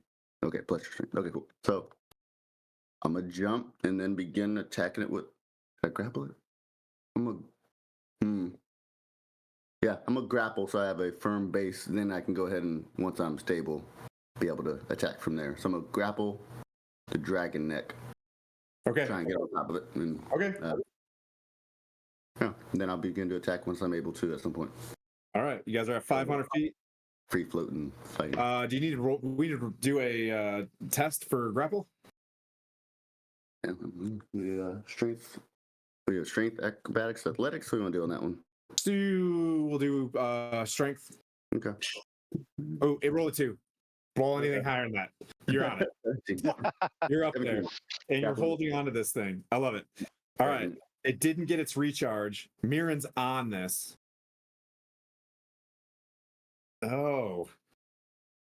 It literally loves to eat griffins, is one of the main things. It says in the books, it's like if there's a griffin, it's eating the griffin. It's going to continue to attack this. It's going to make its 3 attacks on the griffin. Still, even with Mirren hanging onto the neck. 2, it has a 12 to hit. All 3 hit. Oh no, because you did only 2 hit because it has Shields of Faith, doesn't it? Not anymore because I cast Darkness after that. Okay, so 8, 12, that's 22. And then 8 + 4, 9, 31. 64. Oh, 37. All right. Griffin's doing okay. Point. Bonus action, heal the Griffin for 9 points damage. Okay. Yeah, I just want to point out I am not doing good either because I took damage earlier as well. So How bad are you? I'm at 22 out of 66. That the fire breath weapon has been pretty strong. So if it's doing 40, I'm taking half. So it's been 20 each time. That's fair. If it recharges again, I'll start healing you. But at the moment, I think Doesn't recharge. I think the Griffin's more likely to kill you from passing out and you falling than the fire damage at the moment. Well, the rock Yeah, maneuvered under that, so he can literally just drop to the rock, and the Griffin can position itself under or on the rock as well, or similar to how your goat is, I would say, and then that free up that. It would have been wiser if I had maneuvered under the rock. You can do that. So I think You can disengage and go underneath the rock. Yeah. Because, oh man, I'm running out of options here, and I just burnt through all 4th level spells. You've got third, seconds, and firsts. Let's see. Only 2 second, or sorry, 2 or 3 second, and then I got 2 third. Can it do a wisdom saving throw, please? Yep. 16, 18. Ooh, 16 plus. Oh, 18. I think you got it. Fails. Wow, nice damage. 18 necrotic damage. Is it looking hurt yet? Yep. It's looking pretty rough.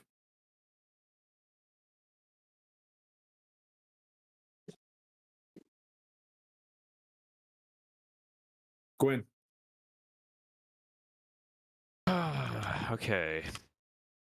Well, how bad's the Griffin looking?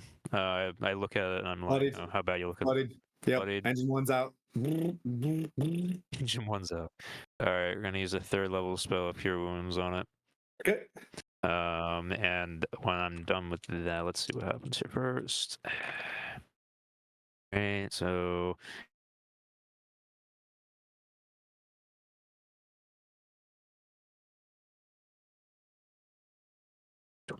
28 health points back, and then I'm going to, with my movement, I'm going to position the Griffin and me under the rock. All right. Slides underneath it. But Griffin looks fully healed. That's my turn. Here. You're on it. all right, now I'm, I guess, firmly grappled and have a stable base. I'll begin to attack now. I'm gonna go ahead and utilize. Ooh, I don't want to throw that because that's gone. The Giant Slayer Longsword, just to attack twice on the. I guess I don't know. Can't target a single spot of it, but the whatever monstrosity I'm fighting. Chimera. Great.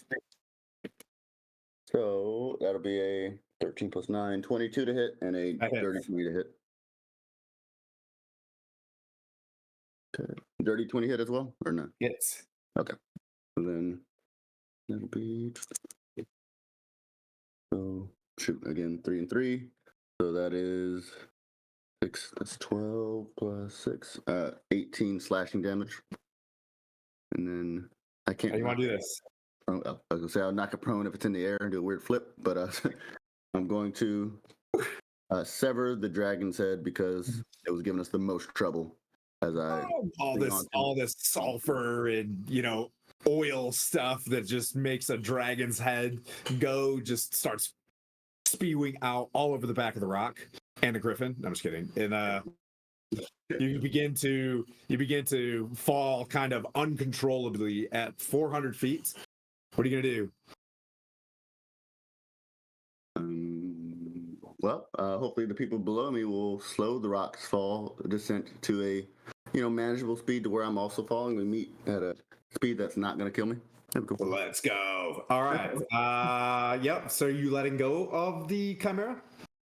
Oh well, I guess I can just do that because it's 20 feet below me. I guess kick off the the It's chimera. all relative. You guys are all kind of falling relative right now. So if you're just letting go, you're just kind of letting go. Kick off the chimera, Okay. aiming down at the rock. Yes, come on. Do a little. Yep. Propel myself into the rock. All right, Clint. Yes. You guys are falling. Okay, I want to get the, because obviously the rock's got one claw with the goat in. He's got a claw 3. Yep. So I want him to sort of break his wings sort of bring his wings up a bit to sort of stop his fall a little bit. Animal handling. Let's go. And then sort of come round and grab Mirren. Okay. You're Animal crawling handling. forward to the controls. It's okay. Is this with disadvantage, like you said? No. I don't know. Yeah. Okay. This is not your bird. No, It's that's at fine. disadvantage. Disadvantage. I've just got 18 on my animal handling because I got +5 because of my wisdom. It comes up and it lets its wings kind of go wide, and Mirren lands on its back. It's like you get up there, the griffin is like fully healed. You guys come down, you both the griffin and the rock flutter they flare their wings up a little bit to slow the descent as the chimera just bursts into the ground. Like you hear a smash echo across the mountain, and you land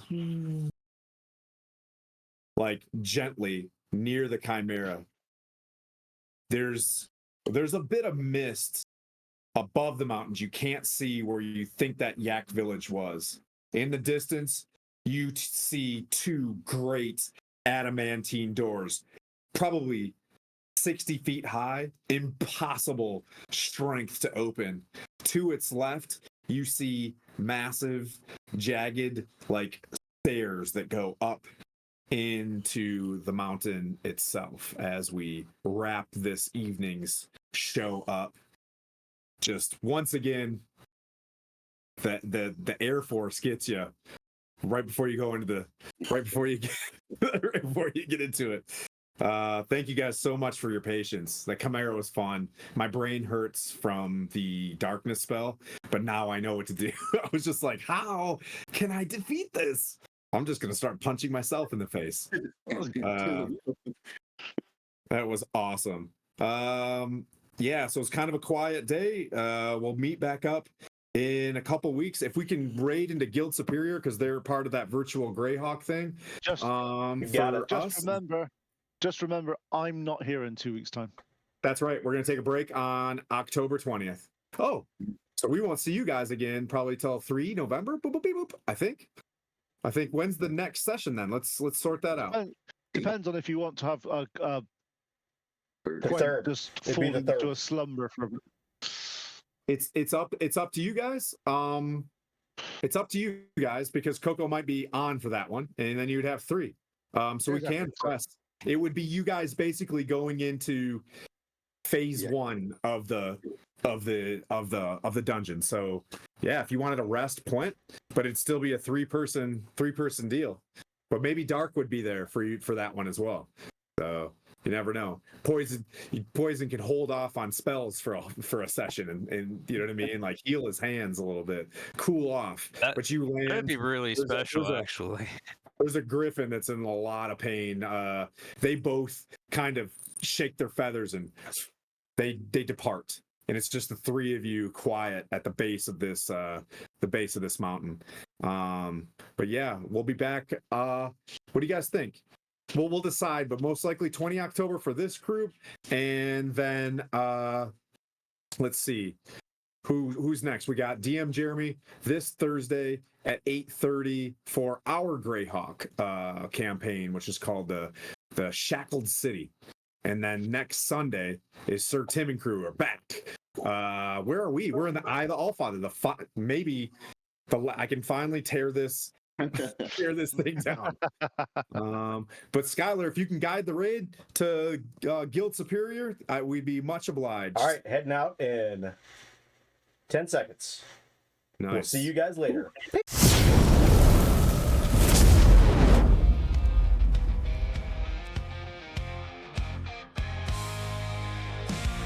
There's one the dwarf with his hammer of steel. Down by the forge, he's never